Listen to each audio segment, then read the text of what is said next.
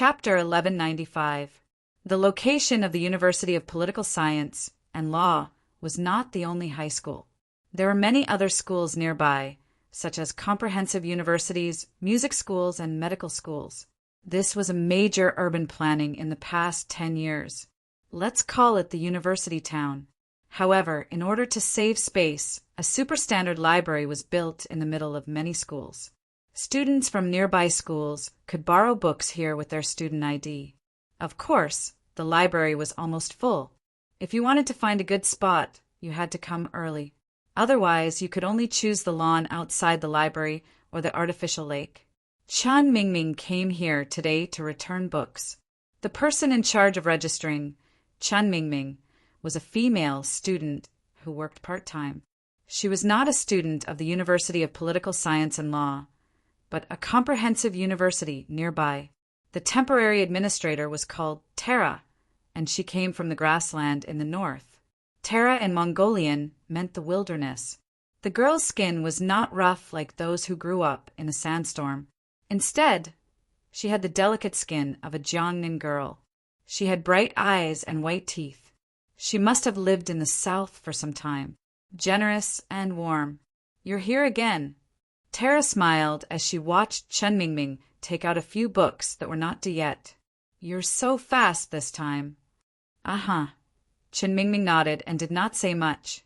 He often came to the library to borrow books. Gradually, his impression of Tara deepened. Perhaps it was because the girl had a grassland vibe. "You're not borrowing books this time?" Tara was handling the returned books. She seemed to be relatively free now, so she planned to chat.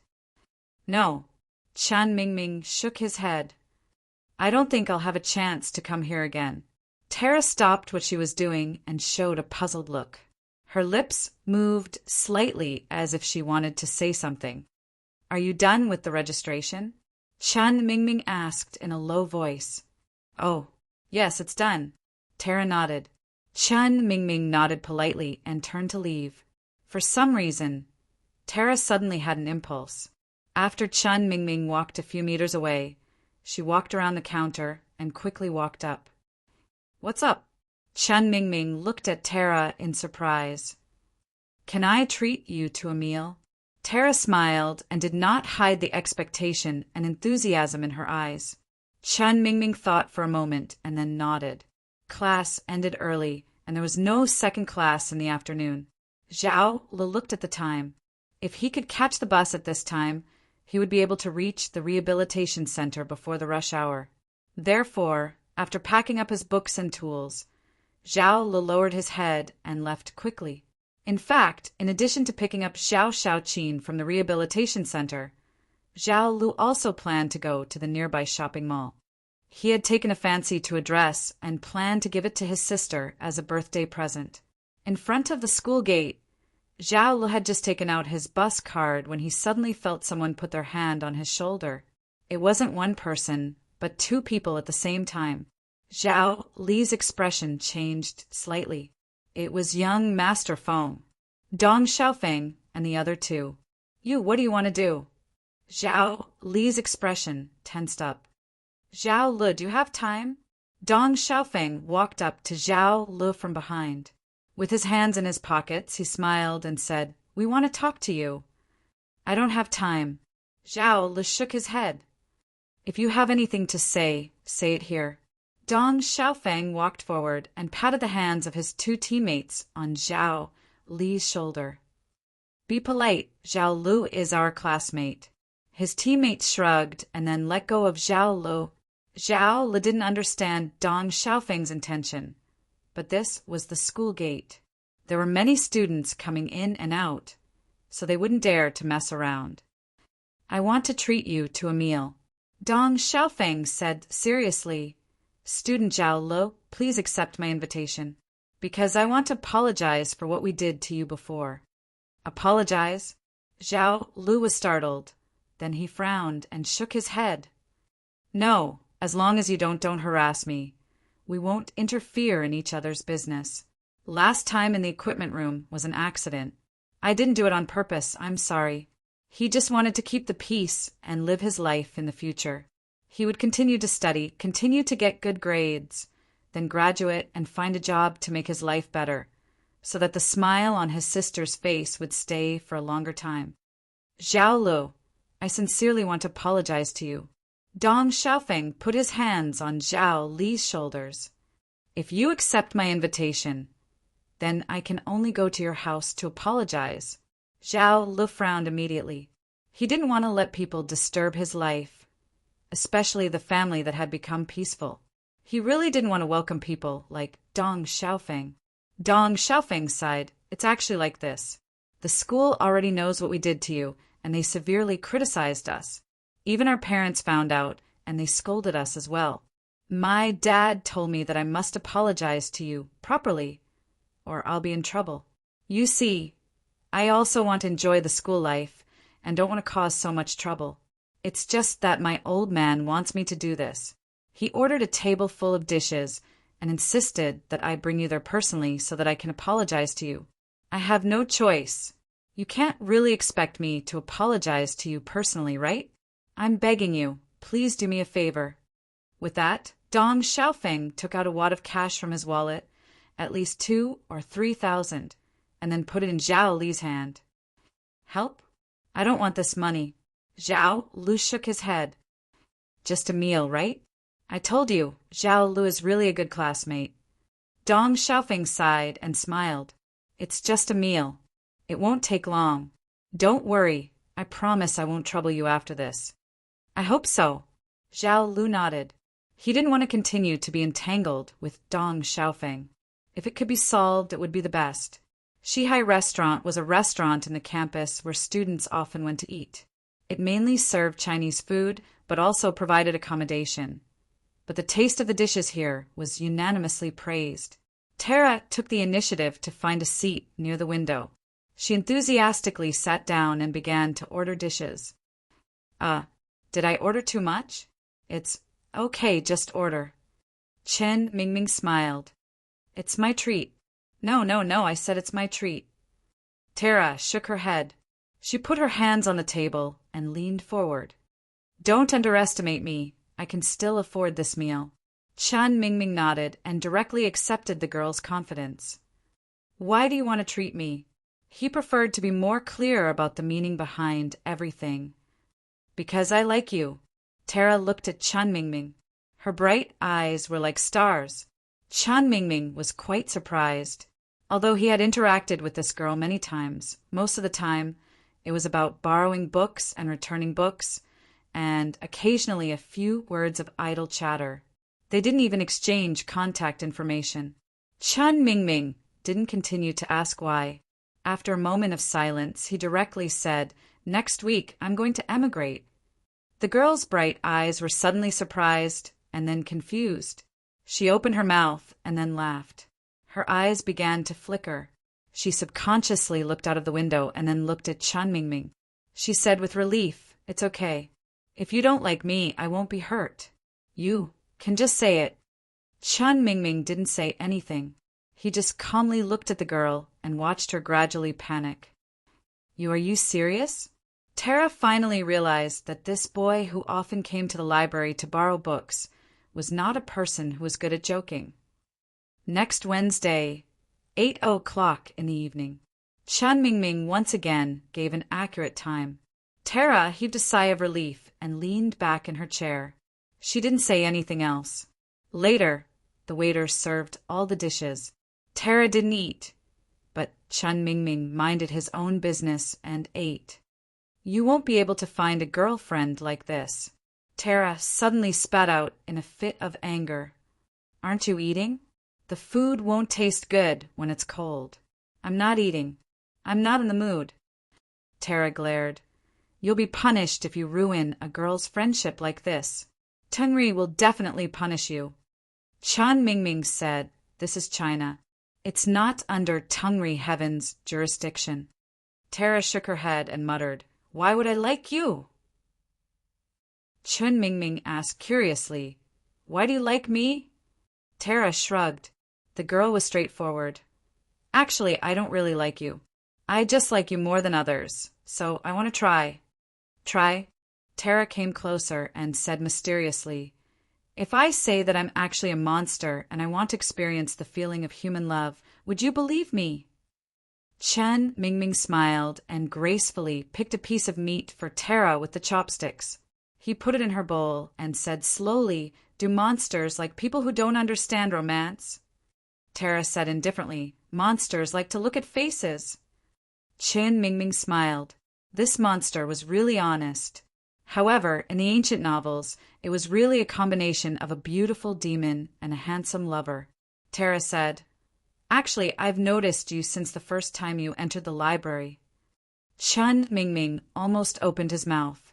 Tara leaned on the table and rested her chin on her hand. She looked at Chen Mingming's face. "When I first saw you, you seemed to be looking for someone. However, it's not strange to look for someone in the library. Most of the boys come in to peek at girls. I didn't pay much attention at that time. However, I didn't expect that you weren't peeking at girls, but boys. I was a little curious." Chen Mingming frowned. Tara said to herself, "Of course, it's mainly because of your face. After all, your face is quite good. And I often see it, so I paid more attention to it. Well, I found that you were peeking at a man every time, and it was the same man. Later, you even borrowed the books he had read. Every time he returned a book, you would go back and borrow it." Chen Mingming didn't say anything. He just looked out of the window. Outside the window, several boys were walking in. They were Zhao Lu, Dong Xiaofeng, and the others. He just felt a little strange and ignored them. He looked at Tara and then... Tara moved closer again and asked curiously, "Why don't you tell me honestly, do you like men? If so, I'll feel much better than knowing that you're going abroad." "Really? I just feel that he's a very special person." Chen Mingming shook his head. "I feel that when I see him, I see myself." "See yourself?" Tara blinked. Chen Mingming shook his head. "It's an indescribable feeling. The first time I saw him, it was in the corridor by the river. He was alone, quietly sitting on a chair, looking at the scenery without moving. I always felt that he would bring you into a completely silent world. Loneliness, black and white. Nothing. Actually, I feel that way too," Tara whispered. Chen Mingming looked at her curiously. Tara said, "After all, you often peek at him." "I was curious, so I peeked a few times. At first, I felt that he was a bookworm. But later, I don't know why, but I got the feeling you just said. Of course, it's also a high-class face. Otherwise, I wouldn't be in the mood to look at him. But this guy is too cold. I don't like it. There's nothing in his eyes, like an empty shell. As I looked at him, I felt uncomfortable and wanted to comfort him. But I haven't seen him in a long time. It's been a long time." It was indeed a long time. It seemed that he hadn't seen him since the Golden Week last year. Tara suddenly stood up and looked at Chen Mingming. "Are you full?" Chen Mingming looked at the girl strangely and nodded. He wasn't that hungry. Tara suddenly pulled Chen Mingming's hand. "Then let's go." "Go where?" "To find this person." Tara's eyes shined. "Aren't you chasing this person? Then let's go find him." And then, "There's no then." Tara pulled Chen Mingming up. "We'll know when we find him. Anyway, you have nothing to do now, right? Just treat it as spending time with me before going abroad." It was like a horse without a rein, running freely on the grassland. Chen Mingming allowed Tala to pull him along as he followed her footsteps and left the West Sea Inn. The dishes were quite sumptuous. Based on the price of West Sea restaurant, the dishes on the table would cost at least 1,000. For Zhao Lu, this was a very difficult thing to spend. However, he didn't pick up his chopsticks and only frowned. "Where's your father? Didn't you say he's coming?" Dong Xiaofeng said casually, "There's a traffic jam on the way. It'll take a while. It's okay, we can eat first." Zhao Lu looked at the time and shook his head. "Then let's wait." Dong Xiaofeng asked the waiter to bring Zhao Lu a cup of Coke and then took a bottle of beer. "Zhao Lu, I know you're a good student. You don't drink? This is my toast to you. I'm apologizing to you. Do me the honor." Zhao Lu had to take the Coke and drank it in front of the three people. After that, nothing much happened. Dong Xiaofeng and the other two began to play with their phones out of boredom. Zhao Lu, on the other hand, was gradually getting impatient. He didn't know if it was because of the lack of ventilation in the room, but he felt a little hot. He even felt a bit uncomfortable. Zhao Lu, are you hot? Dong Xiaofeng suddenly raised his head and asked. Zhao Lu nodded subconsciously. Dong Xiaofeng smiled, that's right. Zhao Lu was stunned. He felt dizzy, and the Dong Xiaofeng in front of him gradually blurred. Chapter 1196. I'm sorry, we can't disclose students' personal information. If you are really friends, you shouldn't have come here, facing the staff's puzzled eyes and questions. Tala and Chen Mingming didn't say much. They just said a few words and left in a hurry. Tala said that she was looking for that person, but what she thought of was that she checked that person's registration information in the library and found this school. However, it was convenient for students to freely enter and leave different schools in the university district, so it wasn't difficult for them to find this university's teaching office. Tala boasted when she came here. I'm sorry, I didn't expect that he had dropped out. Chen Mingming shook his head and didn't say anything. This was a very strange thing. It was somewhat out of Chen Mingming's expectation of daily life. Just like the mysterious place he had been to before, it was also full of unexpected feelings. He was a person who planned everything well. He always believed that as long as things were planned well, even if there were errors, they should be controllable. Tala sat down dejectedly on the chair in the corridor of the teaching office building. She said half-jokingly and half-helplessly, Well, you borrowed that person's book, and now you can even study abroad. Chen Mingming lowered his head, not knowing what to think. But there was no doubt that Tara was a girl full of whimsical ideas, or rather, she didn't have too many restrictions on her. She squatted in front of Chen Mingming, propping up her chin with both hands and looking up at his lowered face. Like teasing a cat, the squatting Tala stretched out her hand and wanted to poke Chen Mingming's forehead with her finger. But before she succeeded, Chen Mingming had caught her wrist. Tala smiled. You're holding the wrong place. Her hand magically broke away from Chen Mingming's palm, and then her 5 fingers leaned forward and clasped Chen Mingming's fingers. It should be like this. She showed a complacent expression. The delicate feeling from the girl's fingers was very clear, like jade, smooth and cold. But Chen Mingming loosened his palm after a while and said indifferently, It's late, let's call it a day. Tala showed a pitiful expression and then immediately cheered up. Tomorrow, how about we find him tomorrow? How? Chen Mingming shook his head. Tala smiled and said, Let's just stroll around. Maybe we'll find one. If he had already dropped out of school and went abroad to study, he wouldn't have stayed here, and they wouldn't have bumped into each other. So there were no ifs. Chen Mingming did not agree. He turned around and casually waved his hand as a rejection. Tala cupped his hands in front of his lips as he looked at Chen Mingming's back. I'll look for you tomorrow. Chen Mingming didn't mind. If he couldn't afford the library, he wouldn't be able to touch it. Yes, this was controllable. The moment he turned around, a burning sensation made Zhao Lu gradually wake up. The moment he opened his eyes, everything around him seemed hazy. He subconsciously went to look for his glasses. He found them and placed them on the cabinet next to him. After putting on the glasses, Chen Mingming looked around in confusion. There was no doubt that this was a hotel room, and the decoration was very exquisite. The price for a night's stay should not be low, but this was not what he was concerned about. What he cared about was why he was here. When he fell asleep, who brought him to this place, and pain. He felt a burning pain all over his body, and it wasn't just in one place. A trace of panic flashed through Zhao Li's eyes.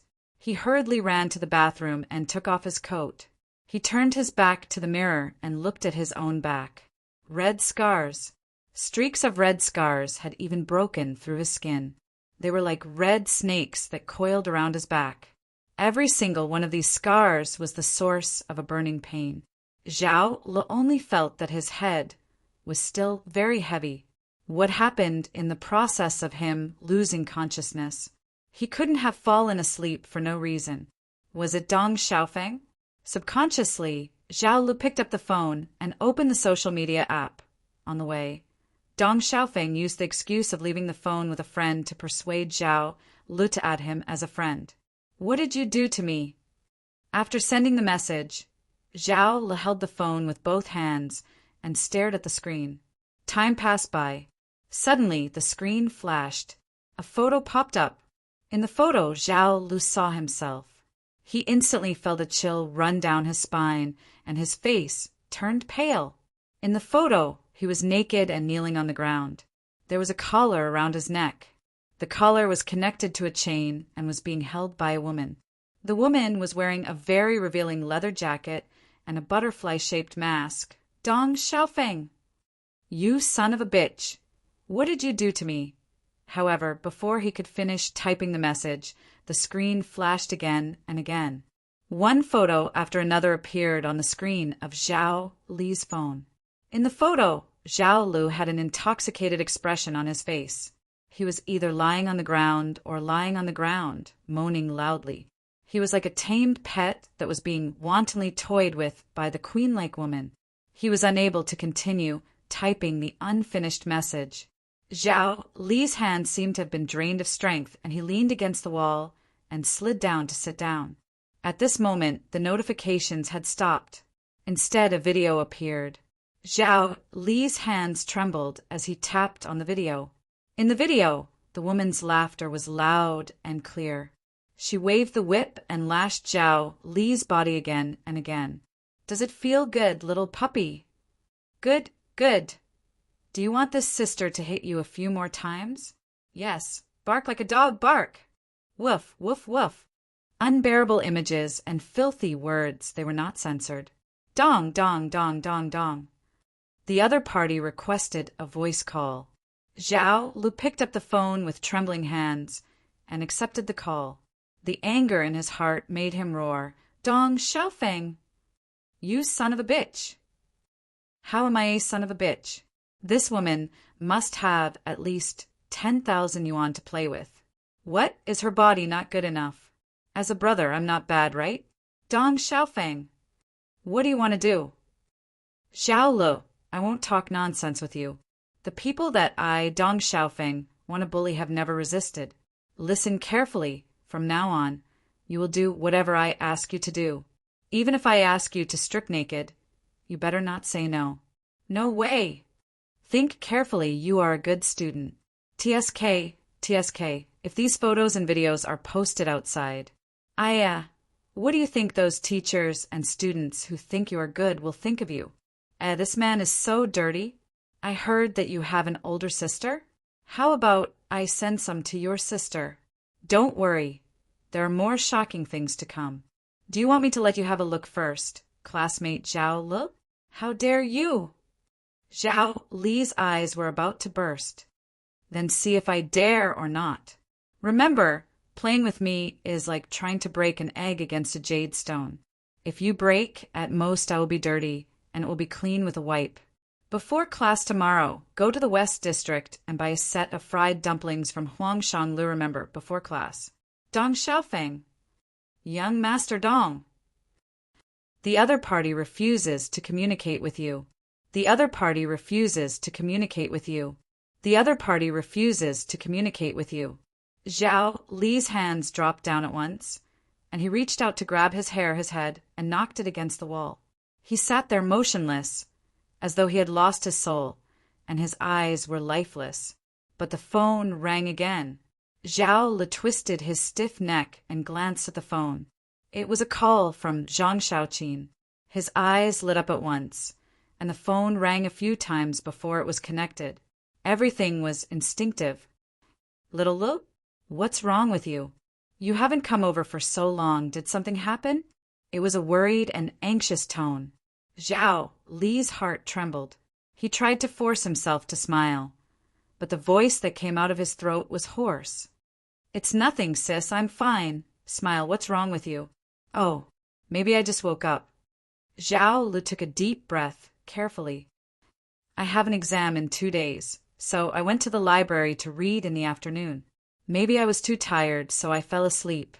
I just woke up, and my throat feels a little uncomfortable. Is that so? You! Ah, I told you not to work so hard.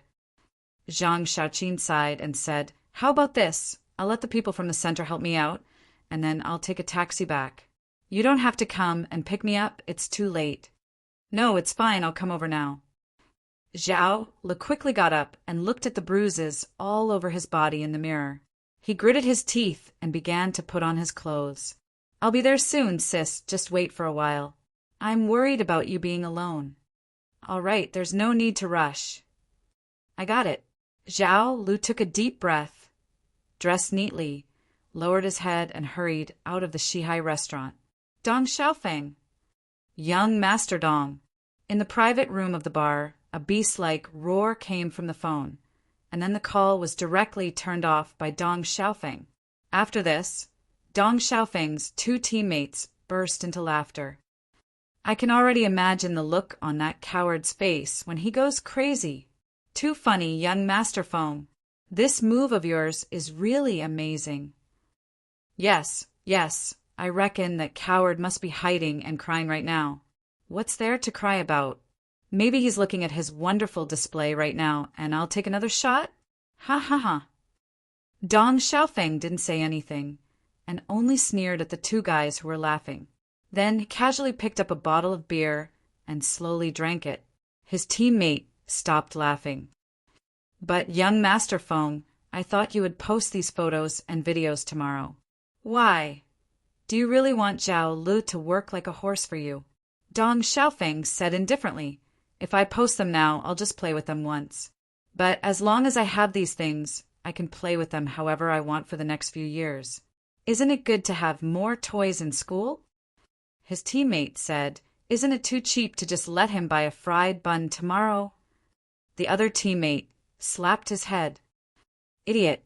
Young Master Feng wants to woo the beauty of the faculty next door this time, and the bun is for her to eat. If I don't let this coward buy it, are you going to buy it yourself? As he said that, he looked at Dong Xiaofeng and said flatteringly, Young Master Feng, these photos, why don't you send me a few too and let me play with them? If that's the case, young Master Feng, give me a copy too. Dong Xiaofeng gave him a copy. Keep an eye on him, don't cripple him. There's still a long way to go. Got it. Then the music in the private room started to play, and the few escorts also started to enter the room. Sister, it's been a long day, I'm tired. Get some water. After washing Zhang Xiaoqin's feet and massaging, Zhao Li helped Zhang Xiaoqin lie down and covered her with a blanket. Then he turned off the lights and went out. Don't go to sleep later. If you collapse from exhaustion, I don't know how to take care of you. Zhang Xiaoqin, who was lying on the bed, turned around and looked at Zhao Lu as she reminded him carefully. I know. Zhao Lu replied softly and closed the door of the room. His smile, his calmness, at this moment he finally couldn't maintain it. Zhao Lu stood in front of Zhang Xiaoqin's room, his palm pressed against the door, slowly sliding down, grabbing until his knuckles turned white. He stood there for a long time before returning to the room. He took off his clothes, then found some medicine and started to wipe the wounds on his body. The moment the medicine touched the wounds, the burning pain made Zhao Li clench his teeth. Zhao Li's eyes burst out with terrifying hatred. At this moment, as if something was calling him, he subconsciously raised his head and looked at the top of the wardrobe, the box he stuffed there. He didn't know who sent the thing in the box. Perhaps it was just a prank, or perhaps it was something else. But he didn't dare to casually deal with the thing in the box. His intuition told him that the thing inside the box was real. The description of the silver pistol written on the paper card that he discarded. Word by word emerged clearly in Zhao Li's mind. He stood up abruptly, but his movement was too big that he bumped into the desk. The desk shook and the calendar on the desk fell down. When Zhao Lu saw the number circled in red on the calendar, he immediately sat down dejectedly and calmed himself down. I can't take the risk. He took a deep breath and slowly closed his eyes. When Chen Mingming returned home, no one was there. Unlike Zhou Yuxing's father, Chen Mingming's mother had good achievements in her career. Although his mother and Zhou Yuxing divorced a few months ago, they had been living separately for a long time. They bought the house less than a year ago and spent a lot of money on it in a bustling area. Looking at the situation, his mother probably wouldn't come back tonight. Chen Mingming took a bottle of water from the fridge and returned to his room. He sat in front of his desk, and the events that happened after he met Tara flashed through his mind. He then shook his head and began to tidy up his things. Everything on his table was neatly tidied up. Even the bottle that had been placed on the table had the words on the label facing the edge of the table. Chen Mingming pulled open the drawer and took out a sketchbook. Flipping it open, one of the pages was a sketch he drew in the Riverside corridor a few days ago. His drawing skills were good, and it could be said to be a super realistic style. Chapter 1197. St. Andrews was located in the north of Scotland. The town was named after St. Andrew, the patron saint of Scotland, who was buried there. An old Ford stopped at a manor not far from the town. After that, a group of young men and women got off the car. The car was rented, and the driver drove away slowly. The man and woman looked very young. The man had a gray scarf around his neck, while the woman had dyed her hair short and white. They looked at the entrance of the manor. The manor seemed to have been uninhabited for a long time. The walls were covered with moss, and the iron gate of the gate was mottled with rust. There were no extra buildings nearby. There was only a forest in front of them. The road was winding through the forest, and the North Sea could be seen not far away. Because it was spring, the manor was covered with a thick layer of withered leaves. The smell of the soil mixed with the smell of the sea filled every inch of the land. The girl with short gray hair. Nero yawned and looked into the distance. This place was chosen by Miss Maid. But until she arrived, she found that the area here was beyond her expectation. It's too big. I heard that it seems to be one of the properties of Miss Yu Yi. The young man with a scarf next to her looked up at a tall tower in the manor. After a while, he sighed. She's really fucking rich. One of. Miss Nero, next to him, moved her lips slightly when she heard it. How should she put it? Although she used to be one of the 12 immortal generals of the Michael Club and had a lot of activity funds that could be used every year for immortal generals, improving their strength was the most important thing. She didn't feel much about money, but when she heard the description of one of, Miss Nero couldn't help showing a trace of poverty. Taisetsu cheered up. Let's go. The boss should come a few days before the school starts. Miss Yu Yi said that before that, we have to clean up this place. Miss Nero curled her lips and yawned. Don't worry, there's still a whole month. I think there's a good place in the town. Shall we go for a drink? Taisetsu didn't mind drinking. I don't mind. Cleaning work isn't that urgent. But can you really do it? I'm just worried that you don't have enough time. Are you done copying the books? Can you not tell me such a sad story? Let's clean up first. Taisetsu smiled, then lifted Nero's collar and dragged her into the manor. The alarm went off at 8 o'clock. Chen Mingming opened his eyes. The curtains were drawn, but the lamp was still on. He sat up straight and pinched the space between his eyebrows. That night, he fell asleep on the table like this. He glanced at the sketchbook, then closed it and put it back into the drawer. After taking a shower, Chen Mingming opened the wardrobe. The clothes inside only had 2 simple colors, and they were plain clothes without any patterns. Black and white were arranged neatly. As usual, after washing up, Chen Mingming began to make breakfast for himself. The slippers placed at the entrance of the living room were untouched. Without knocking on his mother's door, Chen Mingming knew that she didn't come back last night. It wasn't that his mother was indecent, but that she put all her passion into work. At this time, Chen Mingming's phone rang. It was Zhou Yuxing. Zhou Yuxing's voice had a trace of tiredness. About your matter. I took time to discuss it with your mother yesterday. Chen Mingming sat quietly and looked at the clock on the wall opposite him. Listen, you're an adult now. You can choose freely. Even your mother can't force you to do something you don't like. Mingming, did you hear me? Chen Mingming said. You also worked all night last night. Zhou Yuxing was startled and frowned. There's a big case recently. It's very urgent. I'm not the only one working overtime. Chen Mingming said indifferently, have you had breakfast? Not yet. Don't interrupt. This matter can't be done according to your mother's wishes. Go and eat something.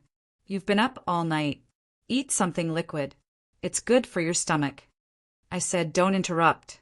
I'm talking to you. Hello. Hello.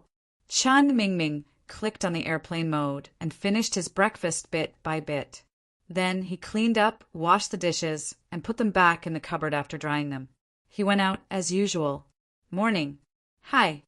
In front of the entrance of the community, a pretty figure suddenly jumped into Chen Mingming's sight. It was Tala. Chen Mingming looked at the girl in surprise.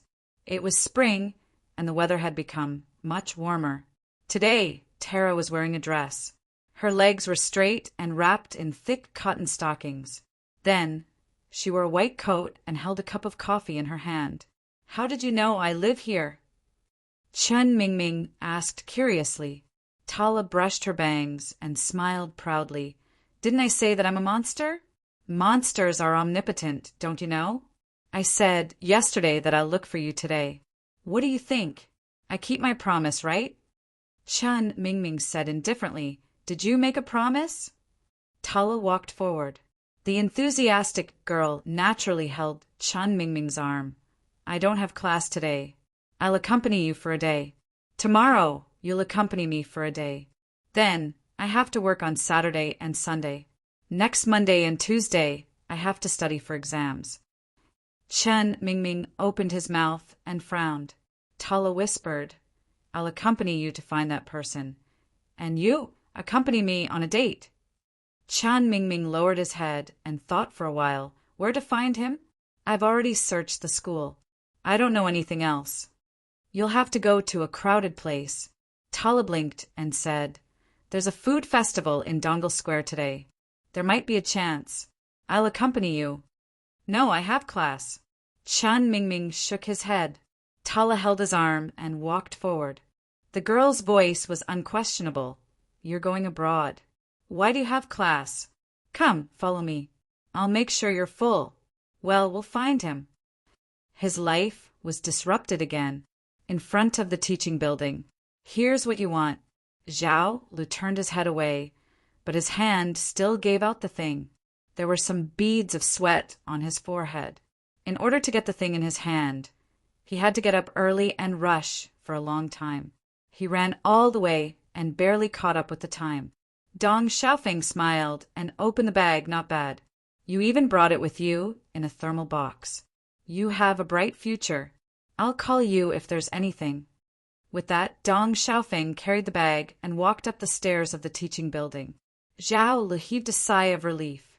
He lowered his head and intended to leave, but the other two teammates reached out to stop him. Zhao Lu, don't be in such a hurry. Can you do something for us? Zhao Lu raised his head and said angrily, You don't go too far. You. One of the students raised his mobile phone. The photo on the phone was so irritating that Zhao Li's breathing quickened. He subconsciously wanted to grab it, but the other student grabbed his waist. You. What do you want? The student holding the phone raised his chin, and the student holding Zhao Li let go of his hand. At the same time, he took out a few stacks of homework from his bag and slapped them on Zhao Li's body. Top student, we need these homework for the next class. Please do it well. What's wrong? You don't want to do it? Take it. Zhao Li clenched his teeth and held the homework tightly. By the way, the teaching office wants us to write some self-criticism. You'd better write ours and young Master Feng's. The teammate sneered and then patted Zhao Li's face with his phone. Good luck, little puppy. The two left with a smile. In front of the square, there was a sea of people. The smell of food was everywhere. Tala was holding 2 skewers in her hand. She was eating with relish. She seemed to have forgotten that Chen Mingming was beside her. Her eyes were excitedly looking back and forth between the stalls. She would only say, "Wow, this is delicious. This one looks pretty good too. I can't eat any more." Only then would she say a few words to Qin Mingming. Qin Mingming shook his head. He supported Tala while looking at the stall owner who was cooking. Then he turned around and left the crowd.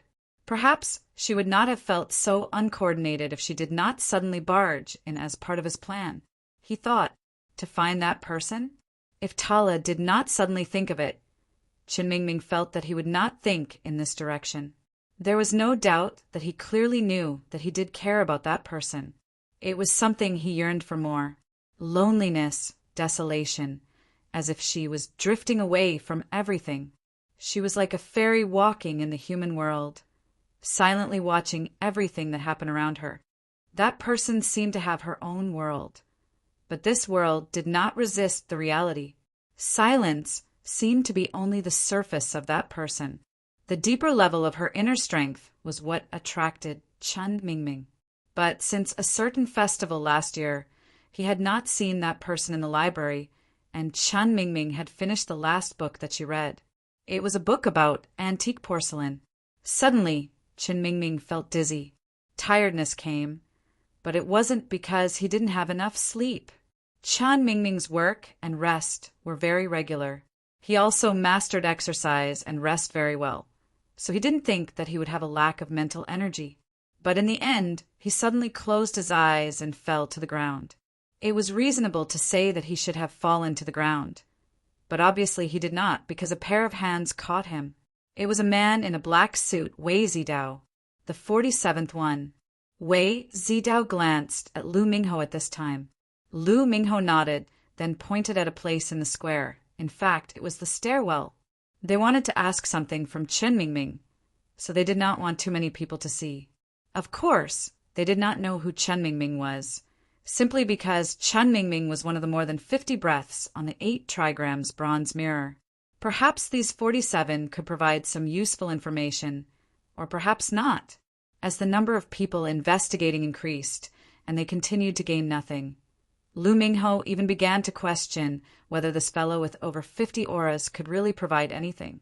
The two of them quickly helped Qin Mingming into the shopping mall, and then flashed into the back stairwell. "Let me do it."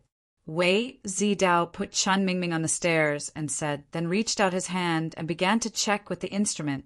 The process was very fast, but the instrument did not show anything. Obviously, if the instrument did not make a mistake, the subject was just an ordinary person. "Let's interrogate him." Lu Mingho said directly. Of course, he had high expectations for these 47 targets. It was like a routine work. But at this time, the instrument suddenly jumped. "It's a monster aura." Wei Zidao suddenly turned around. "This guy has a monster aura, but it's very weak. I almost didn't notice it." "He's not a monster." Lu Mingho frowned. Wei Zidao was a new agent, but Lu Mingho was already a middle-level agent. He had dealt with demons many times, and he used to be a temporary disciple of a certain sect. He could tell that most of the demons were demons with his naked eyes. "It's strange." Wei Zidao nodded, then took a deep breath and pressed Qin Mingming's forehead with his hand. But at this time, a fierce monster aura suddenly appeared, not from Qin Mingming, but from behind Wei Zidao and Lu Mingho. The reaction of the two was also very fast. Lu Mingho turned around and took out a black metal rod, while Wei Zidao directly pulled out a strange silver and black revolver. "What do you want to do to my boyfriend?" A voice with a hint of anger was heard. At the same time, the two of them saw a young girl wearing a white coat. Tara. At this moment, the girl had something that surprised the two. Her face was covered with a large amount of black and green tattoos that looked like tattoos, and these tattoos were still increasing. At the same time, the place where Lu Mingho and Wei Zidao were standing, or rather, the entire stairwell, had a huge green halo floating on the ground, walls, and stairs. Lu Mingho exclaimed, "Eagle totem?" The green totem circle formation on the ground showed no signs of disappearing.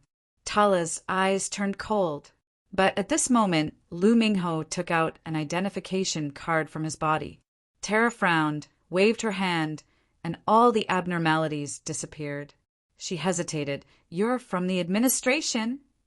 Lu Mingho nodded, and at the same time took out another mirror box and opened it. This was a tool used to identify those Kelowna transcendents who had been registered. Beep beep, search successful. A few lines of words appeared on the small screen. Name, Tara. Race, human/monster hybrid. Occupation, Gerfalcon Witch, high-level monster. Chapter 1198. When Lu Mingho received the notice to come to the city for a mission, he knew that this was definitely not a good job. Not because of the case, but because it was the private land of the Shinryu in Kelowna. If it was only the Shinryu, Lu Mingho was not too worried. After all, he was one of the top consultants of the administration.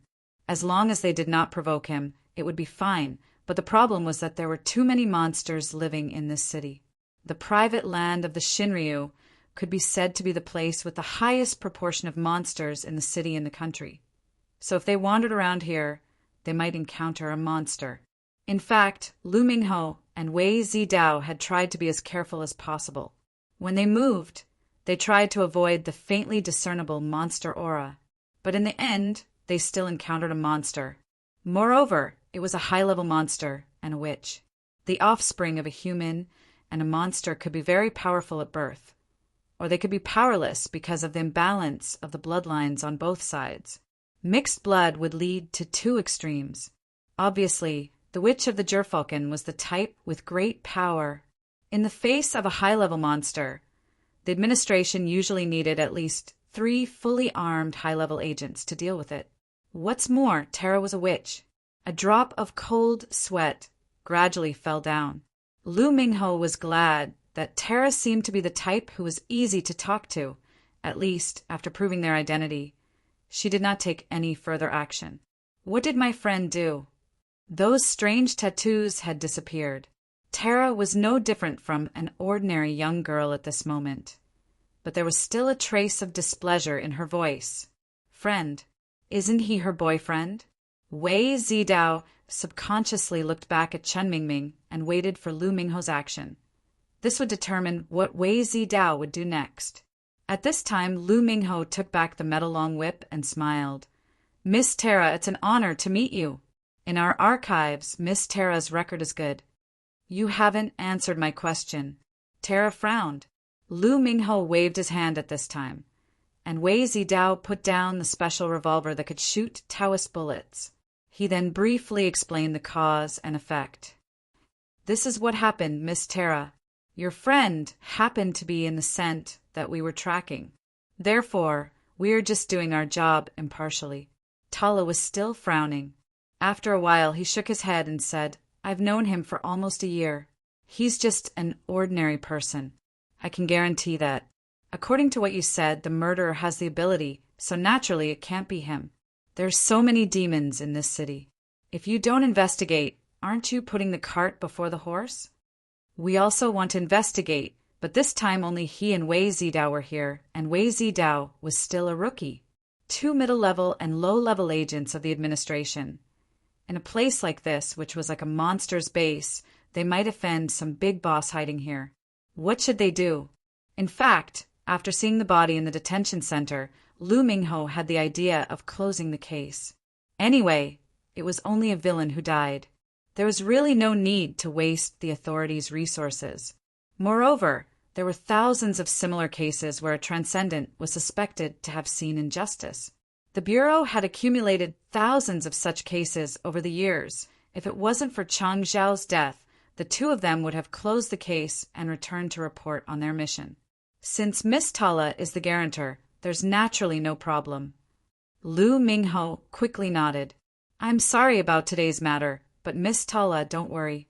Your friend is just asleep. After all, we're just investigating, and we won't casually harm the safety of citizens. Tala nodded. The relationship between the Transcendent and the administration was quite subtle. Both sides were trying to avoid conflict as much as possible. Sorry to bother you, Miss Tala. Lu Mingho and Wei Zidao began to pack up their tools and prepared to leave. Wait a minute, Tala suddenly said at this moment. Leave your contact information. Oh, Tala shrugged and said, aren't you investigating a case? If I have any clues, I can inform you. Didn't you say that assisting the administration with cases can increase the freedom of the demon race citizens? I want to travel to the Sichuan area this summer. Let me tell you, I've almost earned enough points for a visa. Okay. In the administration, there were indeed regulations governing the residence of demons. Under normal circumstances, when a demon chose to live in a certain place, they couldn't leave casually. As for going out, it was even more necessary to register and file. Although there were such regulations, there were many people who didn't abide by them secretly. Lu Mingho didn't expect that this powerful, mixed-blood demon was actually a law-abiding guy. After leaving their contact information, they quickly left. But Brother Hao, it's a pity. If we were a little tougher, we should be able to interrogate that young man, right? Wei Zidao couldn't help but sigh at this time. Lu Mingho said, Tala seems to be very concerned about this young man. It's not worthwhile to offend her. It's not that we're afraid of her strength, but her identity is more sensitive. Sensitive? Wei Zidao was puzzled. Why? Lu Mingho said seriously, she's a witch, and she's a witch of the Gerfalcon tribe. The eagle totem can be said to be one of the 3 great totems of the grassland. In the grassland, it's not like the inland area. The people there have always believed in totems since ancient times. If she's the spiritual leader of a tribe, it's not a small problem. This tribe didn't refer to the demon race, but the people living in the grassland. Perhaps their population was not large, but they were still legal citizens. All right, Wei Zidao nodded, and then opened the Bagua mirror. There's still 7 or 8 guys to be investigated. Let's try to finish it today. Lu Mingho thought for a while and said, if there's still no result, we have to think of another way. When Chen Mingming opened his eyes, what came into his sight was the girl's face under the light. Chen Mingming frowned in confusion. At this time, he was lying on a bench and pillowed on Tala's thigh. The surroundings were relatively quiet. They were not in the square where the food festival was held, but in the rest area behind the square. Chen Mingming wanted to sit up, but Tala pressed his body down and covered his eyes with her palm. The girl's soft voice sounded in Chen Mingming's ears. Lie down for a while, it's good for you. You suddenly fainted just now. Maybe you're not in good health. From the soft palm, there seemed to be a warm feeling covering Chen Mingming's eyelids. His dizzy and swollen head seemed to be relieved a little. Do you feel better? Tala asked softly. Yes, Chen Mingming answered subconsciously. Do you want to do mouth-to-mouth resuscitation? Tala's unexpected behavior appeared in front of Chen Mingming once again. Chen Mingming reached out and pressed on Tala's palm that was covering his eyes, and at the same time covered his lips. Hello. Tala lowered her head, and her hair fell down. Yes, Chen Mingming answered softly. Tala smiled and said, Actually, you want me to kiss you, right? Chen Mingming said a joke that was not very funny. Humans have evolved for so long, but I haven't evolved into an animal with a lower body. I guess I've lowered the standard. I'm sorry. Tala still covered Chen Mingming's eyes with her hand, but her voice was getting closer and closer, as if he could feel her breath. Kissing most of the time is not necessarily because of sex. It's very likely that you want to be touched, to be acknowledged, and to be known by others. Why? Chen Mingming asked calmly. Tala smiled and said, Because I'm a monster, so I can touch the human's heart. You must be very lonely. She moved her palm little by little to Chen Mingming's lips, and he could see Tala's face clearly again. She was so close, and the sunlight shone on her jade-like face. She finally kissed him. She only kissed him through her palm. At that moment, Chen Mingming was a little flustered, and he could not keep calm. Tala raised her head proudly, looked at him, and giggled. Deliberately imitating doesn't mean you can do it. Even if you can understand other people's thoughts, you can't stay in the same world as that person. From the very beginning, you and that person are two separate entities. Chen Mingming opened his mouth slightly. Tala whispered, I can see in that person's eyes, besides loneliness, there's also longing. But you don't have it. Chen Mingming frowned. Tala said, You can't even see yourself clearly. How can you see people's hearts clearly? Chen Mingming laughed, covered his eyes with his hand, and whispered, Let me rest for a while. Tala reached out and stroked Chen Mingming's head and coaxed him, Good boy. When he woke up again, Tala was gone, but there was a note in his hand which was left by Tala. I'll go first. Unknowingly, it was already late. Chen Mingming didn't expect that he could sleep for such a long time. Tala didn't leave any more information for him, which gave Chen Mingming a very free and easy feeling. Sitting up, Chen Mingming didn't leave immediately, but quietly thought about something. There were fewer and fewer people in the rest area now. Most of them went to the mall to eat or to go shopping, until the sky was getting darker and darker, and the lights were on. Chen Mingming closed his eyes. When he opened his eyes again, there was a person sitting beside him. A person who sold him the silver pistol, Luochio. He just came out of nowhere. Maybe it was because of the call in his heart. Have I seen you somewhere before? Chen Mingming frowned. When we first met, I had this feeling, very vague. Luochio smiled. Many times when we see others, we will have a feeling of déjà vu. Chen Mingming subconsciously said, You mean déjà vu phenomenon?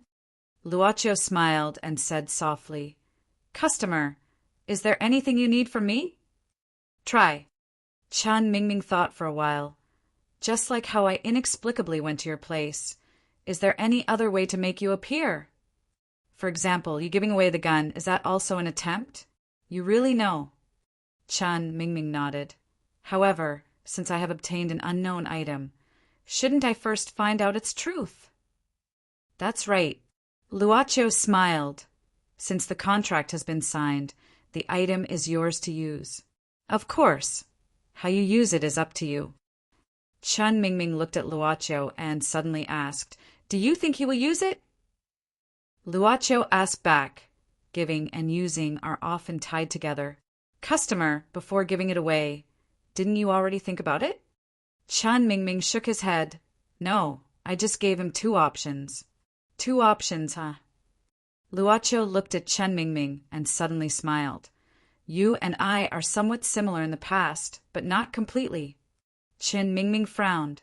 How about this? Luochio smiled and said, Let's make a bet on whether or not you will fire this gun. What do you think? Bet. Luochio nodded and said, Previously, there was a customer who made a bet with me. Of course, the bet was on something else. The result?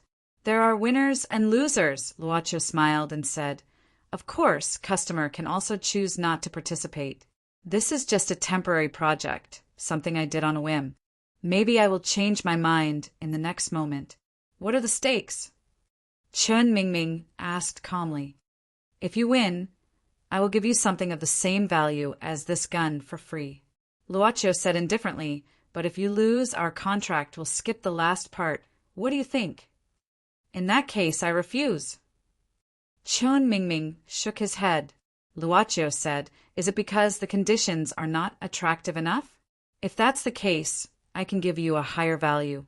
Double, triple, or even more. Chen Mingming still shook his head.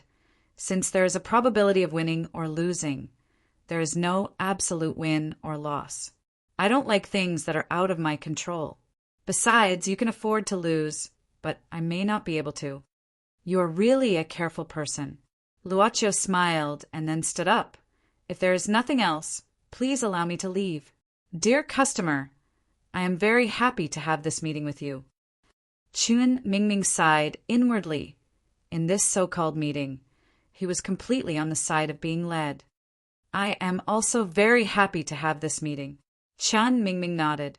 Before Luochio left, he suddenly asked, If this bet starts, which side will you choose?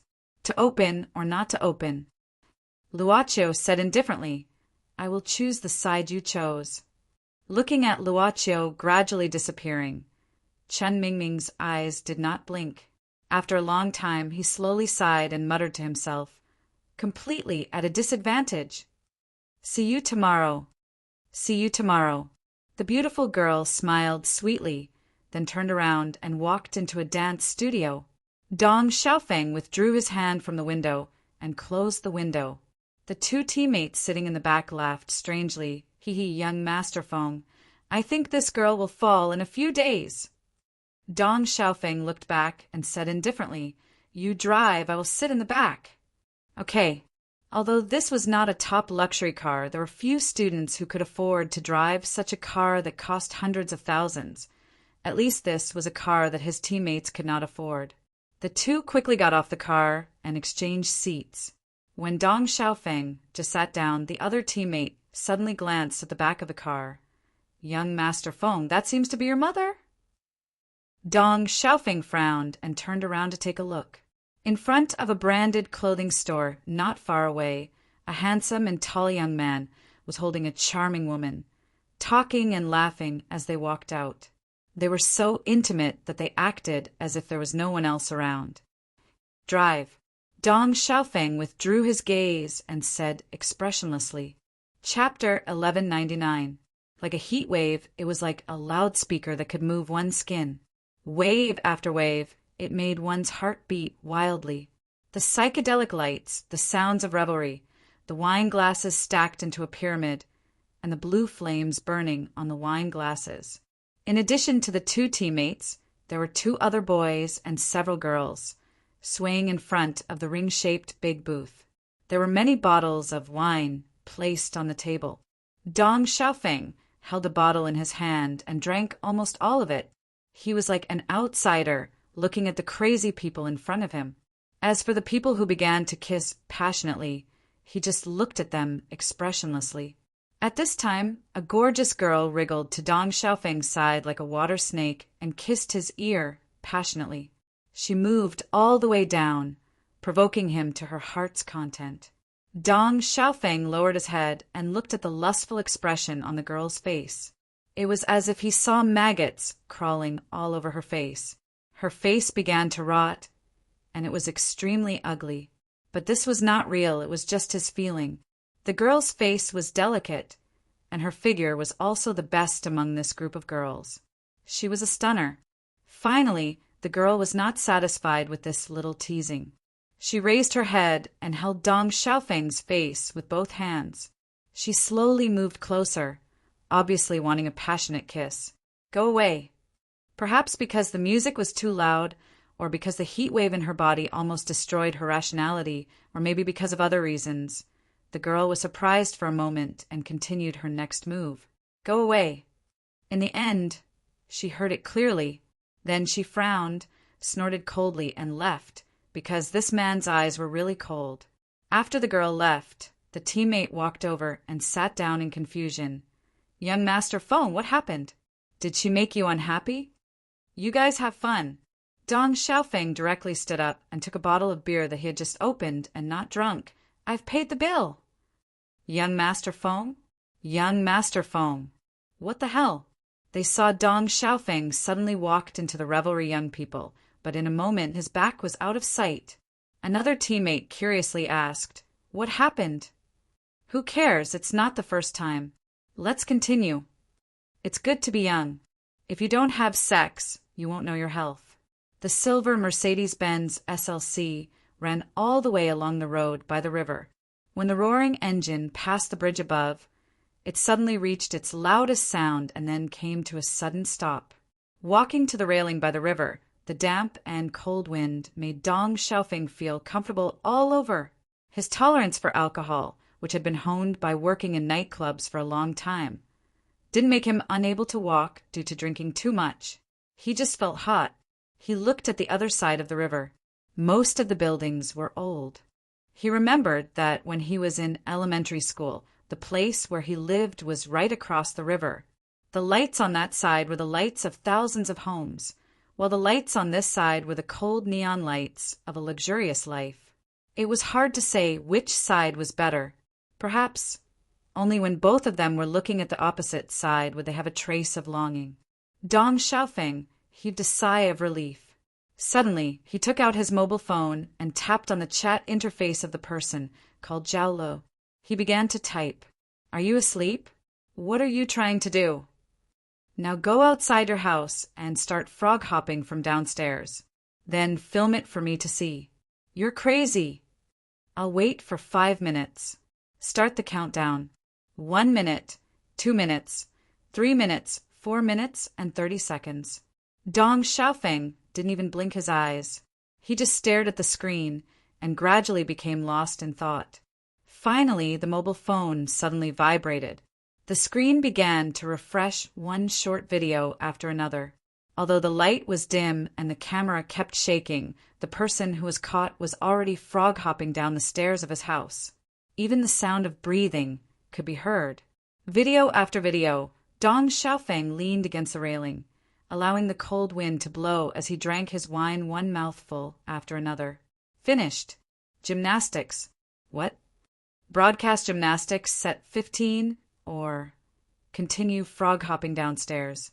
Soon after, a new short video was sent. This time he didn't even open it. He just looked up at the dark sky. How disgusting. Zhao Lu was like that, and so was he. Thinking of this, he threw the bottle out and got into the car. Before driving, he sent a message. Good night. Xiaofeng, you're back. A charming woman hurried over, her face full of concern. Why do you smell like alcohol? Where did you go crazy? Dong Xiaofeng looked at his mother and then at the man sitting in the living room, reading the newspaper. His father. It's so late, what's the matter? Dong Xiaofeng casually replied. What's with your attitude? Finally, the middle-aged man who was holding the newspaper put down his hand and looked over. He was full of dignity. You don't learn good things all day. You only know how to spend money. Is my money for you to raise flowers? Forget it, the child is still young. Don't be angry. You can educate him slowly. The woman said gently. Every time I say it, you only know how to tie him up. Too kind a mother, too bad a son. Dong Xiaofeng's father snorted. From today onwards, you won't have pocket money for 3 months. Dong Xiaofeng looked at all of this expressionlessly. Ah, that's disgusting. They are. Me too. Dong Xiaofeng's mother walked to the man's side, sat down, and patted him on the shoulder. Calm down.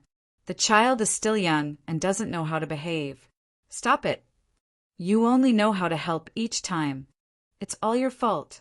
Don't you feel tired? Yes, it's my fault. Are you awake? Dong Xiaofeng's mother shook her head. Isn't it tiring?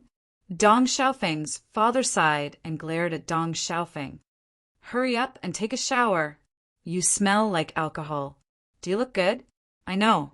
Dong Xiaofeng didn't say anything. He nodded casually and walked to the stairs. By the way, Xiaofeng, your birthday is the day after tomorrow. I've discussed it with your father. Let's fly to Paris tomorrow night and celebrate your birthday. Dong Xiaofeng's mother said with a smile. Look, your father still cares about you. He even took 2 days off from the company. Enough. Dong Xiaofeng finally stopped and turned around. That's enough. Stop acting. What did you say? Dong Xiaofeng's father immediately frowned. Dong Xiaofeng sneered. If you want to teach me a lesson, fine. But first, deal with your mistress. Mom, before you become a loving mother, please don't hang out with your boyfriend all day long. Don't you have it hard? I bet you feel disgusted when you touch each other now, right? Dong Xiaofeng didn't go back to his room and went out again. Stop. Where are you going? Dong Xiaofeng's father said angrily. Dong Xiaofeng waved his hand and didn't turn back. To squander. After the door closed, Dong Xiaofeng grabbed his teacup and threw it on the ground. Then he looked coldly at the woman sitting on the sofa. In that case, I won't go to Paris. I'll fly to Sabah in 2 days for vacation. The woman stood up and said casually. Dong Xiaofeng's father said coldly, "Up to you, but you better watch your behavior. The company is going to be listed. I don't want any bad rumors. Take care of yourself first." The woman sneered and went upstairs. When opening the door, Zhao Lu tried to be careful not to make any noise, but the light in the living room suddenly turned on. Zhao Lu was startled. He saw Zhang Xiaoqin sitting in a wheelchair at the place where the light was on. "Xiao Lu, it's so late. What did you do? Why are you sweating all over?" "Nothing." Zhao Lu turned around and closed the door. After adjusting his emotions, he turned around and said with a smile, "I couldn't sleep, so I went downstairs to run for a while." He quickly took a blanket from the sofa and walked to Zhang Xiaoqin's side and put it on her. "Sister, didn't you fall asleep?" Zhang Xiaoqin shook her head and suddenly grabbed Zhao Li's hand. "Xiao Lu, I just had a dream. I woke up. Dream." Zhao Lu was stunned. Then he squatted down and grabbed Zhang Xiaoqin's hands. Her palms were a little cold. He started to rub them. "What dream?" "I don't know. I don't even know where I am." Zhang Xiaoqin shook her head and seemed to be a little scared. "Only you and me were left. Then you walked in front of me with your back facing me. You walked further and further away. I called you, but you didn't hear me. You just kept walking. I couldn't walk anymore and couldn't catch up with you. Then you disappeared and I woke up. Am I not here?" Zhao Lu grabbed his sister's hand and put it on his face. "How could I disappear? Do you think I can cast a spell? Don't worry, it's just a dream. Nightmares are not real. You're right." Zhao Xiaoqin smiled and pinched Zhao Li's face. Zhao Li said, "Sister, are you hungry? Let me make you something to eat." "Are you trying to make me fat? I don't want to eat." Zhang Xiaoqin glared at him and complained, "I'm either sitting or lying down every day. Look at the circles on my belly." "Sister, you have a great figure." Zhao Li smiled and said, "Didn't I go for treatment every day? Whatever fat I have will be burned. I'm burning my calories. PFFF. I made some onion oil and some oil residue. How about making onion oil noodles?" Zhao Lu winked. Zhang Xiaoqin struggled with a painful expression. She pinched Zhao Li's face with both hands and pulled. "Do you really want to die?" "If you don't want to eat, I won't make it." Zhao Lu smiled evilly. "You're courting death." Zhao Xiaoqin was so angry that she wanted to hit him. Zhao Lu quickly stood up and ran to the fridge with a smile. "It'll be ready in 10 minutes. Sister, wait for me." "Damn brat, put more onion oil." Zhang Xiaoqin glared at him. Seeing Zhao Lu start to get busy, she laughed and said jokingly, "If I get fat and no one wants me, I won't be able to get married. Then you deserve to be my cook for the rest of my life." Zhao Lu smiled, took out the noodles, and put them into the pot. When he started to cook the noodles, it was steaming hot. They began to whisper to each other. They talked about the time when they went to catch crickets when they were young. They talked about the time when they stole watermelons from the neighbor.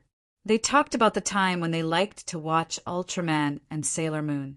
They talked about the time when Zhang Xiaoqin grabbed the remote control of the TV and hugged it tightly. They talked about the time when Zhao Lu snatched her drumstick and made her cry. They talked about the past and the future. They were all beautiful things. The light in the living room was on, but it was only the wall lamp and the table lamp. When he opened the door, Chun Mingming noticed it, so his action was a bit gentler. A woman in a suit was lying on the sofa. The table was full of documents. The woman was holding a document in her hand, but she had fallen asleep.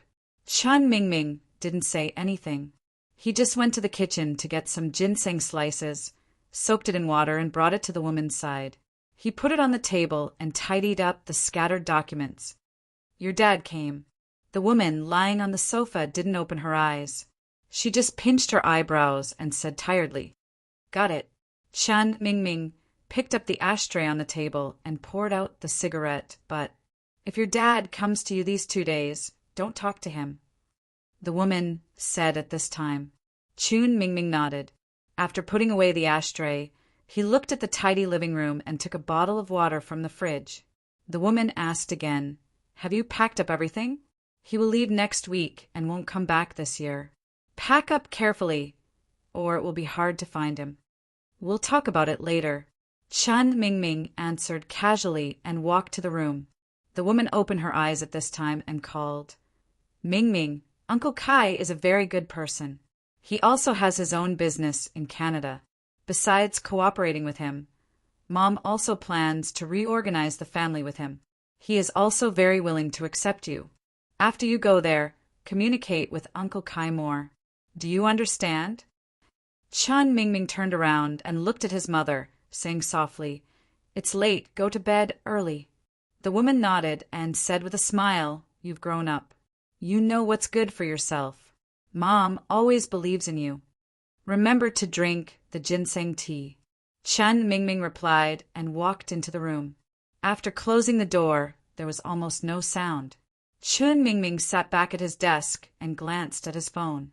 There were a few short messages from Zhou Yuxing. After glancing at them casually, he put the phone back on the charger. "It's still too quiet. Let's make some sound, whatever." He put on his headphones and leaned over the desk. "Include me out. Where have I seen this before? When can I feel it again? Someone open the door. I'm scared to go in. Imagination erases everything. If imagination continues, I saw it in a book. In an open book. I saw it in a joke book." Chapter 1200. Curse the Haunted House? What's that? In the school's cafeteria, of course, even the cafeteria was divided into several levels. The commoners' cafeteria on the first floor was 10 yuan, and there were even cheaper ones. Then there were the cafeterias on the second and third floors. In a private room near the window, his teammate mysteriously opened a web page in front of Dong Xiaofeng with his phone. What entered his eyes was a pixel pattern that looked like the interface of a horror game from the last century. Because of the low pixel, he could only see the outline of the website. Even so, Dong Xiaofeng still felt a chill in his heart. The four sides of the screen were dark, and in the middle was a doll with bangs wearing a Gothic-style dress. It held a knife in its hand, and on its face was a creepy and bloody smile. The background was a total lunar eclipse, emitting a dark red halo. His teammate's name was Ah Chong. Seeing Dong Xiaofeng's interest, he poked his head out. "Someone introduced this to me. They said it's very effective. The owner of the haunted house can help you curse anyone you want." The teammate beside him was stunned. His name was Ming Zhen. His surname was Ming, and his name was Zhen. He was usually called Ah Zhen out of habit. Ah Chong and Ah Zhen had always been Dong Xiaofeng's teammates in school. In fact, Ah Zhen and Ah Chong had known each other since they were young. On a starry night, they became good friends. Dong Xiaofeng casually glanced at the website of the so-called cursed house and shook his head. He looked at Ah Chong and said indifferently, if it weren't for the fact that the school reserved some degrees for local students, and if it weren't for the fact that your boss opened a processing plant and donated a lot of money, I really don't understand how a wise and farsighted person like you could come to school here. "Ah, no, young Master Feng, the point is whether I can do it or not. What's important is that I'm already online, okay?" Dong Xiaofeng rolled his eyes. "Go play by yourself." Shaking his head, Dong Xiaofeng got up and left his seat. Usually at this time he would choose to take a nap in the gymnasium's lounge. He was a member of the school's basketball team. "Just try it. It's not like you'll lose anything." Ah Chong ignored Dong Xiaofeng's disdain and grabbed his phone to study it. "Ah Chong, let me have a look." Ah Zhen sat down. "Ah, don't come so close. It's hot." Today, Dong Xiaofeng didn't go to the place where he usually took his afternoon nap. Instead, he went to the self-study room. Next to a vending machine outside the self-study room, a beautiful girl was being hugged and kissed by Dong Xiaofeng. Admittedly, Dong Xiaofeng, who had a lot of experience, easily teased the girl to the point where she was a little delirious, especially in this kind of semi-secret and semi-public place. The stimulation that could be easily discovered made a girl's already sensitive parts even more sensitive. unlike the passion of a girl. Under Dong Xiaofeng's skillful technique, there was not a single ripple in his heart. Finally, the girl gasped for breath and separated from Dong Xiaofeng's lips. Her body seemed to have softened as she pressed herself against Dong Xiaofeng's chest. "You're so bad, deliberately picking this kind of place," the girl said coquettishly. "You don't usually come here." However, perhaps he could enjoy the peace after this kind of tenderness. After all, it was a self-study room and the surroundings were very quiet. But suddenly, a burst of singing broke the silence. The girl stuck her head out of the vending machine and looked at the self-study room a few meters away. Through the glass, she could see that in the self-study room, there was a thin boy with glasses. At this time, for some reason, he stood on the table and began to sing at the top of his voice, dancing and dancing. Is this person too stressed? The girl just felt curious. Only then did Dong Xiaofeng smile faintly. This was the first time he smiled since he started dating this girl here. It seemed that being intimate with this department belle, who was envied by others, was not as important as what was happening in the self-study room at this time. He put the phone back into his pocket and then whispered something in the girl's ear. The girl slightly lowered her head and nodded. While the man and woman in the vending machine quietly left, the boy with glasses who was shouting at the top of his voice in the self-study room suddenly jumped down, then lowered his head and went back to his seat. Under the surprised eyes of others, he casually tidied up his things, then rushed out with his school bag in his arms and lowered his head. There were no teachers in the self-study room of the university. Well, it was just an interlude, and no one cared too much about it. Maybe it was really because of the great pressure? Some people chose to study in the self-study room, while others chose to study in the library. Some chose to study in the sofa area in the library, while others chose to study in the grassland by the artificial lake outside the library. "What are you drawing?" A very distinctive voice. Tala's voice suddenly sounded behind Chen Mingming, followed by a cold feeling against Chen Mingming's neck. Chen Mingming frowned subconsciously. This girl seemed to always be able to find him unexpectedly. He didn't take the mineral water that Tala put on his neck as a prank. However, Tala sat down next to Chen Mingming and then directly took his notebook from his hand. It was a sketch drawn with a blue ballpoint pen, and it seemed to be almost finished. "You're going to be possessed by the devil." Tala only took a glance, then held her chest with pity. "You have such an excellent girl beside you. You actually drew a man." Pun intended. No pun intended. Tala stared back. Chen Mingming smiled and asked curiously, "Today, where are you going to take me to find her?" Tala pouted and thought for a moment, then suddenly narrowed her eyes, and then directly pulled Chen Mingming's body down and put him on her legs, in a dream. Not knowing why, Chen Mingming felt that he didn't resist such contact, not because of the softness of the girl's legs or the smell of her body, but because time seemed to slow down and it was easy to feel tired, as if lying on the grassland under the blue sky and white clouds, as if he could really see the blue sky. However, a message notification suddenly broke the silence at this moment. Chen Mingming's heavy eyelids suddenly opened, and he took a look at the phone. Tala took another glance, and it seemed to be an ID with a blank avatar. At the same time, she realized that the social app on Chen Mingming's phone was really clean. After reading the message, Chen Mingming deleted it and let the interface return to blank. Tala then realized that it wasn't always so clean, but he had been keeping it clean. "Why did you delete it? Is there a secret that you can't let others know?" Tala said jokingly. "Don't tell me you have another woman." "A friend," Chen Mingming said indifferently. "She wants to ask something." "Then why didn't you reply?" "No need," Chen Mingming said indifferently. "So cold." Tala shook her head, and at the same time reached out to poke Chen Mingming's cheek. However, Chen Mingming's tiredness came again, and he ignored it. Tala suddenly asked, "Have you heard of the haunted house of curses?" "What's that?" Chen Mingming's consciousness was blurred, and he gradually fell asleep. Tala looked at Chen Mingming, whose breathing had calmed down, and smiled slightly. She lowered her head, revealing a gentle gaze, and reached out to press on his forehead. An extremely pure and dry spiritual energy began to drift around. On the surface of the lake, blue waves rippled. When Chun Mingming woke up, Tala had disappeared again, just like before.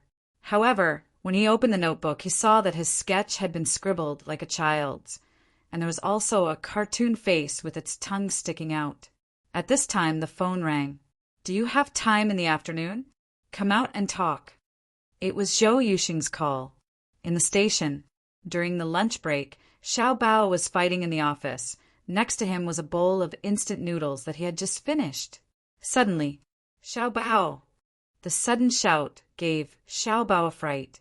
Xiao Bao's hand suddenly trembled. The priest known as the milk god Xiao Bao in the game was originally planning to cast a single target CC on his teammates.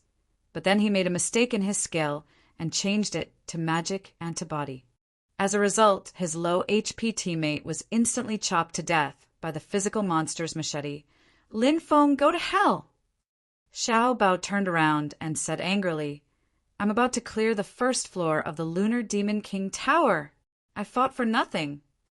"Lunar Demon King Tower? What's that?" Lin Feng reached out and touched Xiao Bao's forehead. "You don't have a fever? Go away. What do you know? It's the new version now, and everyone is fighting to clear the tower. It's been so many days, and most of them still haven't cleared the first floor. Originally, there was hope today, but I still had to risk being discovered by the new medical examiner Nan. It's all your fault." Xiao Bao said angrily, "Don't you have two very powerful friends? Let them carry you."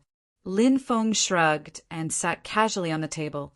Xiao Bao stretched and said, "Anyway, he had caused the death of the team's MT, and now he was being scolded, so he was too lazy to look at it.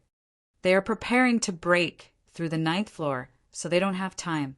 The 9th floor of the Demon King Tower is an area, and we can only reach the next area after destroying the 9th floor of the first zone. I don't understand."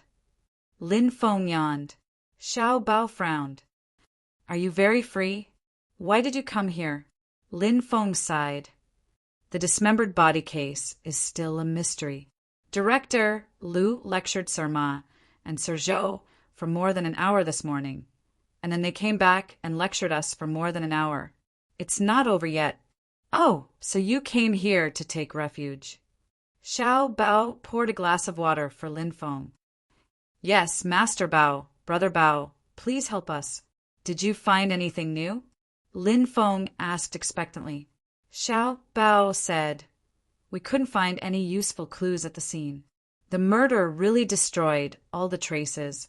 It's the first time I've seen such a cautious murder. Generally speaking, there are two kinds of murderers: conscious murderers and unconscious murderers. Unconscious murderers leave a lot of traces, which is simpler. As for conscious murderers, they must have a thorough plan, so they will purposely clean up the surrounding traces after the murder. But think about it, even if there is a conscious murderers, from the beginning to the end, a period of time must have passed. No matter how careful they are, it's impossible to say that there is no trace of evidence left, unless every step is executed perfectly. But if so, the murder is really terrible.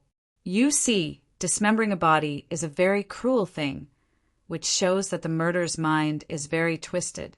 But the scene is so clean, which shows that the murderer is a calm person. Come and have a look." Saying this, Xiao Bao logged out of the game with tears and then began to check the files. "These are the photos I took at the scene of Wang Liang and Wu Rong's death. Look at these photos, what do you think?" One photo after another began to flash through Lin Feng's eyes. The shoe cabinet at the entrance, the living room, the bedroom, the kitchen, the bathroom, and the freezer used to hide the bodies. "Do you see anything?"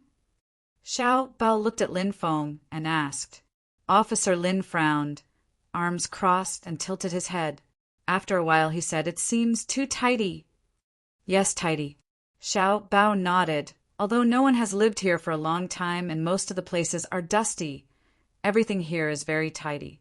Even the stacked bowls in the cupboard are placed in the same direction. Look, this is Wang Liang's house. This is Wu Rong's house. They are all placed like this, right? That's true. Lin Feng opened his mouth. Xiao Bao said, yes, Wang Liang and Wu Rong have different personalities.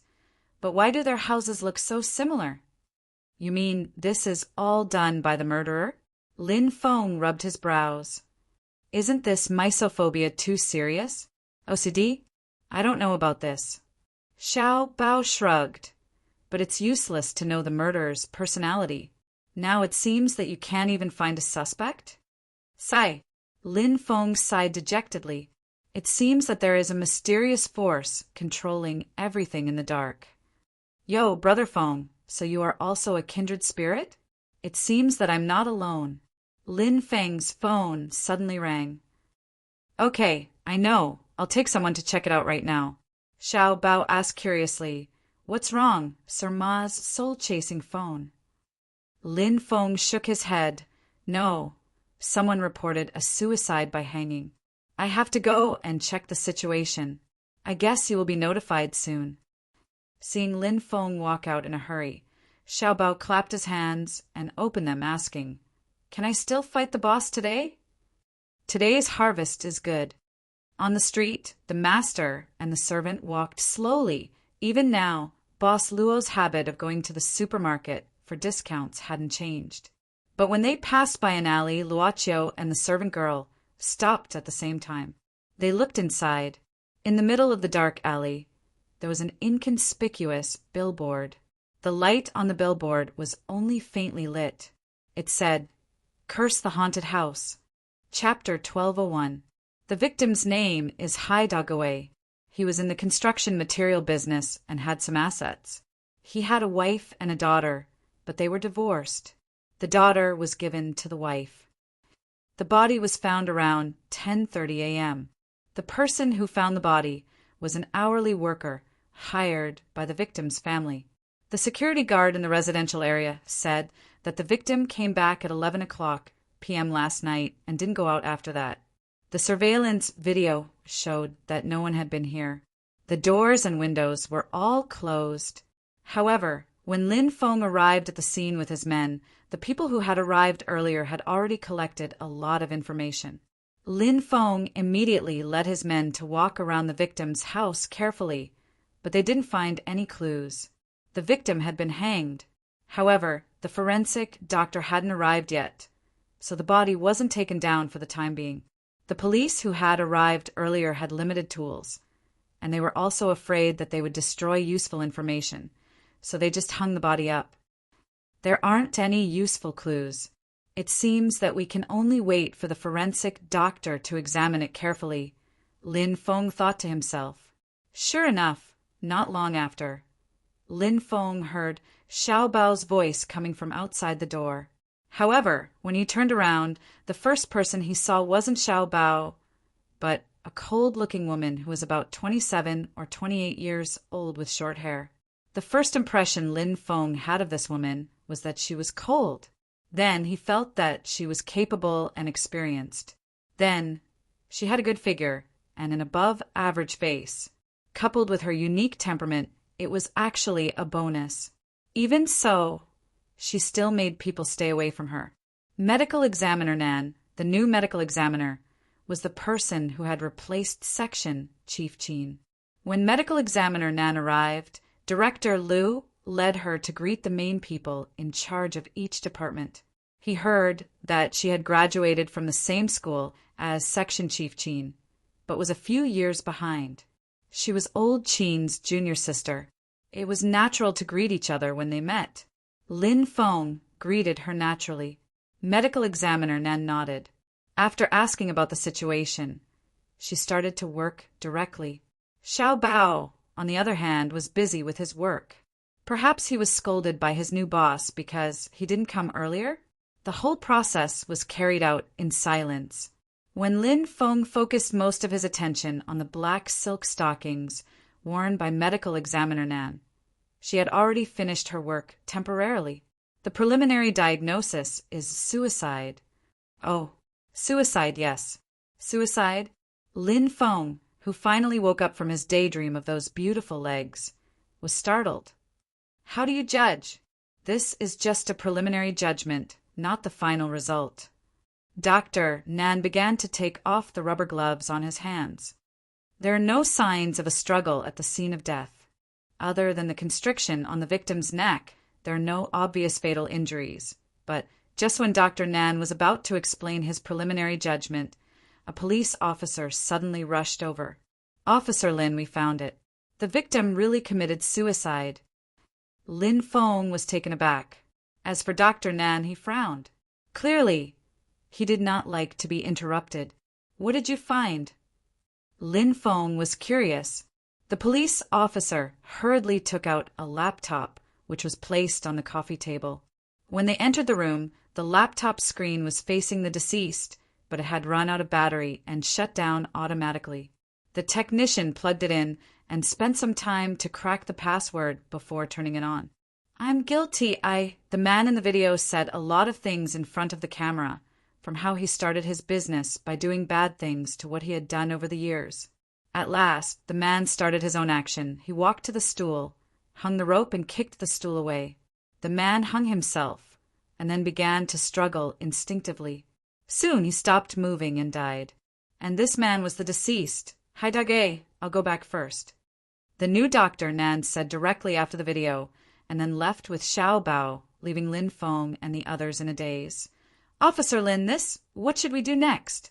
Lin Feng thought for a while, continue the investigation, and then write a report. If there's nothing else, we'll close the case and issue a death certificate. Let the family come to collect the body. Okay. Yes, we didn't find it before. The servant girl looked around. Maybe it's because of the absence of the shop. That was probably the case. Luocio nodded. Although one's consciousness could radiate outwards and observe the entire place at all times and record everything, no matter how big or small, no one was interested in watching the development of everything all the time. At most, they would pay attention to some important areas and observe carefully. Except for some guests, Luocio didn't pay attention to many things. Master, do you want to go in and have a look? The servant girl asked softly. Luocio thought for a while and nodded since there was nothing special to do.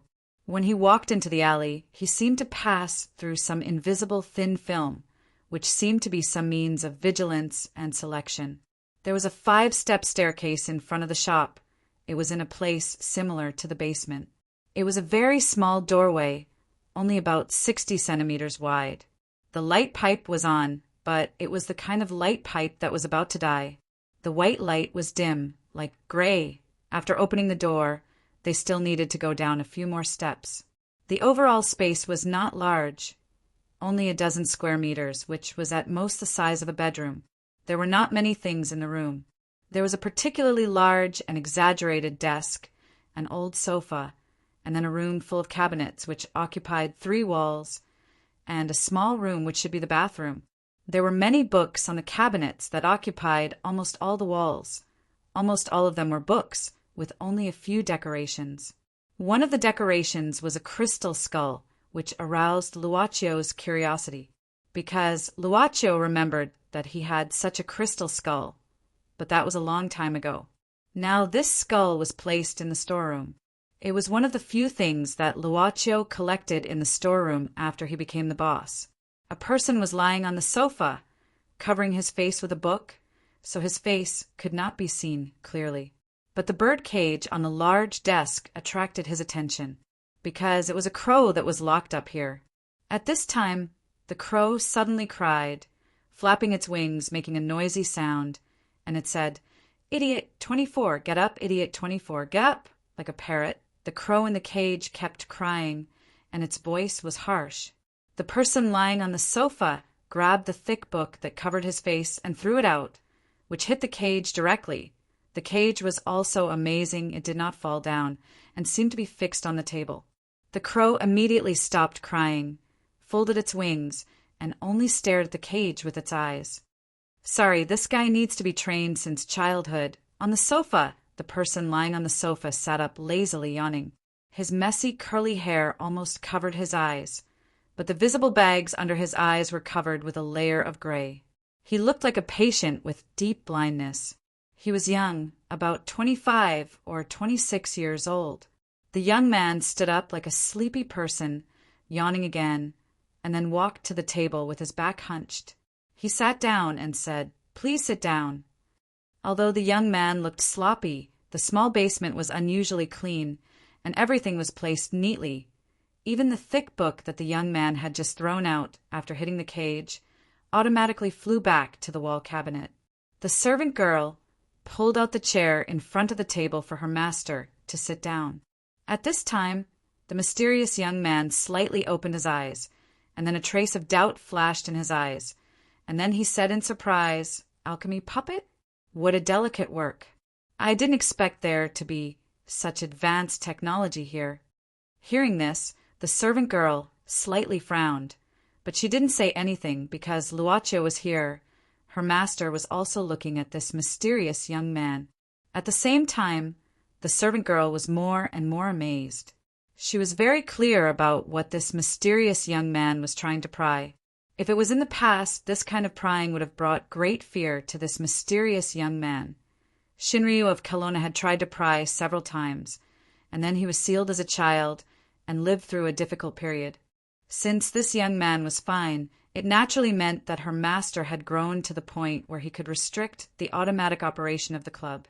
However, this mysterious young man was able to see through the layer of illusion that she had put up. "Hello." Luocio greeted first. "Hello." The mysterious young man also nodded, and his sleepy appearance seemed to have woken up a little, and his sitting posture was also a little better. "You two don't have anything to do here, right?" He didn't care about the calmness of this man and the alchemy puppet. After all, they were obviously the type with power, and obviously wouldn't be surprised by the abnormality here. Or in other words, they would be frightened by the supernatural power here. Luocio smiled. "We just passed by and came in to have a look out of curiosity. The House of Curses. May I ask what this place does?" The young man was very direct, just like the name of this house you saw. "Curses, to kill people with curses. Of course, this place accepts curses from customers." "Oh." Luocio nodded. "Then how much is the fee?" The young man smiled. "It depends on the situation and also the target of the curse. If the target of the curse is more difficult, the fee will naturally be higher. If the fee is too high, even if a name is exchanged for a life, I may not accept it. It also depends on my mood." Luocio thought for a while and asked curiously, "Is it just a curse?" The young man shrugged and said, "It can also make people unlucky, such as tripping when walking, choking when eating, suddenly falling sick, often having nightmares, suddenly withering or directly unable to lift up when doing things, and relatively it's very cheap." "How's the business?" Luocio asked again. The young man was stunned, but also answered, "It's just opened, it's still quiet for now, but there are already a few customers."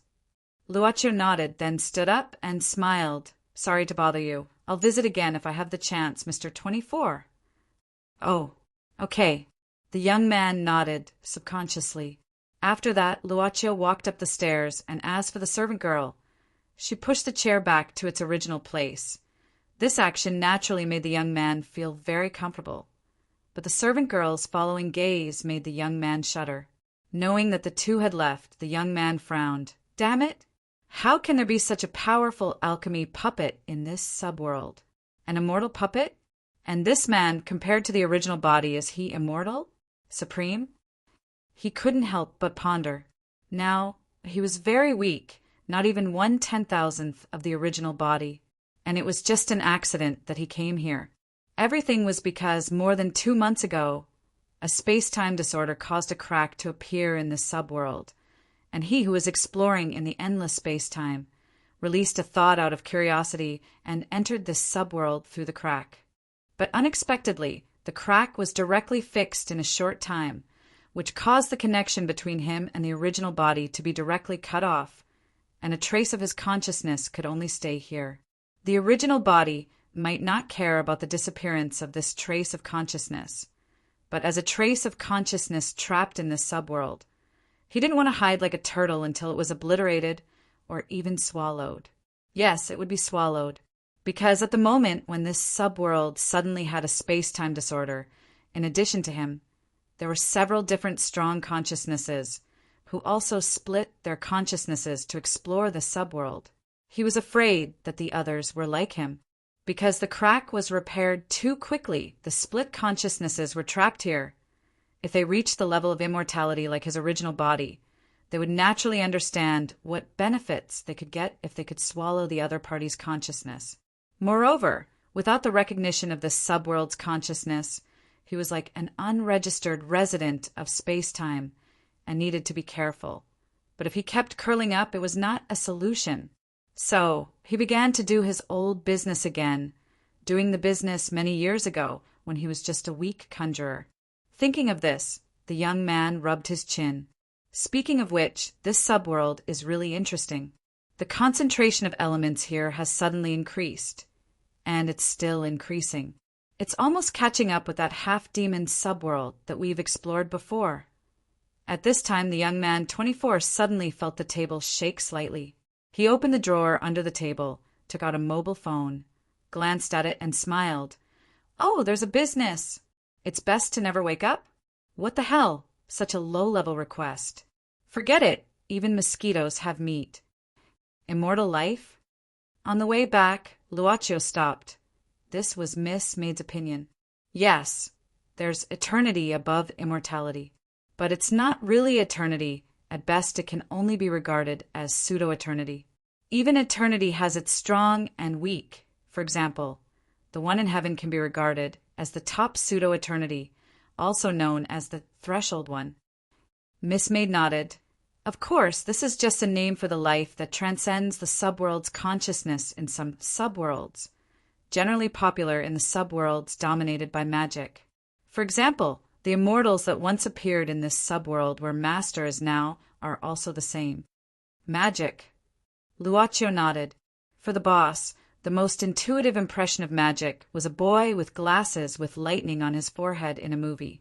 Miss Maid said again, "Although it's very weak, the owner of this haunted house has a trace of incongruity, so he shouldn't belong to this subworld. This is a bit strange. Generally speaking, even between the two subworlds that are relatively adjacent, there is a very difficult to break defense. Just like the Transcendence, although it's possible to travel between different subworlds through the dimensional crevice, the Transcendence will generally be infected with a trace of the unique aura of the dimensional crevice. It's a kind of mark of the dimensional crevice's origin.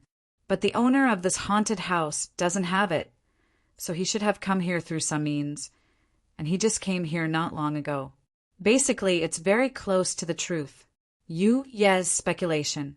Luaccio nodded. He really didn't intend to waste time on this investigation, so he directly bought the information. After reading the information, the origin of the young man became clear. Chapter 1202. Each subworld must have its own administrator. For example, in this subworld, there was a Rhea 003. Since there was a serial number, the other subworlds naturally had other numbered Rhea. The administration of each subworld was very responsible in cultivating its own hotbed, waiting for it to evolve to the extent that it met the requirements. In order to cultivate the most perfect subworld, different subworlds would go through many restarts and openings, trying out different evolutionary paths. For the sake of their independence, there was naturally an insurmountable barrier between different subworlds. It was just that in the entire huge system, there were subsystems in it, so it was impossible for them to be perfect without loopholes. For example, there would be creatures whose individual ability exceeded the upper limit set by the subworld, like the Transcendence or similar existences. The Transcendence could infiltrate into different subworlds through the dimensional cracks, using a special infiltration ability unique to the dimensional cracks. In addition, to let creatures that exceeded the upper limit of other subworlds infiltrate into other subworlds, they could only arrive by force or obtain the recognition of multiple subworlds, and be able to arrive by praising their name in multiple subworlds, or they could sneak in through the dimensional cracks of the subworlds. The owner of the haunted house obviously came by way of sneaking in, and the time of sneaking in was surprisingly caused by a small episode that happened at the airport when boss Luo took a plane back from South America. At that time, because of a special item, the special ability of the Eye of Horus ring, it caused a temporary space-time disorder. And that was the root cause of it. Originally, number 003 Araya had already begun to correct the disorder at the beginning. Under such circumstances, it was impossible to give the stowaway enough time to sneak in. It was just that boss Luo's interest was piqued at that time, and number 003 Araya's obedience was beyond his imagination. He forcibly delayed for some time, and only then did the stowaway have enough time to split a trace of consciousness and sneak in. Boss Luo easily knew the cause and effect. Well, that was all. Anyway, there were already transcendents in this subworld, so it didn't matter if there was one more or one less. However, it would appear that even after all this time, those living beings still haven't given up on exploring. As they chatted, the two of them found a quiet tea house and sat down. After ordering some snacks, the servant girl carefully smeared butter on the bread ordered by the boss and said slowly, "The source of time and space is still too attractive to them." Luocho asked softly, "Have you explored it as well?" Yi knew that her master was asking about the things that happened before she became a maid in the club, so she nodded. There was a time. Luocho nodded and immediately asked, "Are you also curious about the origin of space-time?" Miss Maid said softly, "Exploration is generally done because of his instructions and partly because of one's own interests. But what?" Yi looked at Luocho and said softly, "I've found my destination." The two looked at each other and smiled. Their feelings were slowly growing and growing. At this time, a car stopped opposite the tea house. A middle-aged man with a tired look hurried out of the car. He then walked into a restaurant. It was Zhou Yuxing. The next moment, Chen Mingming also got out of another online car and walked in. Luocho glanced at it casually, and the topic about the subworld stopped. "Master, are you interested in Chen Mingming?" Miss Maid easily caught Luocho's attention at this time. Luocho thought for a while and said, "This person is a bit like me in the past. The club for me is like the silver pistol for Chen Mingming. He didn't choose to use it for himself, but gave it away. Don't you think such a move is more interesting?" "Master wants to use it for yourself?" Miss Maid vaguely felt something. "Let's wait and see." Luocho smiled slightly. After transforming Nero last time, there's still some source of foreign body left. I can't just leave so many critical gates and not use them. Zhou Yuxing added sugar cubes one after another into the coffee. It was already the fifth one. Too sweet is not good for the liver. Chen Mingming, who was sitting opposite, suddenly said. This made Zhou Yuxing, who was stirring the coffee, stop. Since they sat down, the father and son had not spoken. Hearing Chen Mingming's words, Zhou Yuxing was somewhat happy, but at the same time the guilt in his heart became more and more intense. He knew that he really owed this child too much over the years, especially in the past 3 or 4 years. His emotions were even more explosive. He was only willing to bury himself in work, which led to the complete breakdown of his family. At this point, Zhou Yuxing was also sad in his heart. He didn't know when Chen Mingming's character became introverted. It was probably because he often quarreled with his wife. "Waiter, give me a new cup of coffee." Zhou Yuxing pushed the coffee with 5 cubes of sugar to the side and ordered another one. "Your complexion looks better." Chen Mingming looked at Zhou Yuxing and said, "It seems to be to break the deadlock at this time." Zhou Yuxing secretly felt ashamed.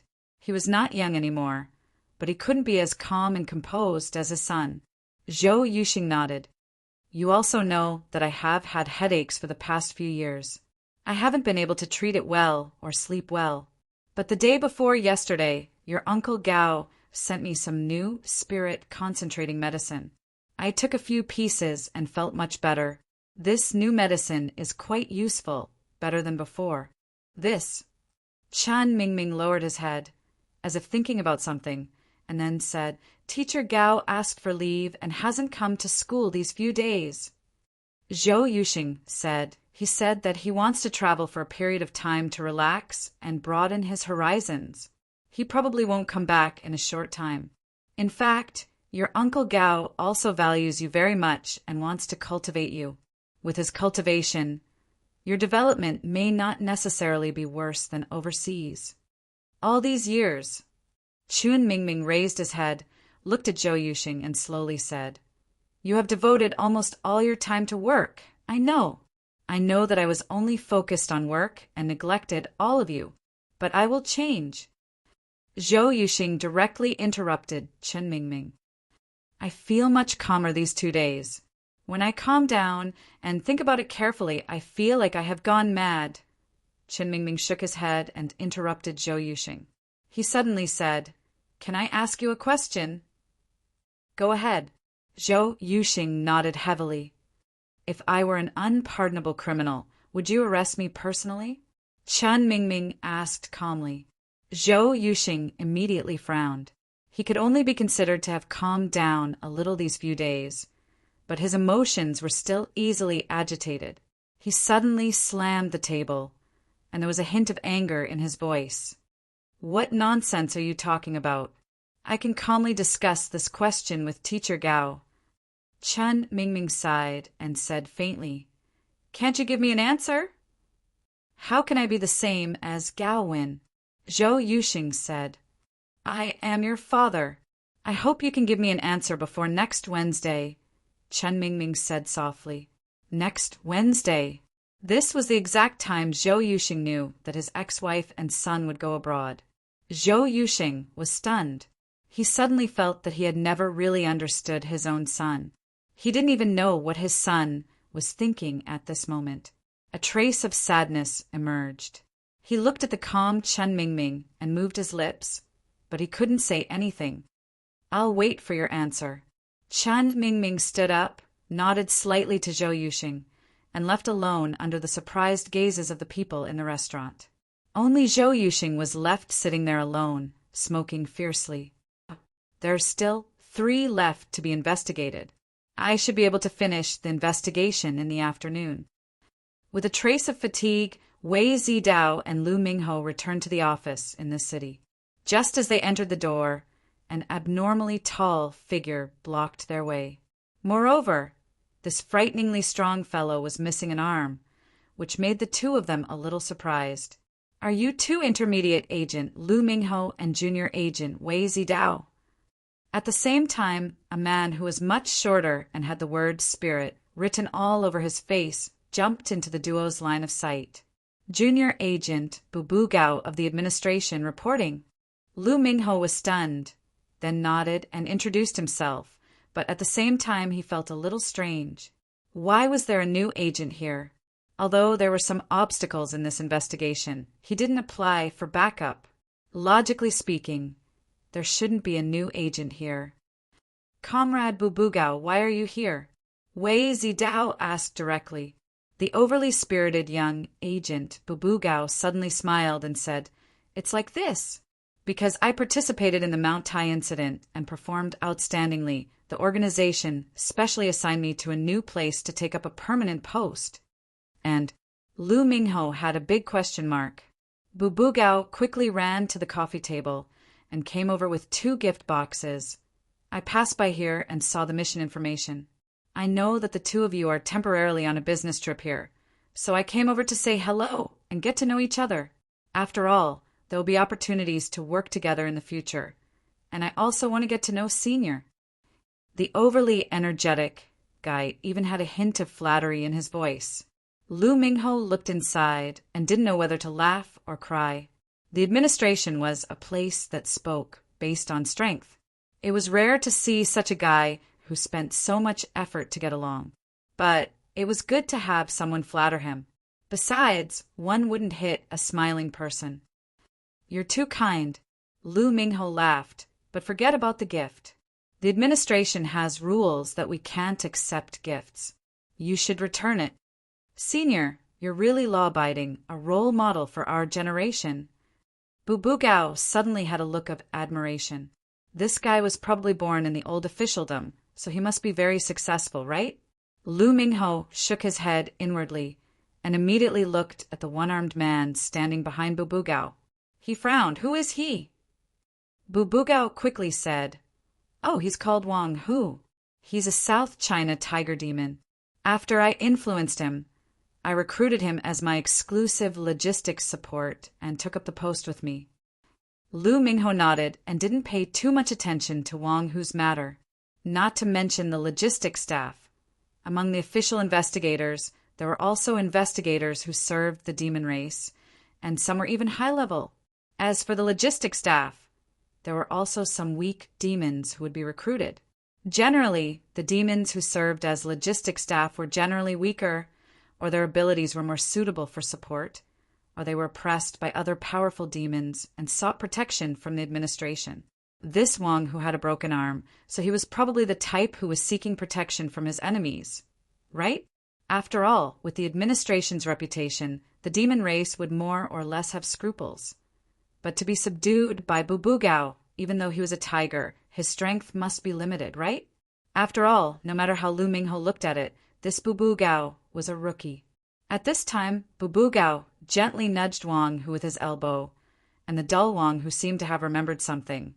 Wang Hu greets the two sirs. Sirs, Lu Mingho shook his head, and his evaluation of Bubugao suddenly dropped a lot, so he waved his hand and said, Okay, it's enough that you've met. There's no need to be so polite. There are many demons who serve in the administration. As long as you know your place, we won't make things difficult for you. Bubugao nudged Wang Hu with his elbow again, and Wang Hu slowly said, You're right, sir. Lu Mingho, who didn't know that this might be the peak of his life, said impatiently, That's it, we've met. I still have something to do, so I won't talk about it. Help yourselves. After saying that, Lu Mingho took Wei Zidao directly into an office that was temporarily vacated. Bubugao blinked, holding 2 boxes of gifts, and suddenly frowned. It shouldn't be. Didn't they say that paying respects and giving gifts can make the superiors happy, and that if you're a little sweeter, you'll be appreciated? Aya, are they the type who eat porridge every meal without fail? The puzzled Bubugao stared at Wang Hu, and then said angrily, It must be because of your dumb look. Me. Wang Hu pointed at himself. What does it have to do with me? Soul. Bubugao said seriously, Your performance lacks soul and has no emotions. Listen, when you speak, you have to inject your soul into it, so that people can feel your sincerity. Oh. Bubugao sighed after spending some time together. He was already used to Wang Hu, this blockhead. He didn't expect anything. At this time, Wang Hu looked out the window, pointed in the direction of an industrial park, and suddenly said, There's a strong demon aura over there. Bubugao didn't care and said casually, This is the private land of the Shinryu in Kelowna. There's nothing strange about encountering demons just by walking around the streets. Wang Hu said, I feel that the owner of this demon aura can fight with me for a while. Bubugao immediately rolled his eyes. This guy said that he didn't like to fight, but on the way here, this guy would kick every demon he met and almost trample them to death with just a few kicks. He even said that it was a friendly match. Don't mess around. Bubugao lowered his voice and said, If other cities fight, then so be it. At most, we'll just leave. This is Lord Long's territory. Didn't you see that the administration doesn't even dare to station people here? Even if something happens, at most, they'll just transfer people from other places for a casual visit. Oh, at this time, Lu Mingho and Wei Zidao came out of the office again and put on their coats. It looked like they were planning to go out again. Bubugao felt that his performance just now wasn't good enough. He couldn't show that he was a promising newcomer. So he went up to them on the spot. Seniors, are you going out? You haven't left yet. Lu Mingho frowned and said casually, We still have a case. We really don't have time to greet you. Please forgive us. Senior. Bubugao said enthusiastically, I just saw you frowning when you came back. You must have encountered some problems. How about this? Anyway, I still have a lot of time to take office, and I have nothing to do now. Why don't you let me help, gain experience, and learn? You. Wei Zidao opened his mouth. Bubugao nodded immediately, eager to try. He pulled Wang, who pointed and said, Us. Lu Mingho pondered for a moment, then nodded and said, Okay, you follow us for the time being. Chapter 1203. Fatty. Zhao Lu, who was wiping the sweat off Zhang Xiaoqin's face, was stunned and stopped. The siblings had spent a lot of time communicating during this period of time, so naturally they talked about a lot of things. After the accident, Zhang Xiaoqin had always been silent, but now, as if she had been reborn, she became much more cheerful. Yeah, brother, don't you remember? Zhang Xiaoqin flicked Zhao Li's forehead. Didn't you often go to Fatty's house to play PS2? I have some impression, but I don't remember. Zhao Li shook his head and asked curiously, Why did you suddenly mention him? I'll beat you with 8 gods. Bullsh *T.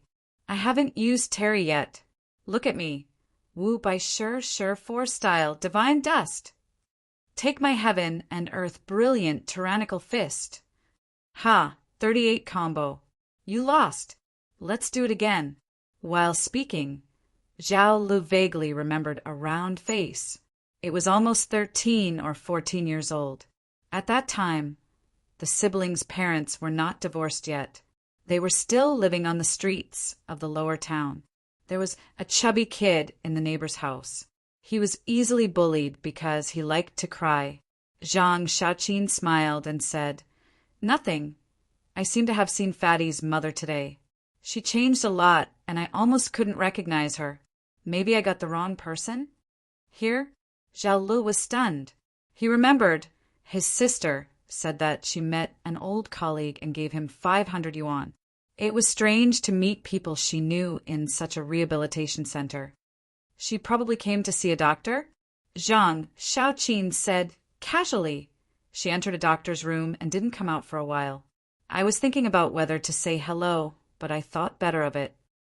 Zhao Li nodded. Zhang Xiaoqin was a person with strong self-esteem. If she was sympathized with because of her current state, she would feel bad. At the same time, she didn't want to trouble others. After taking care of Zhang Xiaoqin, Zhao Li left in a hurry. There was only one class in the afternoon, and it was the second half of the class. Tomorrow was Zhang Xiaoqin's birthday, so he planned to go to the mall to get her birthday gift before class. Of course, before that, he would go home and put down his lunchbox and other things.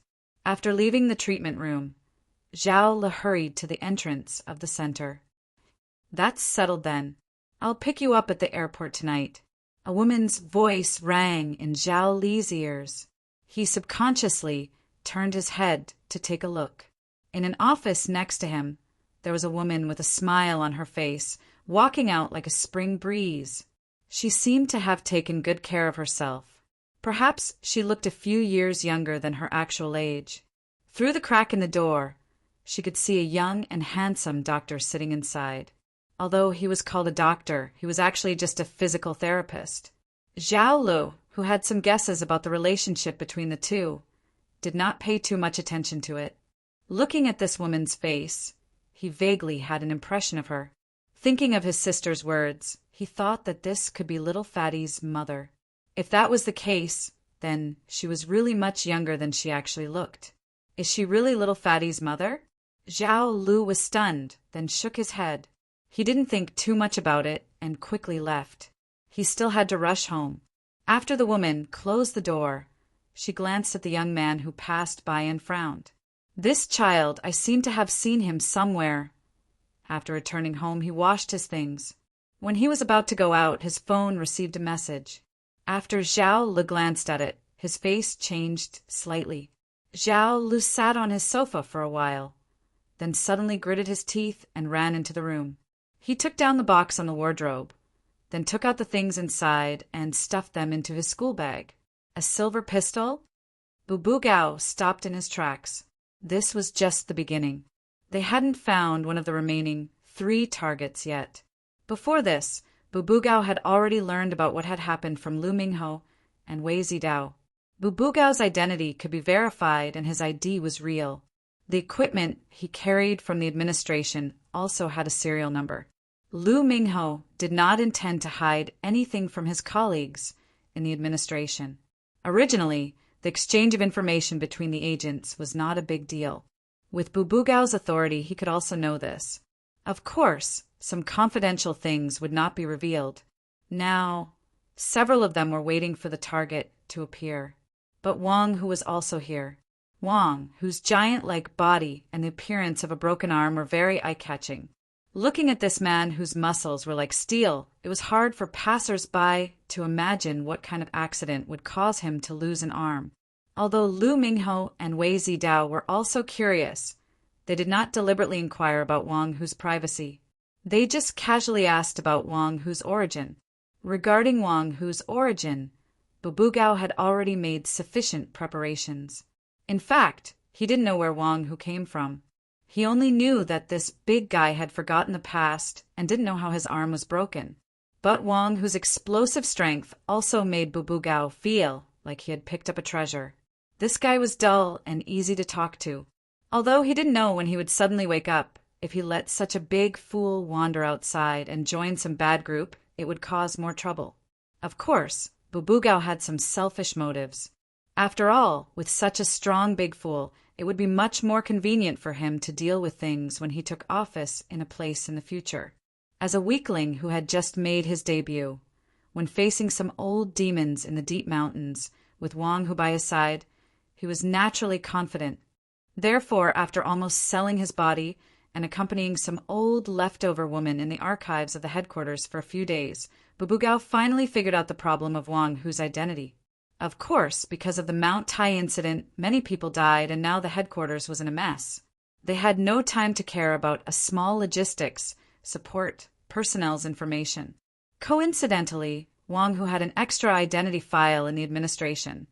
Wang Hu, race South China Tiger, became a demon 60 years ago, nascent stage, gentle personality, loyal and honest. At this time, when Lu Mingho asked, he naturally answered smoothly without any problems. As for Wang Hu, he had been strongly requested by Bubugao not to release his demon aura casually. Needless to say, after his request, this big fool really restrained his demon aura. Once he restrained it, he actually didn't release any demon aura at all. Bubugao couldn't help but be amazed. Although this big fool was stupid, his ability was really good. Maybe it's some kind of magical artifact with special ability. Lu Mingho said, simply, killing a rapist is not a big deal. But the second case is simply a downtown killing. It's too blatant. No matter what's behind it, this person's identity still needs to be investigated. Bubugao nodded solemnly, but in his heart he was already very happy. He didn't expect that before he officially took office in the local area, he would encounter a problem that even a mid-level agent would find difficult. If he could help in this matter, wouldn't the organization's evaluation of him in the future rise? Therefore, the person who aspired to become the section chief of the administration broke out with unprecedented enthusiasm at this time. Senior, this target looks like he hasn't come out for a long time. How about this?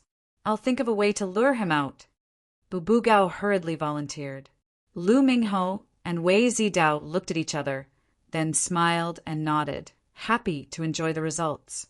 After seeing Bubugao take Wang Hu into an office building, Lu Mingho and Wei Zidao began to chat. Brother Hao, if there are no clues for the last three people, we're going to walk into a dead end again, Wei Zidao said worriedly. Yes. Lu Mingho nodded. We've already captured the aura of the people who went to the alley before. Logically speaking, there shouldn't be any omissions.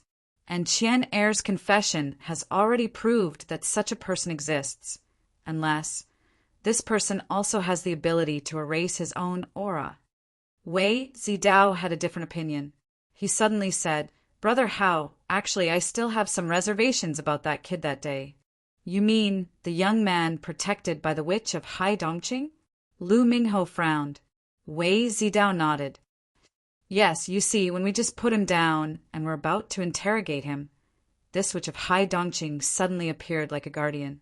Don't you think it's still a bit strange? Lu Mingho pondered and said, It's indeed a bit. It's too much of a coincidence to say it's a coincidence. It's just that the identity of the witch of Hai Dongqing is too sensitive. We can't make direct contact. As he spoke, Lu Mingho directly looked at the bagua mirror in his hand. There were only 4 light spots left on it. 3 of them had not been investigated yet. As for the 4th one, which was Chan Mingming's light spot, because they didn't really interrogate him at that time, Lu Mingho subconsciously didn't erase it and kept it. The location was clear. Brother Hao, if the remaining 3 people have no problems, why don't we try to figure out this guy who was protected by the witch of Hai Dongqing? Wei Zidao suggested in a low voice. After thinking about it again and again, Lu Mingho nodded and agreed. At the same time, he diverted some of his attention to look at the door of the office. To be able to achieve such a level of skill, of course, he had to train himself by slacking off at work for a long time. Xiao Bao couldn't help but admire his own strength. When he really reached the position of Master Bao in the bureau, he probably wouldn't have to worry about life and death like this anymore. Win. The moment these words appeared on the interface, Xiao Bao immediately switched the interface back to the office mode. At the same time, a woman with a beautiful figure and a cold expression slowly walked in. Section Chief Nan. Xiao Bao hurriedly stood up and greeted her. Nan Xiaonan looked at Xiao Bao and frowned. Then she nodded and said indifferently, "Prepare some things for me. I'm going to prepare for the autopsy." "Is it the deceased Hai Dagawei from this morning?" Xiao Bao asked subconsciously. Nan Xiaonan shook her head and said, "It's the deceased Chang Xiao and the suspect who died before." Xiao Bao was stunned. But Section Chief Nan, this. Didn't Bureau Chief Lu say that their case has been taken over by someone else? And I've done a check before, but I didn't find anything special, except that I don't know how the bullet disappeared. I've got the approval. You can go and prepare. Nan Xiaonan raised a document in her hand and then turned around and walked out after finishing her words. Regarding the case of Chang Xiao and the suspect, Bureau Chief Lu didn't want anyone to ask about it. Even Sir Ma came back with a face full of dust and was depressed for a long time. Forensic, Nan had just been here for 2 days and she had already gotten the approval? So awesome. Xiao Bao couldn't help but admire her. Although this new female forensic doctor looked cold and unapproachable, her work attitude was very admirable. She had only been here for 2 days, but she had already completed a lot of work. The bodies of the deceased Wang Liang and Wu Rong. Wu Rong's body was sent back, and Hai Dagawei's body in the morning. If Chang Xiao and the suspects' bodies were added, it would be 5 times. 5 times in 2 days. Nan Xiaonan put on her gloves and looked at the tools that Xiao Bao was preparing. At the same time, her eyes fell on the 2 bodies side by side on the operating table. Her pupils contracted slightly. She thought to herself, Wu Rong and Wang Liang's bodies. Although the way of killing seems to be cruel, it's clean and neat. There shouldn't be much blood spilled when the bodies were dismembered. The murderer should be very familiar with the structure of the human body. The incisions are also very smooth. The murderer doesn't seem to be killing for revenge. In addition, the murder scene is highly tidy. Hai Dagawei didn't have any external injuries. He did hang himself, but I can feel a residual aura in his body, and it's extremely evil. It seems to be the interference and control of consciousness. Next are the bodies of Chang Xiao and the suspect. The bullet disappeared due to physical strength, and the murder scene doesn't have the conditions to open fire. Chang Xiao and the suspect's deaths, as well as Hai Dagawei's, are related? While she was thinking to herself, Section Chief Nan. Section Chief Nan. Are you ready, Section Chief Nan? Got it, let's eat. Nan Xiaonan nodded. Let's start with the suspect first. Eat? Start? Xiao Bao was stunned, and then he shook his head. He must have misheard. As she spoke, Nan Xiaonan walked to the suspect's body. There are several stitches on the body. Obviously, Xiao Bao had checked them before. Nan Xiaonan didn't look at the wounds that had been cut open.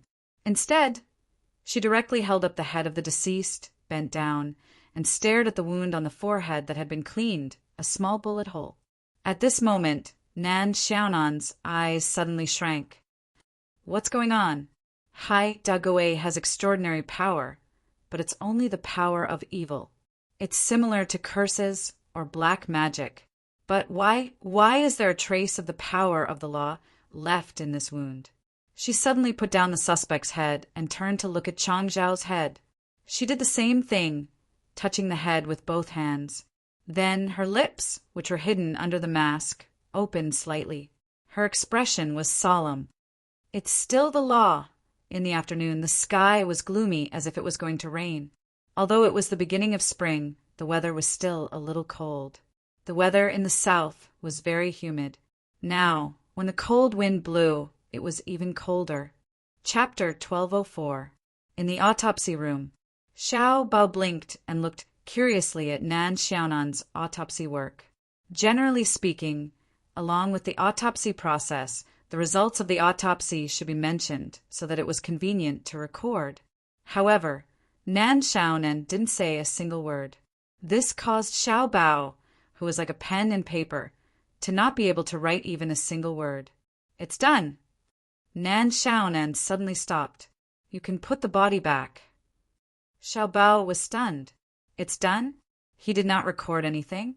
Nan Xiaonan took off her gloves and mask, and after inadvertently wiping her lips with the back of her hand, she walked out of the autopsy room without saying a word. Nan Xiaonan, who ignored Xiao Bao, who was in a mess in the cold air, walked to the office alone. She actually had other thoughts in her mind. Absorbing the remaining energy on Hai Dagui's body allowed me to recover about 0.003 units of power. It's useless, but if I can absorb the remaining power of the laws on Wang Liang and Wu Rong, it's just that with my current ability I can't absorb it at all. Soon, the remaining laws will dissipate. What a pity. So, there really is an eternal sovereign in this subworld who understands the power of the laws. At that time, I was fighting with a few enemies in the rift.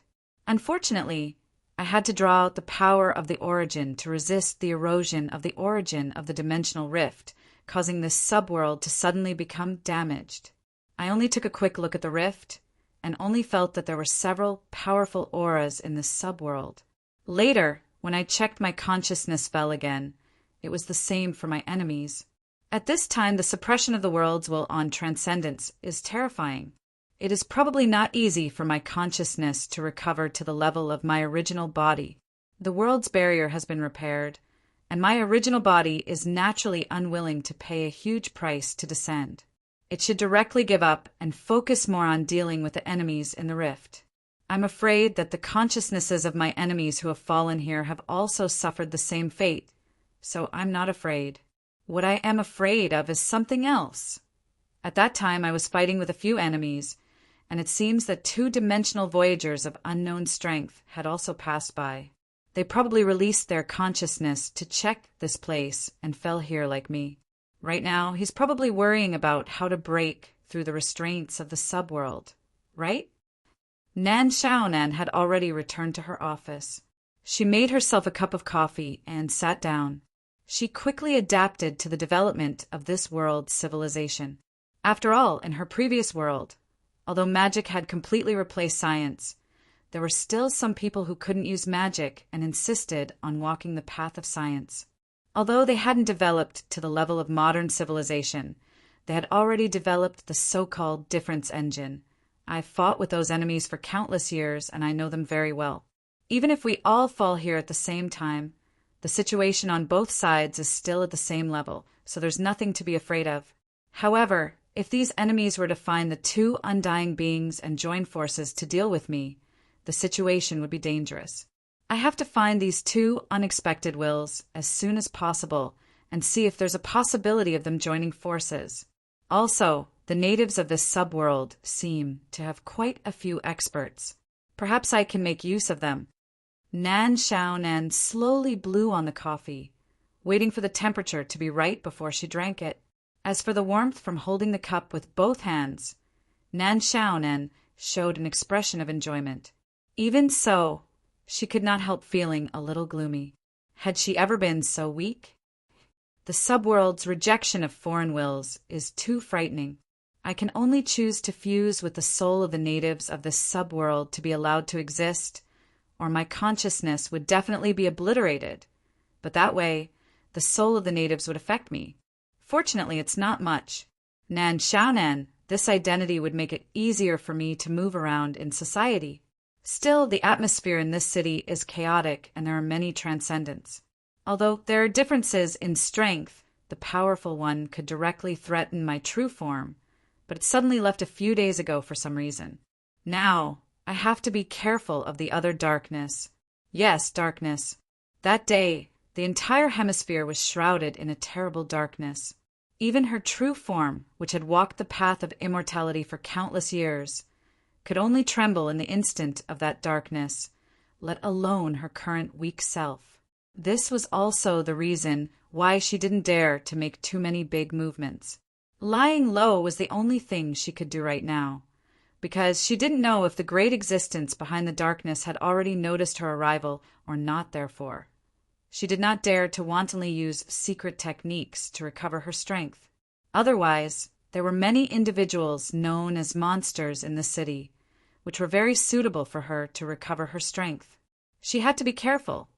When she went to check the corpse in the morning, she felt a trace of power left in Hai Dague's body and was naturally a little excited to hunt. She could not help but laugh bitterly. It's said that subworlds with higher numbers are more dangerous. So it's true. Nan Xiaonan weakly rubbed between her eyebrows and took a sip of coffee. Her tongue was instantly scalded. It's so hot. Before the class started, Zhao Lu walked into the classroom with a heavy heart. This was not a public class, so all the students were in the same class. Naturally, he did not meet Dong Xiaofeng and the others, but he still habitually sat near Chen Mingming, just in the row in front of Chen Mingming. There were not many students in the class, and some students directly did not come, probably because the teacher would not take attendance in this class, so even though the class had officially started, the classroom was still relatively empty. The dull teaching began, and many students were sleepy. Zhao Li seemed to be a little absent-minded. He lowered his head and put his hands under the desk. The expression in his eyes kept changing. Suddenly, Zhao Li felt that his shoulder was patted. This sudden pat made Zhao Li's reaction abnormally big, as if he was startled. He abruptly turned around. The person sitting behind him was naturally Qin Mingming. Zhao Li seemed to be relieved. What? Qin Mingming was expressionless. He just glanced at Zhao Li and then looked at the ground, saying indifferently, "You dropped something." It was just a ballpoint pen that fell on the ground. Zhao Li quickly picked it up. "Thank you. Are you okay?" Qin Mingming asked casually. Zhao Li quickly shook his head, but the mobile phone in the drawer suddenly rang. Zhao Li gritted his teeth and grabbed his school bag. I have something to do. Help me ask for leave." After saying that, Zhao Li carried his school bag and hurriedly walked out of the classroom from the back door. Qin Mingming frowned and seemed to be lost in thought. What's the matter with that student? Does anyone know? The teacher on the podium obviously noticed this scene and immediately asked with displeasure. He could tolerate the low attendance rate, but he directly left in the middle of the class. This was intolerable. At this time, Chen Mingming slowly stood up. "I'll go and have a look." The teacher frowned, but Chen Mingming directly walked out of the classroom without waiting for his permission. This was intolerable. The teacher slammed the podium and was about to reprimand these lazy students, when suddenly there was a plop. At this time, in the front row of the classroom, a girl unexpectedly fell down without warning and directly fell to the ground. The students around her suddenly screamed, and the silent classroom suddenly became chaotic. All I did was hit the podium, and he fainted from fright. Looking at the girl who was being helped up and didn't wake up, the teacher looked at his palm in a daze. But he didn't know that at this time, a crow that had stopped at an unknown time opened its wings and slowly flew away. Finally, the crow flew to the rooftop of the teaching building and finally landed on the shoulder of a young man with a haggard face, slightly bowed and messy hair. At this time, the young man seemed to be sneering. Just because of a disagreement, you can let your good friend sleep forever. It seems that no matter which world you are in, once a woman holds a grudge, it is very scary. So, Idiot 24, you haven't found a girlfriend until now? The crow suddenly spoke human language. The young man scratched his hair and didn't get angry when he heard this. After yawning, he said in boredom, "Why didn't I bring anything and only brought a beast like you here?" Shaking his head, the young man casually grabbed the crow from his shoulder. "I can't earn much from this commission. Let's settle the other commission. Speaking of which, it's really convenient. Things like mobile phones can increase the number of customers all of a sudden. And there's also a person here." With that, the young man threw out the crow in his hand. The moment the crow was thrown out, its body turned into a black shadow. Its body expanded several times, and then its hands directly grabbed the young man's shoulder. With a flap of its wings, the giant crow flew out with the young man's body.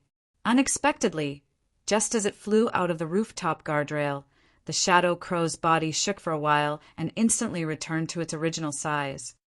"Oh no, I forgot that my power hasn't recovered. Hatchy, hatchy, hatchy, hatchy, hatchy." The phone's voice was very loud. It seemed to be a line used by a character in a certain game. Dong Xiaofeng was expressionless. He lowered his head and played the game on his phone. He didn't have to go to class, because no matter what the results were when he needed to graduate, he would naturally graduate. Because it was a Friday afternoon, there were many families visiting Huxin Park in the middle of the city, which was formed by several high schools. Suddenly, a football fell from the sky and hit Dong Xiaofeng's hands. "Brother, I'm sorry." A man in his early 30s ran over at this time. At the same time, he looked at the mobile phone that was knocked to the ground by the football. His heart could not help but thump. He recognized this phone. The lowest specs cost at least 7,000 to 8,000 yuan. He couldn't help but look at the young man in front of him, and a bad feeling grew stronger. With a height of 8 meters and a strong physique, the man felt like he was a skinny monkey in comparison. In addition, this young man's eyes gave people a feeling of hostility, as if they were filled with anger all the time. "Dad!" Behind the man, the boy who was only a few years old seemed to be a little scared. At this time, he hid behind his father and grabbed his father's pants. "Little brother, I didn't do it on purpose. Look, if this phone is broken, can I take it to repair it?" The man braced himself and said. He saw Dong Xiaofeng suddenly bend down, but instead of picking up the mobile phone, he picked up the football. He came in front of the father and son, squatted down, and handed the football in his hand to the child. His eyes were still a little scary. The little boy was startled and a little scared, but he still took the football. "Little brother?" The man was a little uncertain about this scary young man and called out hesitantly. Only then did Dong Xiaofeng pick up the phone. After casually glancing at it, he turned back and said indifferently, "Go and accompany your son. It's okay. Thank you." The man took his child and thanked him, then quickly left. Dong Xiaofeng watched the father and son walk away. Then he lay on the lawn expressionlessly and continued to play his game. At this time, someone trotted towards him. "Young Master Feng! Young Master Feng! So you are here! I thought you ran to the lounge of the stadium again." The person who came was one of Dong Xiaofeng's teammates, Zhen. "What's the matter?" Dong Xiaofeng simply stopped playing the game, sat down, and asked casually, "Where is Chang? Why is he not with you?" "I don't know." Zhen shrugged and said, "He has been acting strangely since he came today. Just now, he secretly ran to the new teaching building. I don't know what he wants to do." "New teaching building?" Dong Xiaofeng frowned. That building had not been built yet and was still under construction, but Dong Xiaofeng did not care too much. "Young Master Feng, it's a little boring. Why don't you play with that coward?" Zhen suggested at this time. Dong Xiaofeng suddenly said, "These 2 days, you have had a lot of fun, right?" "It's okay," Zhen said with a smile of exultation. Every time I see this coward's look of being angry, but not daring to speak, it's so cool. I was wondering if I should play something more exciting. Young Master Foam, you are right. It's really interesting to keep those photos and videos and play slowly. Give me your phone. Dong Xiaofeng suddenly said. Okay. Young Master Foam, what are you doing? Zhen could not help but be stunned. He saw that Dong Xiaofeng's gaze was as cold as the December wind, causing him to shiver involuntarily. Just like that, he broke his phone and threw it directly into the lake in front of him. Young Master Foam, my phone? You are not allowed to touch it in the future. Dong Xiaofeng said coldly, Scram. Young Master Foam, what did I do wrong? I said, Scram. Do you want me to stand up and say it? Don't. Mingxin hurriedly got up. He was extremely displeased, but he did not dare to show it. He could only leave dejectedly. After that, Dong Xiaofeng lay down again. After a while, he raised his phone and opened the social media app. Don't go to class.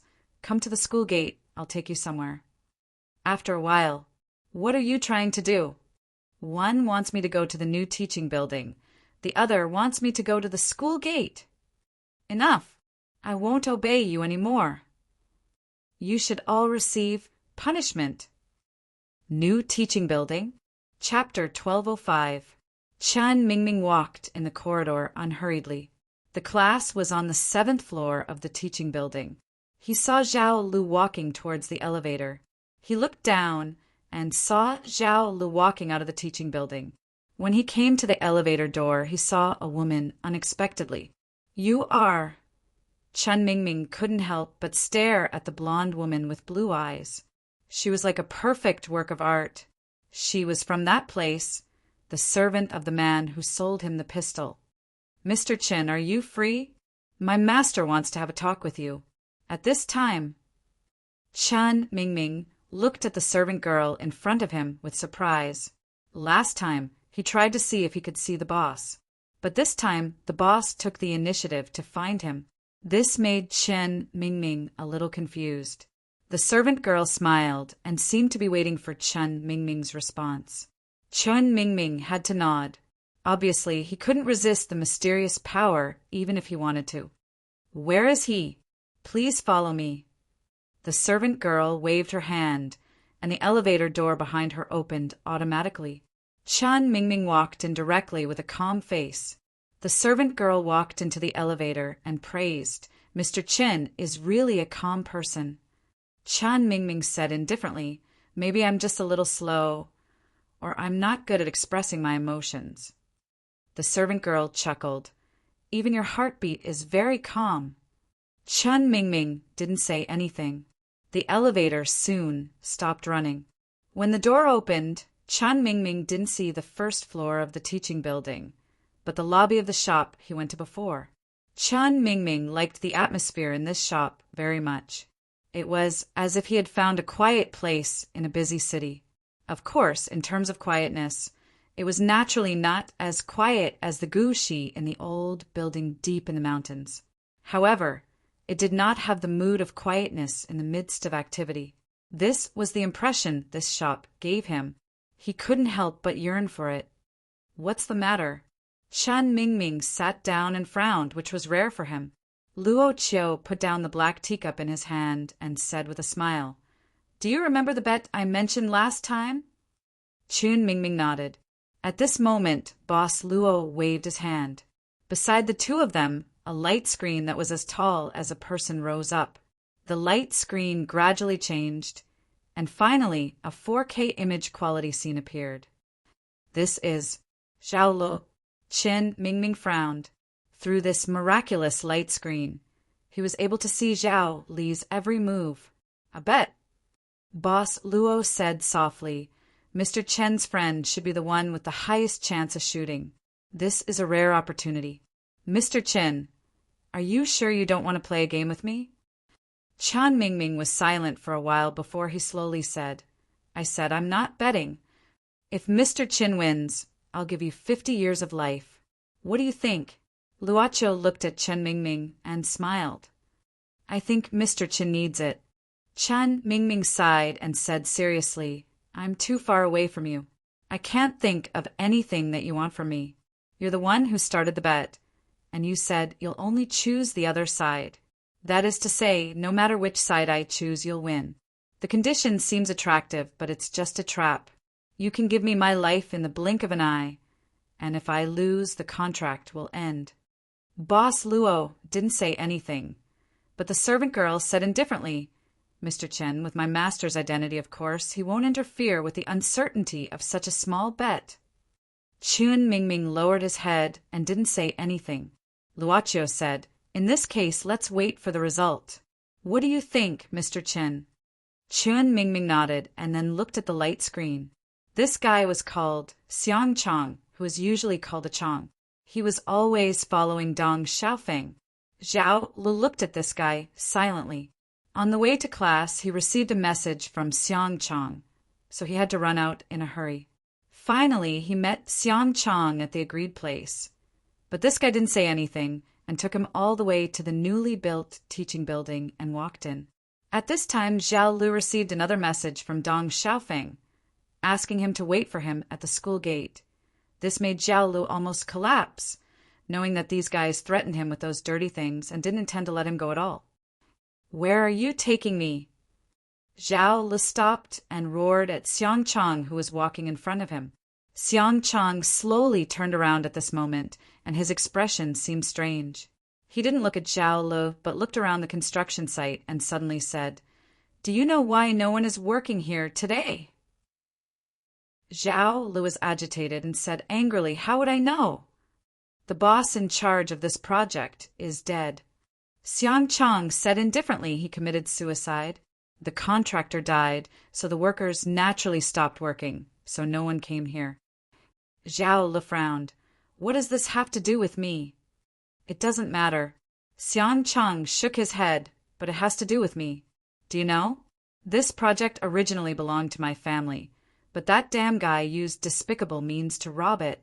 My family was waiting for this project to save our lives, but in the end, Zhao Lu was stunned. Unexpectedly, Xiang Chong's expression changed several times at this time, and finally seemed to make up his mind. He suddenly rushed forward and kicked Zhao Lu on the stomach. Zhao Lu was not a person good at sports, and his physique was far less than Xiang Chong's.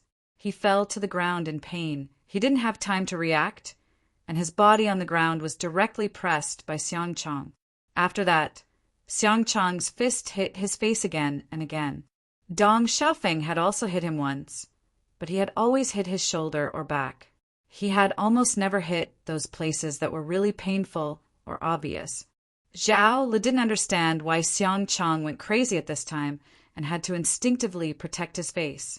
You're crazy, Zhao Lu said painfully, but Xiang Chong suddenly stopped, waving his fist. Zhao Lu looked at Xiang Chong's face through his legs and suddenly felt a chill in his heart. Xiang Chong's face was ferocious at this time, like a devil. Not only that, Xiang Chong's hand was holding a strange dagger, which seemed to have some strange patterns. Zhao Lu didn't have time to look at it carefully, but he knew that Xiang Chong was obviously going to stab him with the dagger at this time. Zhao Li's face suddenly changed dramatically. In panic, his survival instinct made him burst out far more than his usual strength, and he twisted his body. The dagger suddenly missed, but it also directly pierced Zhao Li's shoulder.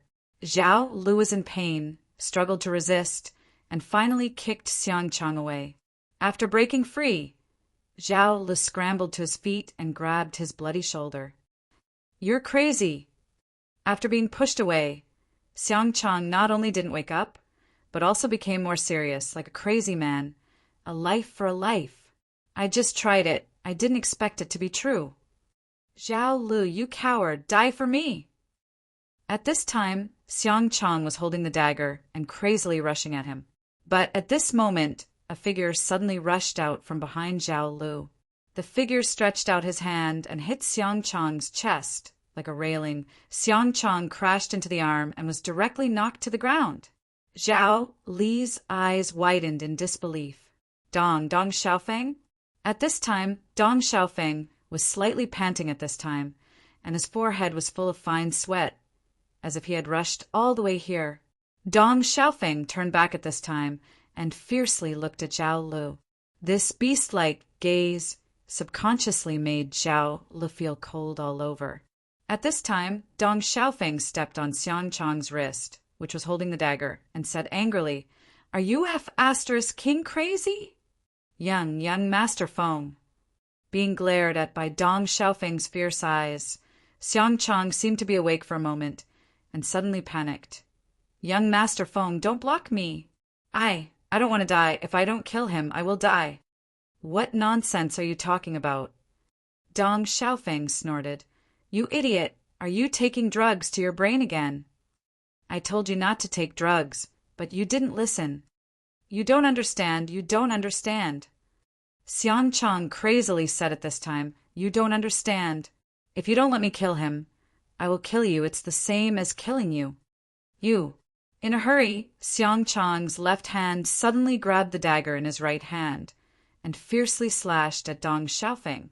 Dong Xiaofeng's motor nerves were very developed, and at this time his foot that was stepping on Xiang Chang's right hand suddenly pulled back. A cold light flashed, and a wound of more than 10 centimeters long was cut on Dong Xiaofeng's calf. This pain made Dong Xiaofeng instantly break out in a cold sweat and suddenly knelt on the ground. This time his heel was cut. At this time, Xiang Chang stabbed at him again, and Dong Xiaofeng was quick-witted. He grabbed a handful of cement dust from the ground and suddenly sprinkled it. Xiang Chang's eyes were suddenly cut by the cement dust, and he screamed in pain. He crazily waved the dagger in his hand, which was very scary. At this time, Dong Xiaofeng endured the pain and reluctantly stood up, only to feel a sharp pain coming from the cut on his heel. However, he was a person who did not admit defeat. At this time he clenched his teeth and suddenly rushed at Xiang Chang, pushing him to the ground, and pressed down on Xiang Chang's body. However, Xiang Chang was completely crazy, and even with the strength that Dong Xiaofeng usually trained, he was still somewhat unable to suppress Xiang Chang. He raised his head and looked at the pale Zhao Lu, who was also covering the wound on his shoulder, and roared in a low voice, "What are you doing? Come and help." Although he did not know what happened to Xiang Chang, Zhao Lu could not help but hesitate at this time. He looked at Dong Xiaofeng, who was almost using all his strength to suppress Xiang Chang, and also looked at Xiang Chang, who was crazily struggling, and his eyes slightly shrank. Xiang Chang suddenly went crazy, although he did not know the reason, but he went crazy. He held a dagger in his hand and had already cut Dong Xiaofeng's body. If, thinking of the things that he held in Dong Xiaofeng's hand, Zhao Li's breathing suddenly became rapid, perhaps he did not need to use the silver pistol at all. "Come here, bastard." Zhao Li took a deep breath at this time, shook his head and stepped back 2 steps, saying indifferently, "You two dogs fight each other. What does it have to do with me?" Dong Xiaofeng's pupils suddenly shrank. Zhao Lu at this time turned around and staggered away, disappearing in the blink of an eye. Dong Xiaofeng suddenly sucked in a breath of cold air. At this time, Xiang Chang had directly bitten his arm. He had actually bitten off a piece of his flesh. This pain directly surpassed the wound on his leg, and Dong Xiaofeng almost fainted. His hands subconsciously loosened, and Xiang Chang stabbed his abdomen. Dong Xiaofeng saw stars and cold sweat. At this time, Xiang Chang directly sat on his body. Dong Xiaofeng saw the madness and bloodthirst in Xiang Chang's eyes, and watched the dagger fiercely stabbing at his heart. He could not help but reveal a trace of despair. At this time, bang! A brick fiercely hit Xiang Chang's face, and Xiang Chang seemed to have directly knocked out.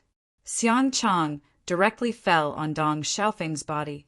Looking at the dagger inserted next to his cheek, Dong Xiaofeng's heart beat wildly.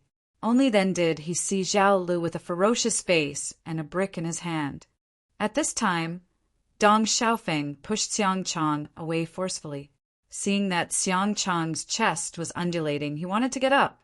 Although the wound on his heel was painful and bleeding, the stab wound on his abdomen was more serious. Of course, he wanted to save himself. Unexpectedly, Zhao Lu suddenly rushed at him and pressed Dong Xiaofeng to the ground again. Zhao Lu suddenly grabbed Dong Xiaofeng's neck, and his eyes were still ferocious. At this time, Dong Xiaofeng calmed down. The pain made him twitch more or less, but at this time he still spoke calmly. Didn't you leave me to die? Why did you come back? Do you want to kill me with your own hands? Dong Xiaofeng, you King Beast. You want a revenge? Sure. Dong Xiaofeng's face was pale, but he chuckled. According to the amount of blood loss, even if you don't help me, I won't be able to hold on for long. I suggest that you better leave here and get rid of the relationship as much as possible. Don't you want revenge? Then don't get yourself involved. You think I don't dare? Dong Xiaofeng didn't speak, but closed his eyes because of the dizziness caused by excessive blood loss. But the hands on his neck slowly loosened. Dong Xiaofeng subconsciously opened his eyes, but he saw that Zhao Lu was pressing the wound on his abdomen with both hands. You don't want to kill me? Zhao Lu said coldly. Do you really think I will do such a self-destructive thing? Even if I have 10 million reasons to kill you, even if I really want to kill you all, even if I have prepared everything, I won't do it in the end. I still have a family to take care of. I can't let my sister who has just recovered fall into a miserable life just for revenge. Family. Dong Xiaofeng's heart trembled. Listen. Zhao Lu stared fiercely at Dong Xiaofeng. While picking up his phone to call for help, he said coldly, If you still have a little conscience, if you still know how to be grateful, then don't trouble me in the future. I'm not saving you. I'm just saving myself. I promise you. Dong Xiaofeng said faintly. Then his pupils suddenly shrank, and his face changed dramatically. He suddenly reached out with one hand to push Zhao Lu away. At the same time, a dagger missed Zhao Li's body and fiercely stabbed into Dong Xiaofeng's chest. Xiang Chong, who should have been lying on the ground, was now emitting a black gas. Chapter 1206. The sudden change caught Zhao Lu off guard. However, Xiang Chong's current appearance made Zhao Lu suck in a cold breath. Looking at the black gas coming out of Xiang Chong's body, his melting face, and that strange smile, Zhao Lu was so scared that his whole body became weak. At this moment, the dagger pierced Dong Xiaofeng's chest. He saw that Dong Xiaofeng had completely fainted, not knowing whether he was alive or dead. Zhao Lu grabbed his school bag in horror and put his hand into the school bag. But at this time, Xiang Chong's hands let go of the dagger, stood up and muttered to himself, I don't have to die, I don't have to die. Someone replaced me. Someone replaced me. Ah! At this time he fell to the ground in pain, grabbed his face that was beginning to rot, and made a sound, which gradually changed from a human voice to an ear-piercing, beast-like sound. Save me, save me. Xiang Chong painfully stretched out his hand, as if he wanted to grab something. I have already done it. Why? Because the time has passed. Suddenly a long voice sounded. At the construction site, a man who seemed to be unable to straighten his back, with a pale and haggard face and a crow on his shoulder, slowly walked over. Although his appearance was strange, this man seemed to have a few leaves on his body. Zhao Lu looked at the strange man in bewilderment and subconsciously moved back. At this time, the crow suddenly flew out from the mysterious man's shoulder, and then stopped on Xiang Chong's body and directly pecked on Xiang Chong's forehead. The crow seemed to have taken out something, and then directly swallowed it, and then slowly flew back to the mysterious man's side. After that, the man looked at Dong Xiaofeng, who still had a dagger in his chest, bent down, and directly pulled out the dagger, and seemed to be a little regretful. This is difficult. Why didn't you complete the replacement before the time was up? This vitality is much stronger. It's a pity that you didn't succeed. You, who are you? Zhao Lu said in horror. Facing such a strange thing, he really couldn't keep calm. Oh, sorry I scared you. At this time, the young man scratched his head, walked a few steps forward, looked at Zhao Lu, and said, I am 24, a death curse master. If there's anyone you don't like, you can look for me. It's cheap and good, and you don't have to worry about it. But it's best to remember to pay the bill after you're done. Don't forget the time like this customer. Otherwise, you've seen the consequences. You don't come over. Zhao Lu retreated even more fearfully. The young man shook his head and ignored Zhao Lu. Instead, he walked to Xiang Chang's side. At this time, Xiang Chang's originally rotten body was strangely carbonized. He was still holding out his hand to ask for help. His eyes were bulging out of their sockets, and his death was abnormally horrifying. At this moment, the young man muttered to himself, "Now that we're poor, let's not waste it. Why don't we make them ghost servants?" As if he wanted to do something, the young man crouched down and pointed his finger at Xiang Chang's chest. Immediately, with Xiang Chang's corpse as the center, a 3-meter wide blood-red ring emerged from the floor. The center of the ring seemed to be stained with flowing blood as it gradually filled up. One after another, ancient and strange symbols floated and then began to climb up Xiang Chang's body. However, right at this moment, a fireball suddenly shot over from the front. The young man didn't move, but the crow on his shoulder suddenly flew out and turned into a shadow, directly blocking the fireball. After that, the shadow turned back into a crow and fell on the young man's shoulder again. The young man frowned and stood up, only to see that there were 4 men in front of him. 3 of them were wearing black suits, and one of them had a broken arm. At the same time, they were the ones who gave the young man the most terrifying feeling. These were the members of the Administrative Bureau's team. "Tell us your identity and cooperate with our work. You violated the extraordinary prohibition regulations." One of them opened his ID card at this time, and at the same time held up a special revolver that could shoot Taoist bullets and shouted coldly. Bubugao nervously looked at Wei Zidao, who was holding a Taoist gun at this time, and secretly wiped a sweat. In fact, except for that time on Mount Tai, this was his second real mission, and he faced a criminal directly. Originally, he volunteered to investigate, but in the end he investigated 3 guys in a row and found nothing. In the end, Lu Mingho and Wei Zidao discussed and felt that they should investigate Chen Mingming again, since they didn't really investigate him before, and directly rushed to the University of Political Science and Law. Originally, they should have stayed in the school. The bright spot on the 8 trigrams mirror had been shining. Unexpectedly, when they arrived, the bright spot suddenly disappeared. The last place where it disappeared was this school. Lu Mingho and Wei Zidao naturally felt that things were strange, so they started to search this school. They didn't expect to encounter a disgusting, extraordinary crime during the search.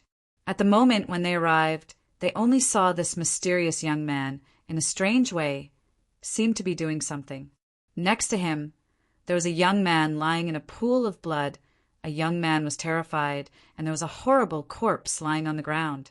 How could he remain calm? Wei Zidao directly shot a bullet at him, facing the menacing temporary group of 4 from the administration. The young man scratched his head awkwardly. "Extraordinary prohibition regulations. What is this?" Wei Zidao snorted coldly. "Give up resistance. Go back with us and tell us the truth." The young man frowned and said, "You guys, I don't have any grudges with you, right? I just came to settle the bill. This one lying on the ground has nothing to do with me. As for this corpse, it's because I wanted to go back on my words and was punished." Lu Mingho frowned, thinking that this guy didn't seem to know anything about the administration. He tilted his head and looked at Wei Zidao, saying quickly, "Take him under control first." "Understood." Wei Zidao nodded, then put away the documents and directly rushed to the young man with a gun. Looking at Wei Zidao rushing over, the young man calmly jumped back a few steps, and at the same time, the crow on his shoulder flew out again, turning into a dark shadow, directly blocking in front of Wei Zidao. This dark shadow was also strange. It could stretch, shrink, and even turn into a fist, changing its posture freely, and its power wasn't weak. It could easily punch a huge fist mark on the ground. Taking advantage of this gap, Lu Mingho quickly rushed to the front of Dong Xiaofeng and began to check Dong Xiaofeng's injuries. Zhao Lu gritted his teeth, but still braced himself and ran up. He felt that these men in black could take him down. He looked at Lu Mingho's hands pressing a few times on Dong Xiaofeng's body, and then looked at Dong Xiaofeng's unconscious and painful appearance. His heart trembled. Thinking that this guy pushed Xiang Chang away to save him, he couldn't help but have some complicated feelings. How is he? Zhao Lu asked carefully. He won't die. Lu Mingho didn't look up, but opened his suitcase with a hiss, took out bottles and jars from it, and applied some ointment to Dong Xiaofeng's wound. The wound that was bleeding magically stopped at this time. Zhao Lu was amazed, but Lu Mingho raised his head and shouted at this time, "Bubugao, come and protect him!" Hearing this, Bubugao immediately stepped forward, recalling the school's handling of this situation with a smile on his face. "Don't worry, brother. Your friend is fine. You will be fine too. I will protect you." Zhao Lu nodded subconsciously. At this time, Wei Zidao was caught in a bitter battle with the shadow, constantly dodging, and it was difficult to get close to the mysterious young man. He couldn't help but shout, "The opponent is stronger," requesting permission to use intermediate Taoist bullets. Use approved. After getting Lu Mingho's authorization, Wei Zidao's face suddenly lit up with joy. He looked at the constantly changing shadows and sneered. He quickly removed the remaining 3 bullets in the revolver and then directly replaced it with a new bullet. He raised his hand and fired. The power between the primary bullet and the intermediate bullet was very different. Both of them had the power of intermediate Taoist magic arts and above sealed. Of course, this was not comparable to the powerful high-level Taoist magic arts bullets consumed by the administration on the top of Mount Tai that day. That leveled bullets would not be casually given to agents to use in the city, unless there was a particularly dangerous situation. But after that, it was necessary to write a report for an internal investigation.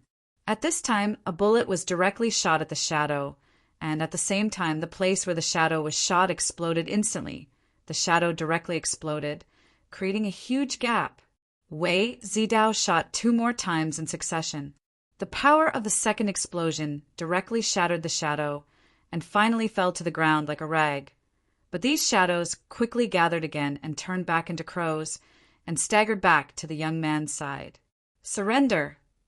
Wei Zidao pointed the gun at the young man. "Give up resistance!" The young man was not in a hurry and looked at the pistol in Wei Zidao's hand curiously. "Hey, I didn't expect to develop such an interesting prop here. The principle seems to be different from mine. Cut the crap!" "I'll say it again. Give up resistance!" Wei Zidao shouted loudly. The young man shook his head and suddenly reached out his hand. His hand suddenly disappeared, as if it had reached into another space. The young man slowly pulled his hand out of this strange space. After that, the young man held a silver shotgun that looked like an ancient short fire system. He smiled and said, "I also have this thing, but I don't know if it's more powerful than yours." He was also interested in this prop, and thought that since he came to this subworld, he did not have a good contact with the transcendence in this world, and it was difficult to estimate the development of the transcendence in this world. So he planned to have a good test today. Silver gun! But at this time, Bubugao suddenly pointed at the young man. "Senior, silver gun! Is this the murder you are looking for?" "It's really silver." Wei Zidao's eyes suddenly shrank at this time. Hearing Wei Zidao's exclamation, Zhao Lu was startled, and remembered that he also had a silver gun in his school bag, and then his breathing became rapid, but it seemed that they did not notice him. Lu Mingho also frowned, and said in a low voice, "Your Excellency, are you the real murderer of these recent murders?" The young man could not help but be stunned, but he remembered that during this period of time he did accept the commission of customers and cursed 1 or 2 humans to death. So he shrugged and said, "I'm just doing it for money." "It's really you." Wei Zidao snorted and pulled the trigger again, and a bullet was shot out. The young man's bent waist suddenly straightened, and he dodged the attack with a strange speed, and at the same time he quickly shot out 3 black light balls with a silver short gun in his hand. These light balls were strange. Although their speed was fast, it was far slower than the speed of bullets. But they rushed to Wei Zidao's side in an instant. Wei Zidao was shocked, but he let these 3 black light balls attach to his body, and then the light balls split open, and black shadow vines instantly entangled him firmly. Wei Zidao suddenly fell to the ground and lost the ability to live. Then the young man attacked again with the silver short gun, 10 shots in a row. These 10 spears were different from the black balls of light from before. What shot out was actually a black wind. This black wind was like the face of a malicious spirit. As it rushed forward, it let out an ear-piercing shriek, which was incomparably strange. Seeing this, Lu Mingho quickly waved the metal rod and hit one of the black winds, but it did not disperse at once.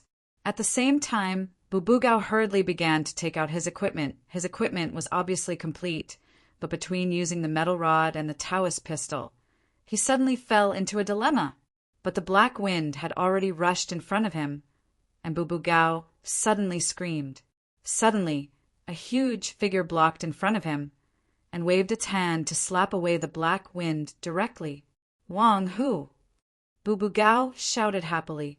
He had chosen to bring this blockhead along with him. He was so King witty. N. Wang Hu nodded woodenly. Bubugao saw the opportunity to make a contribution at this time and quickly said, "Go and help Senior Lu and the others." "Okay." Wang Hu nodded again, then stepped out, and his figure disappeared instantly. At the same time, the black winds disappeared one by one, and Wang Hu's speed was like teleportation to Bubugao. Finally, Wang Hu came to Wei Zidao's side and directly tore off the black tentacles wrapped around Wei Zidao's body. So strong! Lu Mingho was stunned at this moment. On the side, the young man obviously also noticed Wang Hu. Looking at the brawny man with a broken arm who easily broke his curse, he could not help but be amazed. "Wang Hu, kick him!" Bubugao shouted excitedly at this time. "I allow you to step on people. Just don't step on them to death." "Okay." Wang Hu nodded. When the young man heard this, he was stunned, then sneered, and reached out again to take out the same silver short gun from the strange space. At this moment, he held the silver short gun in both hands, but there was a crazy aura of disdain for the world. Unexpectedly, before the short gun could shoot out the curse, the young man felt a terrifying force imprinted on his chest. The brawny man with a broken arm in front of him was actually faster, and directly flashed in front of him, and kicked out without saying anything. There was no time to dodge. Bang! The young man's body flew out in an instant and directly hit the wall. He felt that a few of his ribs were broken. He spat out a mouthful of blood and said sadly, "What's the situation?" Chapter 1207. The young man's body soon fell from the wall, and he spat out 2 mouthfuls of blood. He couldn't remember the last time he spat out blood, but he vaguely remembered that in a time and space long ago, there seemed to be a pretty girl who played a joke on him. He got used to it after spitting it out. "I'm really not used to it." The young man took a deep breath, but his broken ribs seemed to have pierced into his lungs, and this action instantly caused his whole body to almost spasm in pain. Wang Hu walked directly in front of the young man, and his huge shadow was enough to directly cover the young man. "You're too weak." The young man moved his lips. The last time the sentence appeared in his mind was almost as long as the time when he spat out blood. "I didn't expect there to be a warrior with such a good physique." The young man coughed out another mouthful of blood, but the eyes hidden under his bangs suddenly emitted a ray of cold light, and at the same time, a dark shadow quickly rushed towards Wang Hu from the side. At this time, Wang Hu still had a dull look on his face, but his arm swung out without warning and directly scattered the dark shadow. Looking at Wang Hu, who was in a daze at this moment, but his casual moves were so accurate and domineering. The 2 completely different feelings seemed to be misplaced, but they existed at the same time. The corner of the young man's eyes couldn't help but twitch. Where did this monster come from? while Wang Hu displayed his invincible power and directly kicked the mysterious young man to the point that he couldn't fight back. Lu Mingho and Wei Zidao naturally didn't stay idle, although they had doubts about Wang Hu's combat strength. At this time, the first thing to do was to directly control this mysterious young man. The two quickly took out the tools developed by the administration to catch transcendence and directly rushed over. Unexpectedly, the young man suddenly bit his palm, and blood immediately gushed out. The moment his blood fell to the ground, it merged into the floor. In an instant, the floor suddenly seemed to melt and actually began to churn, turning into a waterbed, making it difficult to maintain balance. Lu Mingho and Wei Zidao instantly lost their balance and fell to the ground. Wang Hu, on the other hand, was towering and unmoving like a mountain, but subconsciously frowned. He subconsciously clenched his fist, but suddenly released it, and the huge demonic power had hibernated before it could burst out of his body, and just stepped out. With this stomp, the entire new teaching building under construction instantly shook violently. The layers of lime were shaken off crazily, but they didn't damage the foundation of the building. At the same time, they broke through the strange phenomenon in the surroundings. Lu Mingho and Wei Zidao fell to the ground. They thought that they had fallen into a swamp, but when they woke up, they realized that they were only sitting on the ground. However, the mysterious young man had already disappeared. Bu Bugao rushed forward, grabbed Wang Hu's arm, and asked, "Where's the prisoner?" Wang Hu looked confused. Then he shook his head, not to mention the current Wang Hu. Even if he was in his normal state, he would still be puzzled. This was because the methods used by this young man were very strange. It was as different as heaven and earth from the Kelowna Dawa sect.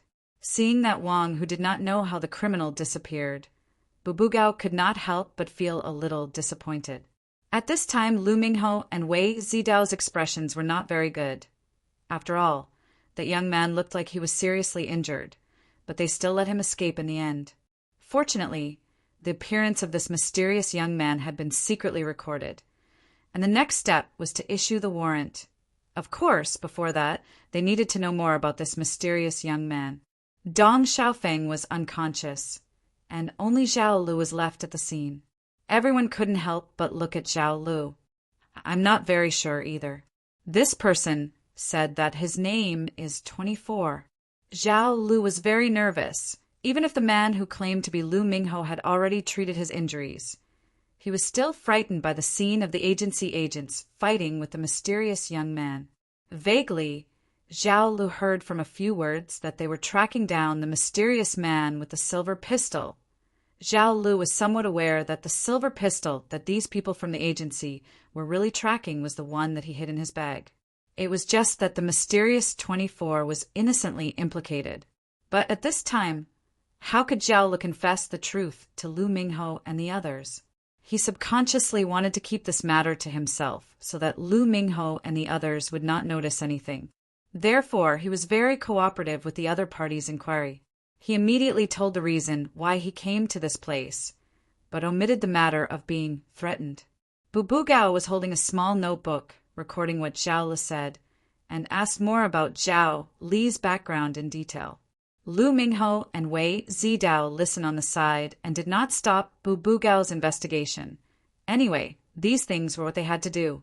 Bu Bugao volunteered himself, which was naturally what they wanted. According to Zhao Li's description, this guy who claimed to be 24 seemed to have accepted Xiang Chang's commission to kill a boss who contracted the entire building project. Wei Zidao began to analyze. Lu Mingho was also thinking, but he thought more than Wei Zidao.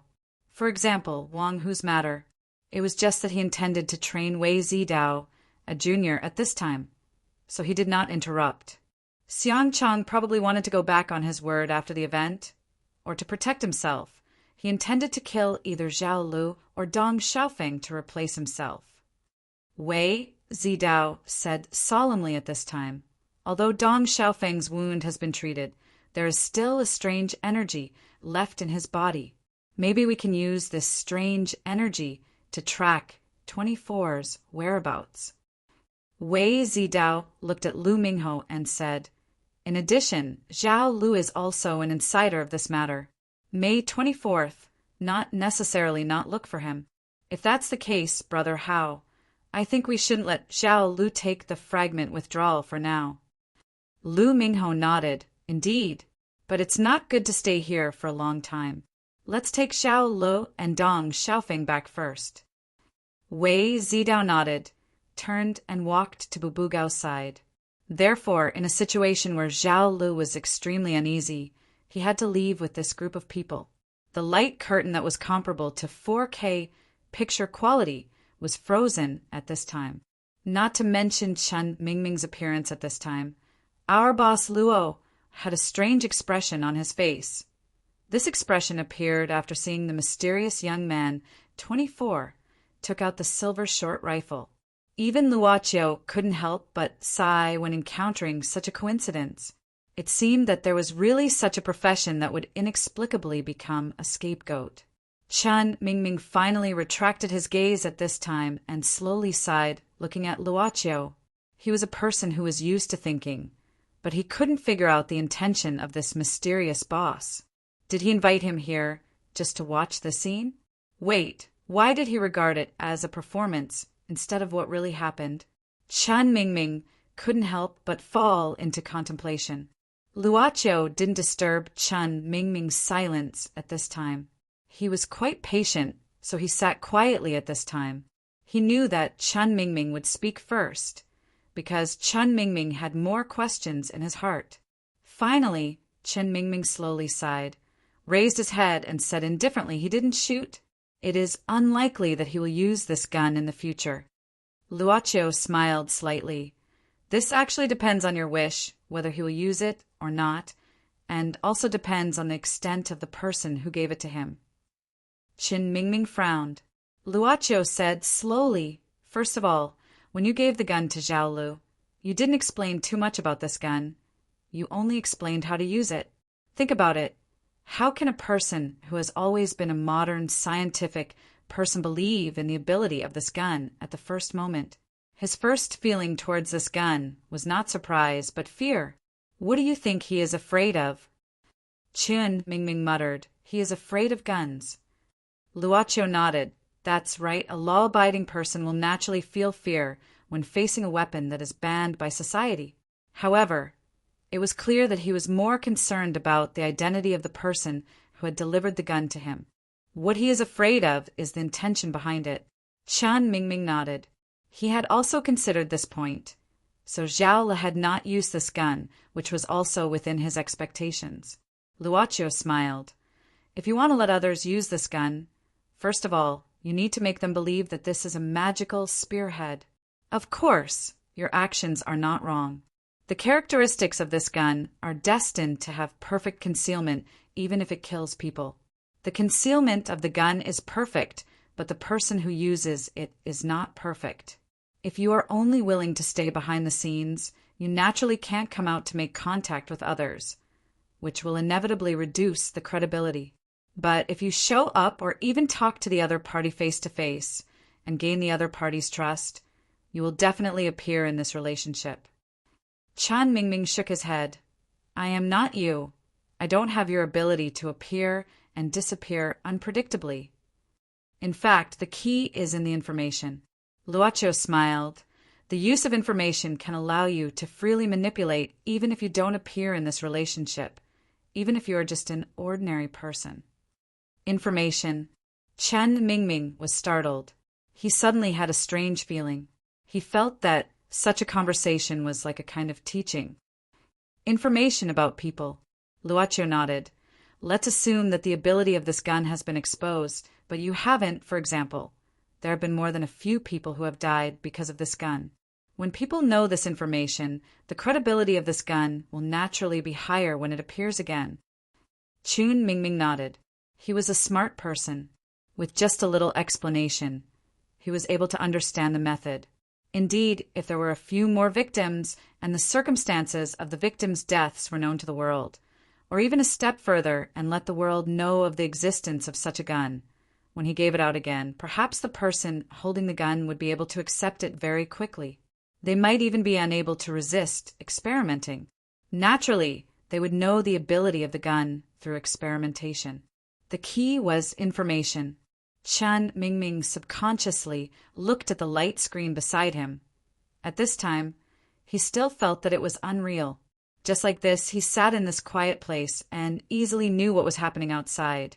He believed that this method was the real concealment without any trace, like God's vision. Be good at observation. Luocio smiled slightly at this time and waved his hand. Not just observe a certain person, but everyone, every aspect, every moment, even everyone. Along with Boss Luo's voice, pieces of light screens began to appear in front of Chen Mingming. They were like countless lenses, like windows that kept popping up in a computer, and on each window, something was happening. Distant, near, public, secret, from top to bottom, from bottom to top, sad, happy, angry, happy, between people, no matter how big or small the matter was. At this moment, an unprecedented sense of impact made it difficult for Chen Mingming to maintain his usual calmness. He seemed to have turned into a pair of eyes that were everywhere, overlooking all living beings. Just like a few minutes ago, he and Luocio were watching everything that happened in the teaching building together. From Xiang Chang's madness to the appearance of 24, then the agency's reckless advance, followed by the confrontation between the two sides. Their dialogue, their behavior, and everything about them were all in a panoramic view. In fact, there were no secrets anymore. In fact, they were facing the truth all the time. This was a wonderful feeling. A feeling of being able to control everything was vaguely fascinating. After a long time, Chen Mingming woke up from this mysterious feeling. He slowly exhaled, looked straight at Luocio and said in a deep voice, "What is your purpose?" Luocio smiled and said, "Mr. Chen, have you ever thought of working under me?" Chen Mingming was shocked and was silent for a while. "Why me?" Luocio said indifferently, "Because fate has guided you to me." Chen Mingming was stunned and frowned. This reason made him feel a little unreal, even Chinibu. "I'm kidding." Luocio smiled slightly. "You shouldn't mind. As for the reason, I think if possible, I hope you can find it yourself. The premise is that I join you. The premise is that you join us. Just to accept your invitation? Of course, you also need to meet the requirements." "What requirements?" Luocio waved his hand, and 2 sheepskin scrolls appeared in his hand. He put the sheepskin scrolls on the table and chuckled. "Just treat it as an assessment. This is the background information and test questions for the assessment." Chen Mingming subconsciously took them. Luocio said indifferently, "Don't be in a hurry to open them. I won't force you. These 2 scrolls will be kept for 12 hours. You have 12 hours to think about it. When the time is up and you don't open them, they will naturally disappear and you will forget what happened today. But once you open them within the time limit, you must complete it within 5 days. Otherwise, you will lose your qualification and forget this matter at the same time. The choice is yours." 5 days. Chen Mingming nodded. It was only 5 days since he left the country. Chapter 1208. As time went by, Zhao Lu was secretly anxious. He sat in a room outside, silently looking at his mobile phone. There was no signal. He was brought into this building not long ago, and it was in the middle of the downtown area. How could there be no signal? Zhao Lu couldn't help but think of today's encounter with those guys with power. His brain couldn't help but be in a mess. He felt that he, an ordinary person, was inexplicably involved in an unknown event. Zhao Lu also thought of the scene where Dong Xiaofeng saved him in the end. He still felt that it was incredible. He subconsciously looked at the room in front of him. Dong Xiaofeng was brought in at this time for further treatment. He didn't know the situation. "Oh, so you are here. Come with me, young man." A spirited young man walked in front of Zhao Lu with a smile on his face and said loudly, "Bu Gao, there is no way to solve it for the time being?" In the room, Dong Xiaofeng had already woken up earlier. His body was wrapped in a thick layer of bandages, and his heel had also been bandaged. According to the man named Lu Mingho, the injury on his heel would not affect his original athletic ability after it was healed. At this time, Dong Xiaofeng was not too concerned about the injury on his body. Instead, he was thinking about another thing. He didn't know what happened after Xiang Chang stabbed his chest with a dagger, but he remembered the scene when Xiang Chang stabbed him with the dagger, or rather, Xiang Chang's appearance at that time. Obviously, it was not the appearance of a human. Wei Zidao on the side cleared his throat at this time. Student Dong Xiaofeng, I am sorry about your injury. With the conditions of our office, we really can't get rid of the residual strange power in your body. At present, we can only stop the residual power. Well, you can think of it as a means of sealing. Dong Xiaofeng's ability to accept things was very strong, at least after seeing Xiang Chang's abnormal and terrifying appearance. Of course, a part of the video recording of the battle with the mysterious youth, 24, that Lu Mingho showed him was enough to prove this point. But the most important thing was his own fatal injury. His heel, abdomen, and even his chest were pierced by the dagger, but he was able to get out of bed in just a few hours. Although his body was still very weak, normal medical treatment was probably impossible. Then, will this affect me in the future? Dong Xiaofeng frowned. Lu Mingho hesitated for a moment and finally told the truth. We can't give you a correct answer, because the remnant energy in your body is a little strange. Even if it is temporarily sealed, we cannot be sure how it will affect you if it stays in your body. In addition, we cannot be sure how long the seal will last. After all, this kind of seal is only a temporary measure that we can use to deal with it. My companions and I aren't the type that specializes in sealing and healing. In other words, there are people who specialize in sealing or healing, right? Where is it? Dong Xiaofeng frowned and said calmly, You claim that you exist to protect the people. You can't just leave a victim like me to die, right? Of course. Lu Mingho nodded. At the same time, he was rather surprised by this young college student. After all, not only was he able to accept the situation, he was also abnormally calm. After the incident, he didn't panic, or perhaps he did panic, but his heart was strong enough. Then invite him here. Dong Xiaofeng nodded.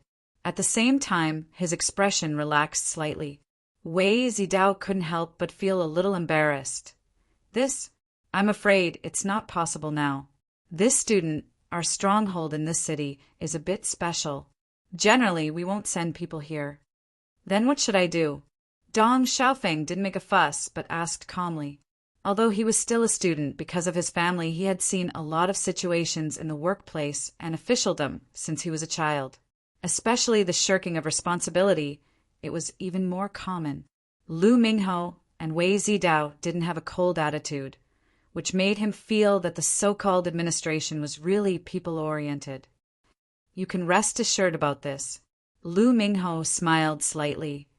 Although it's not possible here, we can send you to a place with conditions for treatment. We have better conditions in the provincial government. I believe that you can completely recover. However, we can't guarantee how long it will take. You may need to leave here for a while, so you'd better discuss it with your family. No need. Dong Xiaofeng said indifferently, It's decided. I can go to the place you mentioned at any time. Lu Mingho and Wei Zidao looked at each other. They didn't expect Dong Xiaofeng to agree so quickly. Lu Mingho nodded. Well, we'll arrange someone to send you there. It just so happened that Bugao came here. He could do this job. Thank you. Dong Xiaofeng slowly exhaled and then said, When I go there, if someone asks me about this, I'll say that you saved me. Lu Mingho looked at Dong Xiaofeng in surprise. He was not afraid that Dong Xiaofeng would make a fuss. After all, every mission was recorded when necessary, especially when there was a battle, and Dong Xiaofeng's record was before they arrived. It was reasonable to say that there would be no problem. However, if Dong Xiaofeng went to the provincial government and insisted that he and Wei Zidao treated him carelessly and didn't pay attention, which led to the failure to get rid of the mutant power in the end, it would be a little troublesome. The investigation in the bureau naturally wouldn't believe the words of an ordinary person. However, if he made a fuss, it would inevitably spread. Most of the agents in the bureau were carefully selected. They were not tempted by things like money, but they were very protective of their reputation. After all, among the agents in the bureau, apart from their own strength, the only thing they could compare with was their reputation. However, during the initial period of the bureau's construction, because of the loopholes in the management and because of the mixed relationship between the disciples of the Taoist sect and the demon clan, there were often mishandled things. Many people had been treated badly. Later, the management was improved day by day, and the people-oriented principle was more emphasized. Every agent had a strict record. For drugs like fragment withdrawal, there were also strict standards for the use. After a long time, the Bureau's style of work became more decent. Especially after the Mount Tai incident, all the staff learned the core spirit of try not to provoke the conflict between the people and the Bureau, and between the Transcendence and the Bureau. If it was before, Lu Mingho would have more ways to deal with it. However, now was the time when the wind was blowing, so he naturally had to be more careful. We're just doing our job. Lu Mingho smiled at this time, and his attitude was naturally much gentler. Dong Xiaofeng suddenly asked, Xiangchang is dead? How will you deal with this matter? Lu Mingho said, casually, we naturally have a way to deal with it. You don't have to worry about this student. We'll do our best to let you return to your daily life. We won't let your future life be affected by this matter. What about Zhao Lu? Dong Xiaofeng raised his head. I mean the one you brought back with you. Him, what? What is this? Looking at the small capsule and a glass of water that Bubugao gave him, Zhao Lu couldn't help but feel a little scared. Fragment, the name of this medicine. Bubugao sat down casually, crossed his legs, and said, after you eat it, you'll forget what happened in the past few hours. Basically, if there's no special situation in the future, you won't remember it either. Zhao Lu hesitated and asked carefully, this medicine, is there any other danger? Don't worry.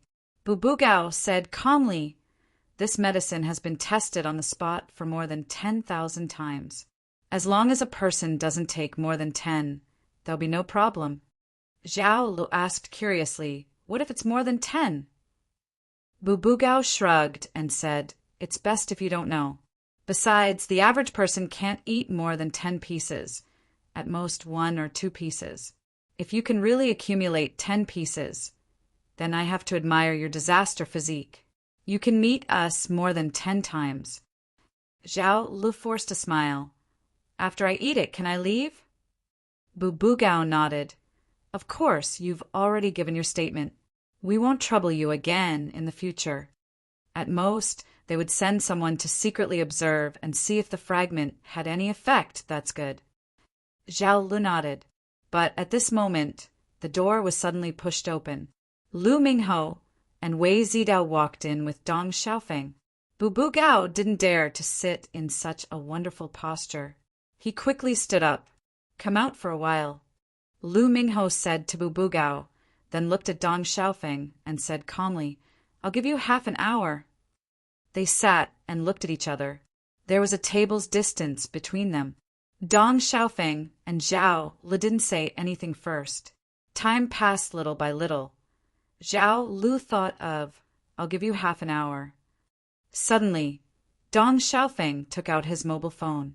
He took out the SIM card in front of Zhao Lu, then pressed the phone on the table and pushed it directly to Zhao Lu. The phone slipped out and slid into Zhao Li's arms.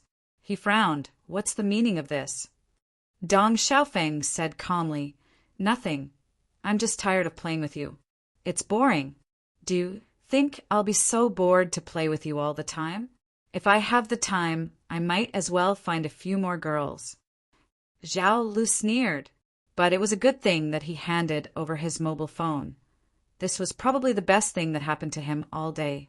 Dong Xiaofeng said again, I've thrown away Ming Zhen's mobile phone. Xiangchang is also dead. No one will find trouble with you in the future. Continue with your ordinary life. Thank you very much, Zhao Lu replied calmly, but he soon frowned. because he remembered something. That was the memory lapse.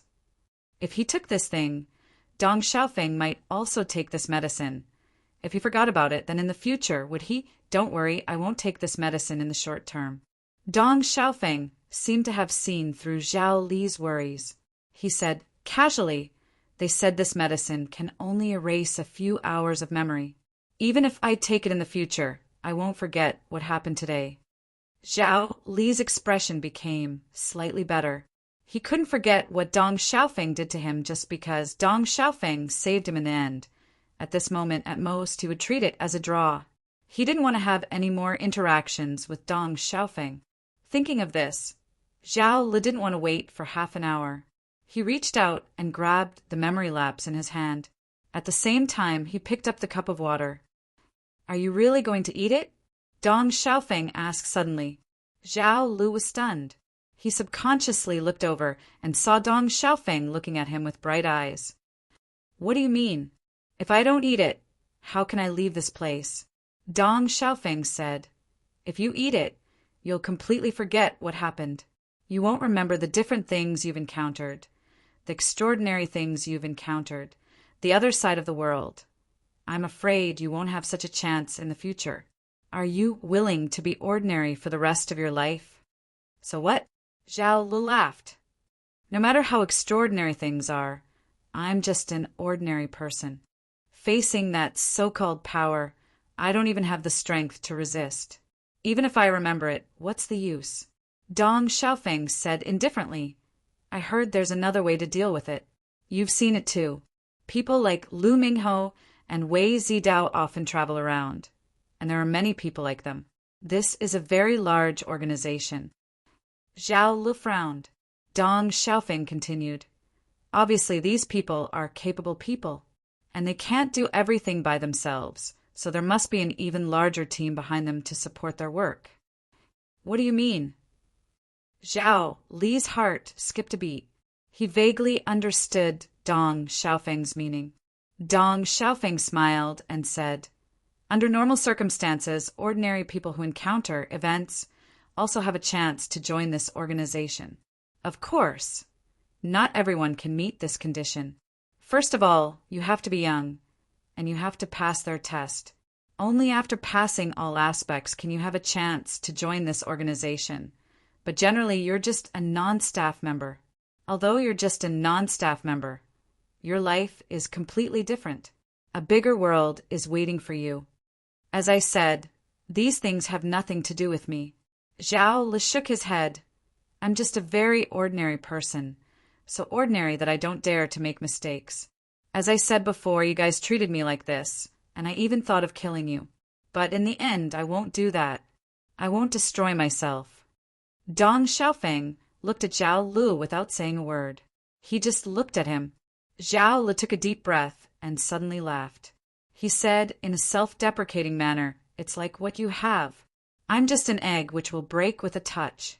You're a jade, which will be fine after you rub it. The world is so unfair. But so what? What I have you may not have. I can be happy for a very ordinary meal. But for you, you may lose your appetite even if you put exotic delicacies in front of you. What I want is the happiness and happiness of ordinary people. I don't want to live in fear every day after becoming extraordinary, making my family worry. Do you know what kind of people are the most common in this world? Dong Xiaofeng subconsciously asked, ordinary people? Zhao Li shook his head and said seriously, ordinary people. Dong Xiaofeng was startled and opened his mouth. Stunned, Zhao Li directly opened his mouth and swallowed the capsule in his hand. He gulped it down with water without any hesitation. Dong Xiaofeng, finally, heaved a sigh of relief. He didn't spit out the words on the tip of his tongue. Thank you for saving me. This was the last sentence Zhao Li said before he lost consciousness. Dong Xiaofeng shook his head and looked at Zhao Li, who had fallen asleep on the table. Finally, he smiled bitterly. I still can't remember. If I had known, I wouldn't have lost weight. Not long after, Lu Mingho came in. Dong Xiaofeng stood up with his hands on the table. Please. Lu Mingho didn't say anything. Just take it as a reward for this smart kid. A cold wind blew, and Zhao Le shivered. He looked around and found that he was sitting in a park. He couldn't help but feel a little confused, but he soon remembered what had happened. That was Dong Xiaofeng had suddenly called him out, ruthlessly beat him up, and then returned all the things that he had used to blackmail him. Looking at the phone in his hand with the SIM card taken away, Zhao Le still couldn't believe it, but he felt a sharp pain coming from his shoulder, which made him feel that it was real. But Zhao Le felt that it was okay to let this guy beat him up and solve everything. But Dong Xiaofeng's sudden action really puzzled Zhao Le. He had a lot of doubts in his heart, but he couldn't figure out the reason. Zhao Le shook his head and looked at the time. It was already 7:00 in the evening. He couldn't help but feel nervous. He quickly stood up and ran out of the park. When he passed by the river, Zhao Le hesitated for a moment. When he saw that there was no one around, he directly threw the silver pistol in his bag into the river and quickly left this place. Zhao Le had just left when two black shadows suddenly came out from the side. One of them was unusually huge. They were Bu Gao and Wang Hu. The administration wouldn't let Zhao Le leave so easily. After all, they didn't know if the mysterious young man 24 would suddenly turn back in the afternoon and do something to hurt Zhao Le. So there would be time to protect him temporarily. The task naturally fell on Bu Gao and Wang Hu. Bu Gao didn't mind doing more things to fight for the opportunity to show off. As for Wang Hu, he basically followed Bu Gao and took one step at a time. She seems to have thrown something. Wang Hu looked at the flowing river and said. Bu Gao yawned and said casually, maybe it's trash. It's really immoral. Wang Hu suddenly jumped into the water, but soon jumped out of the water. He wasn't wet, but he was holding a shoe that was about to rot in his hand. Wang Hu shook his head and casually tossed the thing that he had scooped up back in. Bu Gao directly pulled Wang Hu away. They were responsible for temporarily protecting Zhao Li's safety. When they arrived at the rehabilitation center, Zhao Lu found his sister in the waiting area. After a day of recovery training, Zhang Xiaoqin seemed to be extremely tired. She leaned against a chair and fell asleep. Zhao Lu sat down, but Zhang Xiaoqin was alerted. Little brother, you're here. I couldn't get through to your phone. I was so worried. My phone ran out of battery. Zhao Lu smiled and said, I rushed over, but today is Friday. The traffic is bad. It's already so late? Zhang Xiaoqin saw that Zhao Lu was fine, so she naturally felt relieved and didn't continue to ask. Let's go and eat. I'll celebrate for you. Zhao Lu smiled and then took out the prepared gift from his bag. Sister, happy birthday. Thank you. This was enough to be happy. Zhang Xiaoqin showed a happy smile. Later, Wei Zidao came to the room, temporarily arranged for Dong Xiaofeng. The reason why he let Zhao Le leave was that he considered that Zhao Le could only be regarded as half a participant in the whole matter. Dong Xiaofeng's body had the remaining power of 24. If the mysterious young man really wanted to find trouble, he should find Dong Xiaofeng. So, in the eyes of Lu Mingho and Wei Zidao, the person who needed more protection was Dong Xiaofeng. It's probably not comparable to home, but it's not bad. You can only stay here for a few days. It's safer. Wei Zidao smiled slightly. If you need anything, you can tell me. Dong Xiaofeng nodded. There was not even a window here. He looked at the clock on the wall and suddenly asked, Is there a candle? Candle? Wei Zidao was stunned. Chapter 1209. In the narrow and neat basement, the crows kept cawing. The young man walked out of the dim bathroom with bandages wrapped around his body. He casually threw out the towel used to wipe his sweat and covered the birdcage. The crows stopped cawing. The young man slumped on the sofa. His eyes were still lifeless, but his lips would twitch a few times from time to time. What he had learned could ensure that he would not die in that kind of situation where his ribs pierced his lungs, but it could not heal his injuries quickly. After all, the curse technique did not have any healing properties. I didn't expect. 24 slumped on the sofa and said to himself, It seems that it is a bit difficult to recover to a certain level. Well, he was an extremely lazy person. He even felt that thinking about problems was a waste of time, so he chose to sleep. Let's move to another place after I wake up, 24 subconsciously thought, and gradually his consciousness sank into the dream. You have 5 missed calls. When he returned home, Chen Mingming turned on his phone. There were 5 missed calls, 3 from Zhou Yuxing and 2 from his mother. In addition, there was a message from Zhou Yuxing. I want to discuss the issue of going abroad again. There was also a message from his mother. I need to hand over the company's affairs, so I may come back very late. Don't wait. He was alone in his house again. With the lamp on, Chen Mingming sat in front of the table. In front of the table, there was a silver pistol placed there when he came in. The pistol was bound to him. It could be lent, but it would not be lost. It returned to this place, naturally, because Zhao Lu had discarded it. But in the end, not everyone would choose the most extreme method. Chen Mingming picked up the silver pistol with a complicated smile on his face. Then he made it disappear again. It could appear or disappear according to his thoughts. It is really amazing, something that can only happen in fantasy. Chen Mingming thought to himself. Logically speaking, or more accurately speaking, from the moment he obtained it, he shouldn't have been so calm.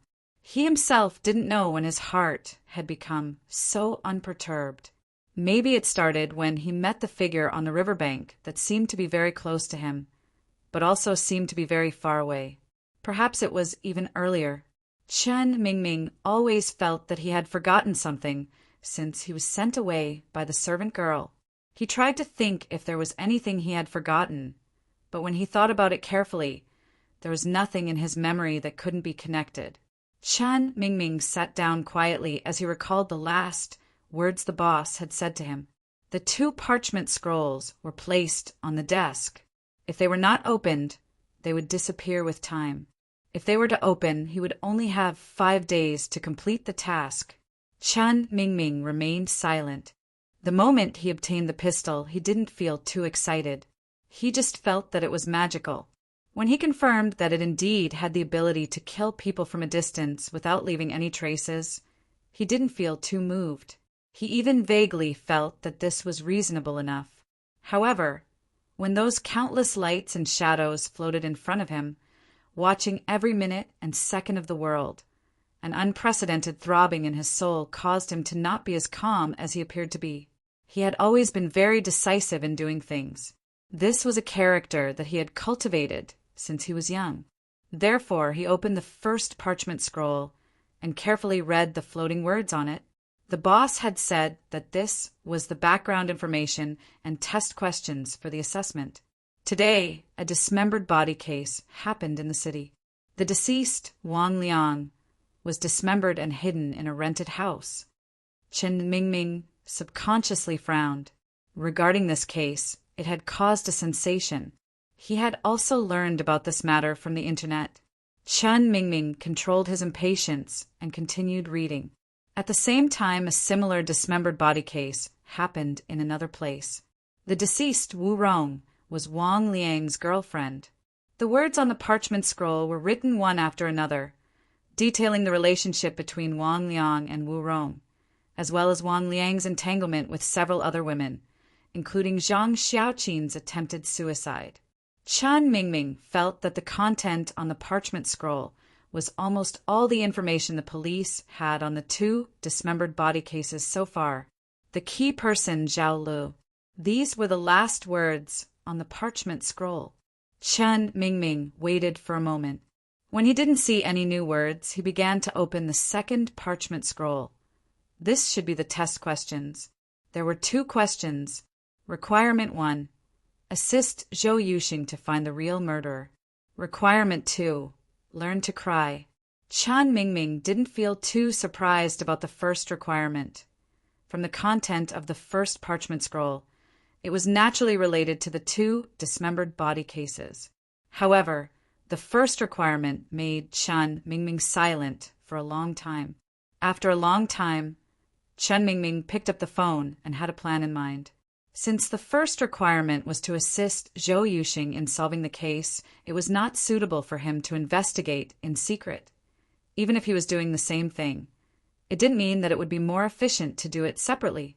The key was how to persuade Zhou Yuxing to participate in this case. The key person, Zhao Lu Chunmingming, looked at the last words on the first parchment scroll and waited for the call to be connected. Hello, Mingming? Why are you calling me at this time? Can I ask you for a favor? He accepted the test question. Yi was making a glass of wine for Luoqiu. Luoqiu seemed to be looking forward to it. He directly made the wine and slowly pushed it in front of him. Luoqiu picked up the cup and sniffed it, saying softly, Mengpa? I improved it a little. The servant girl chuckled. Mengpa was too sad, so I added some orange juice. The taste should be much better. Luoqiu tasted it. This was the final product of the Daylily series. This was the prototype of Mengpo's soup. If it was allowed to work, it would probably give him a good dream, right?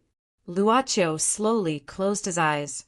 The old gramophone in the corner also started to play at this time. Is that Dong Xiaofeng asleep? In the middle of the night, the two agents of the agency were still working overtime. Lu Mingho was writing the report of the battle with the mysterious young man, 24 today.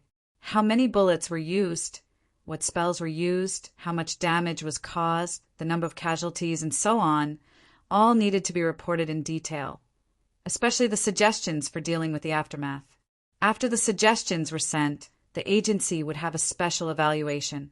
After the evaluation passed, it would be handed over to the logistics department to deal with, and the whole process would be completed within 48 hours. In short, one of the most important purposes of the agency was to cover up the influence of the supernatural on society as quickly as possible. Wei Zidao brought 2 cups of coffee and sat down, saying casually, that guy went to sleep after celebrating his birthday. Birthday? Lu Mingho was stunned and stopped. Wei Zidao shrugged, saying, it seems to be today, right? It's just past 12.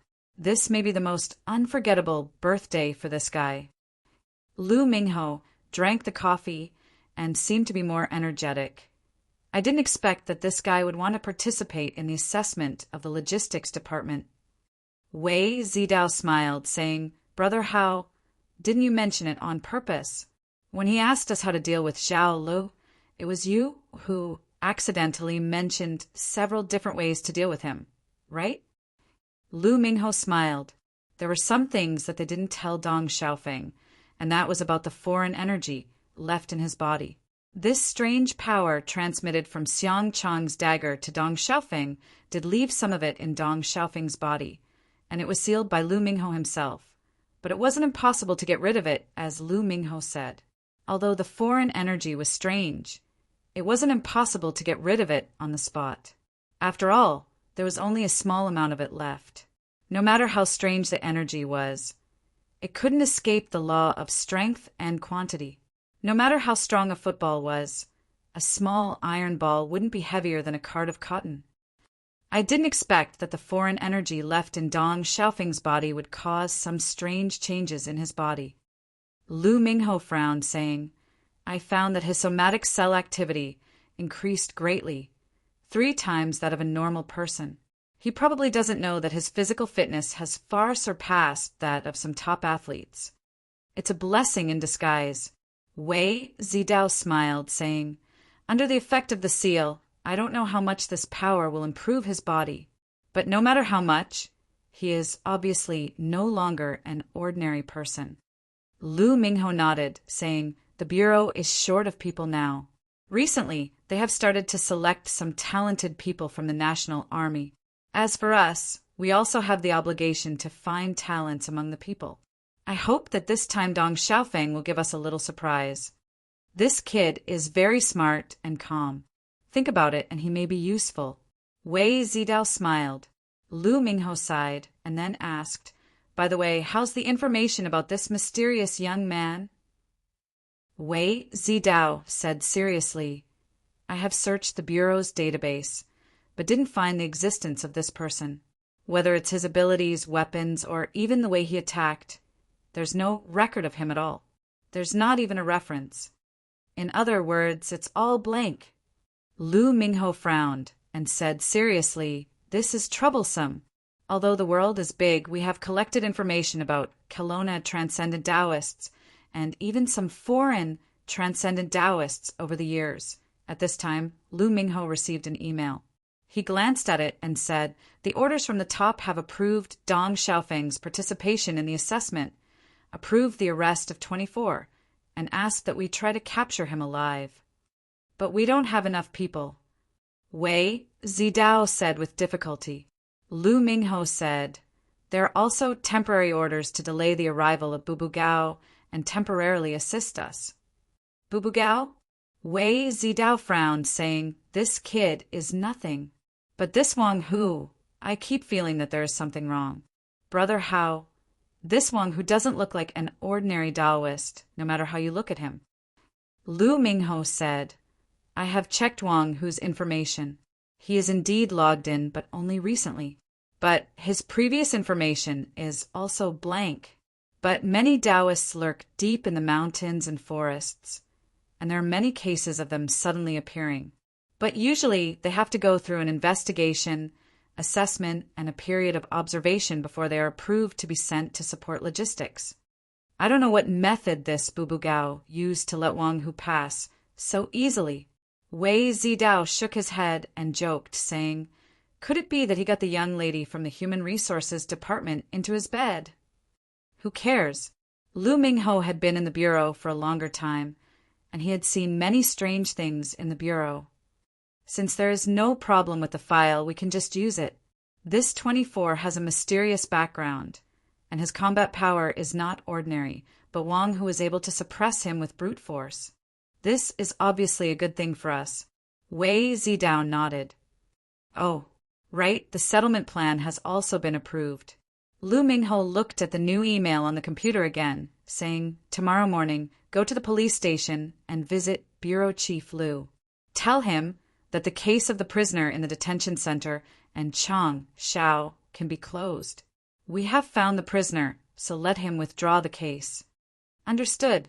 Early in the morning. "Why don't you go in?"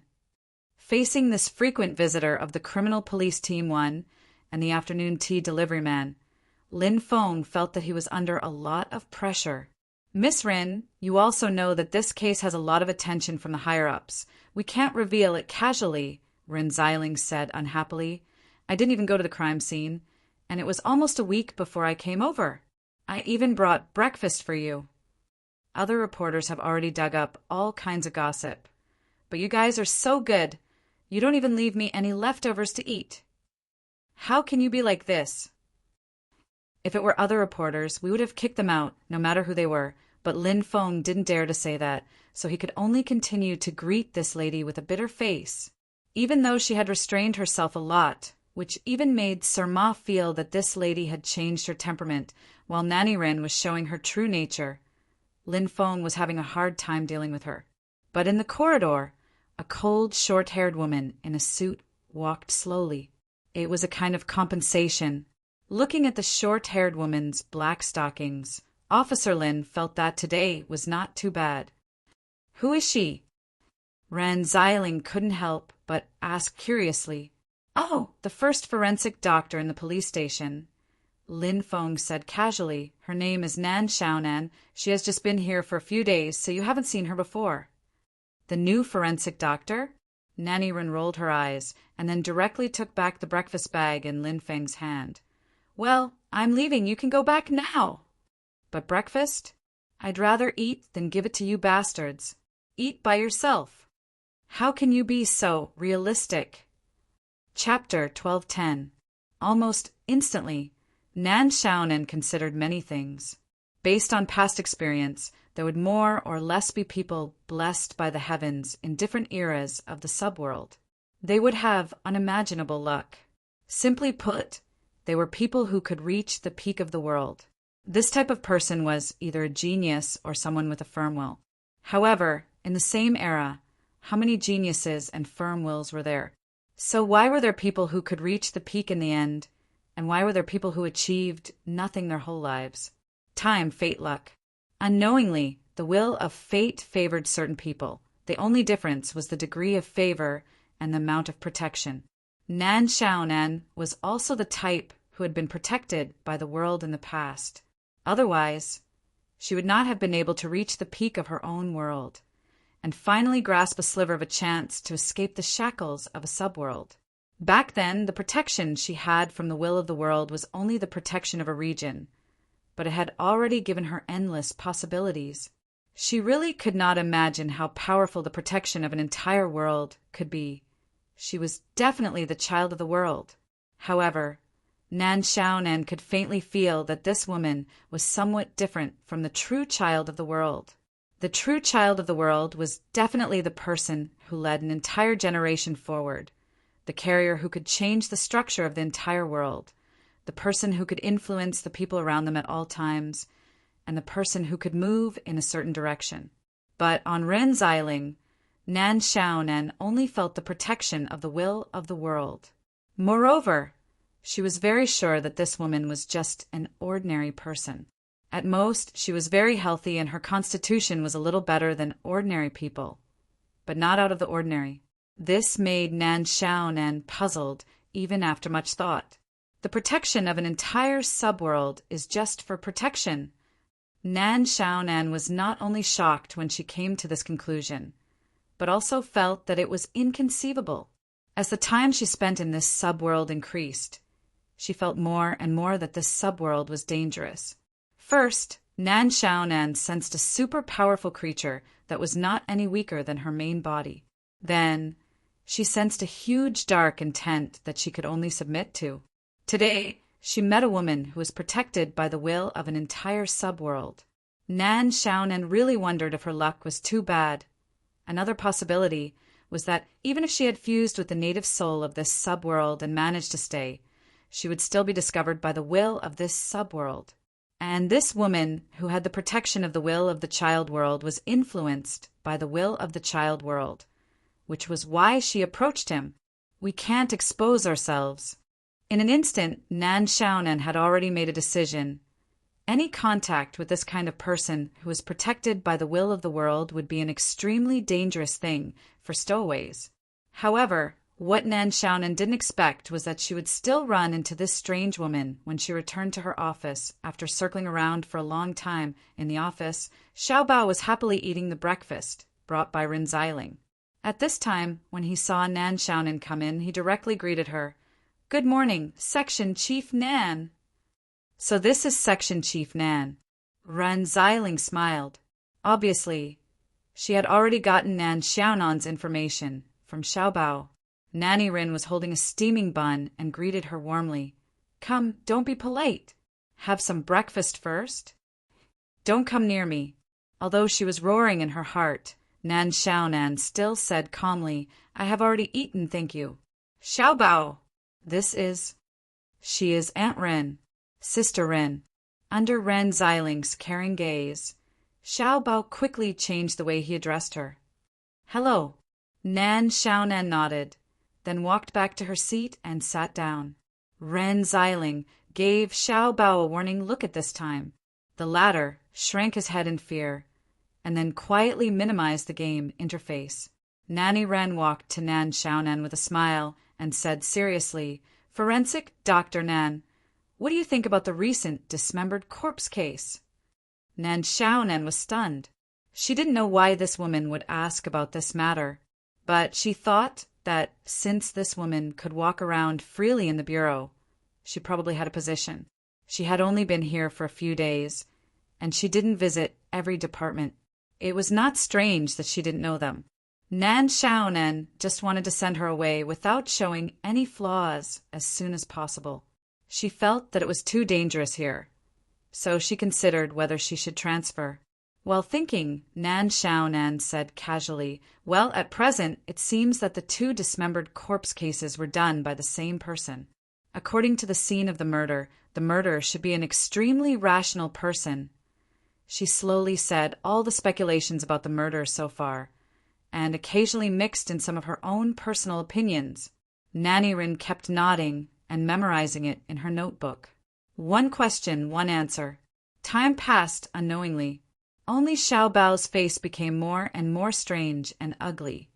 In the end, he didn't even look at her. I'm afraid that Sir Ma will beat me to death if he knows. Finally, Ran Xialing left with a satisfied smile and said that she would come often in the future. Nan Xiaonan secretly heaved a sigh of relief. With this woman, who was suspected to be the child of the world, standing beside her, she felt as if the will of the child of the world was staring at her all the time. She was already drenched in cold sweat. By the way, Xiao Bao, which department is this Rin? Sister Rin from? Why haven't I seen her before? Nan Xiaonan made up her mind to avoid this department as much as possible. As for the transfer, it should also be put on the agenda. Xiao Bao sighed at this time. Well, Chief Nan, she's not from our department. She's just a reporter.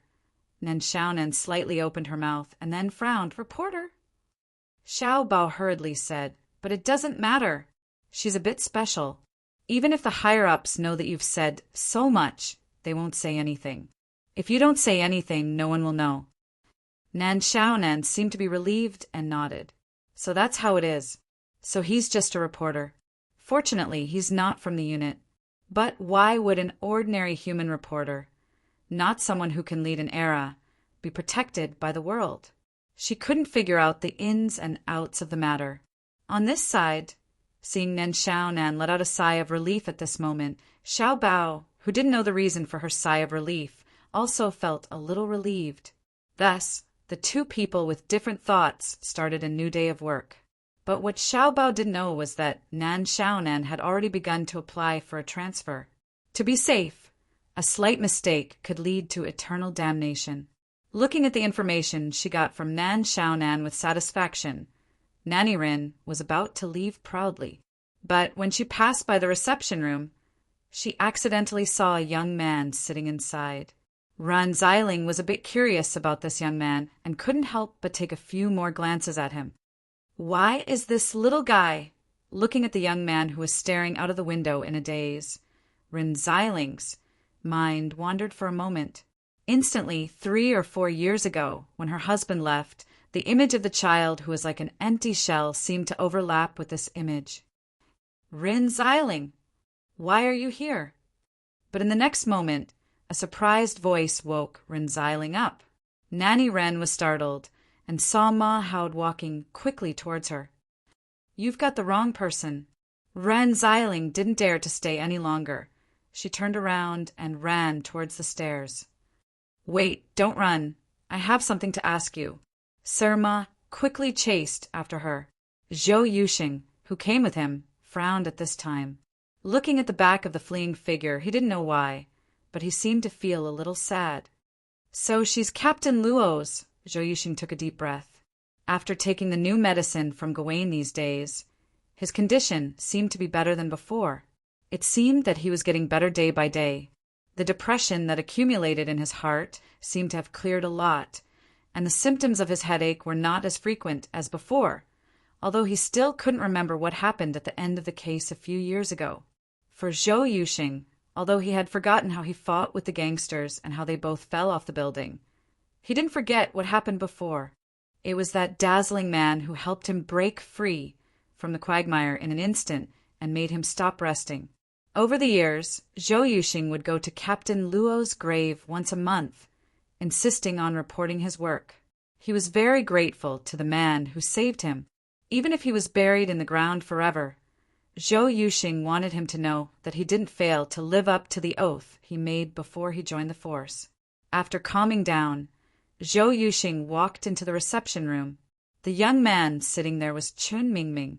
Chun Mingming was thinking about how to persuade Zhou Yuxing to let him participate in this case. This was basically impossible, but Chun Mingming had a plan in mind and thought of a reason. The small commotion outside the conference room just now didn't affect Chun Mingming's thinking. At this time, seeing that Zhou Yuxing finally came in, he was about to speak directly. Unexpectedly, Zhou Yuxing said at this time, "So you were here. It took me a while to find you." "Well, don't be lazy. The meeting is about to start. Go get ready." "Meeting?" Chen Mingming frowned, feeling a little confused by Zhou Yuxing's words. Zhou Yuxing nodded and said, "Yes, meeting. Yesterday, I asked you to reorganize the case report of the dismembered body case. Have you finished it?" Chen Mingming opened his mouth in surprise and was about to say something. At this time, Zhou Yuxing suddenly came forward and frowned. "You child, you're not a person who usually forgets things. Why did you throw your ID on the ground?" Zhou Yuxing bent down to pick up the ID, and then stuffed it into Chen Mingming's hand. Chen Mingming looked at the ID in his hand, and his pupils contracted slightly. On the ID, his photo was so clear. This was the ID with his identity written. Member of the second team. When did I become a police officer?" Chen Mingming asked subconsciously. Zhou Yuxing looked at Chen Mingming strangely, then smiled and patted him on the shoulder. "When?" "Last year. I saw you take the oath with my own eyes." Last year. In an instant, Chen Mingming had already understood. So, it turned out that he had already arranged his identity? No wonder the case information was so carefully written on the parchment. Even the identity was directly prepared. But he didn't know if this was only changing Zhou Yuxing's memory or the entire police station's from the time he opened the parchment until now. It had only been one night, and already. It seemed that he had underestimated the ability of the boss. But this was also good. After all, according to the actual situation, no matter what reason was used to participate in the case, Chen Mingming felt that it was very far-fetched. He was not even sure that he could persuade Zhou Yuxing to agree. After that, Chen Mingming walked out of the reception room with Zhou Yuxing. After that, he couldn't help but be curious. In this modified relationship, what was the situation between his father and his mother now? Along the way, he met many people. While they greeted Zhou Yuxing, they also nodded at him, as if they were already very familiar with him, and said something like father, like son. Chen Mingming finally knew that he had indeed been integrated into this system. "Ren Xiling, don't run. Stop right there." After chasing her all the way to the parking lot, Sirma was already a little out of breath. Finally, after Ren Xiling hid in his Mini, he stopped her. "Why are you running?" Sirma asked angrily. I have something urgent to do, can't I?" Ren Xiling was considering whether she should step on the gas pedal hard. "What urgent? Forget it. Let's not talk about this. There's something I need to tell you." Mahoud wiped his sweat and said, "I was going to look for you 2 days later, but you just showed up. Lang Feng will be here in a few days, and I might not have time. Can you see if you have time to go and pick up the plane?" "Dumbo is coming." Ren Xiling was stunned. She was a little confused. The last time she saw him was only a few days ago, and that was because of the geological disaster at Mount Tai. "Yeah." Mahoud nodded. "Lang Feng said that he's preparing to be transferred, and I haven't been able to contact him for a while. Moreover, I've been away for a long time. Coincidentally, there's a short break before the transfer, so I decided to come back and meet an old friend." "I see." Ren Xiling nodded. "Okay, tell me the time and I'll pick him up. Luoqiu is also coming back." When did little Luoqiu come back?" Mahoud was stunned, and then he said angrily, "Why didn't you tell me?" "I saw that you were busy, so I didn't tell you." Ren Xiling shrugged and said, "Anyway, you can take some time to come over during the meal. You will be able to see it." "Okay, that's fine." Mahoud nodded and sighed. "I'm so tired. I didn't even know why you were running, and I had to chase after you. I thought you knew that I got a lot of money from Nan Xiaonan." "What? You're with Nan Xiaonan? Don't run." Boom! The bright red Mini finally stepped on the accelerator. In the capital, Lang Feng was packing his things in the camp. After the Mount Tai incident, he accepted the transfer to that department and would participate in the training of that department. There was no doubt that he would come into contact with a whole new field. He was a soldier, and his duty was to protect the country. Therefore, after receiving the order from the top, he did not hesitate at all. However, before that, the organization gave him a short break. After all, if he really joined that department, it would be difficult for him to have a break in the future. Brother Luo, I haven't seen your son for a long time. I wonder how he looks now. I still remember when you brought him to the army to train. I didn't expect that more than 10 years had passed,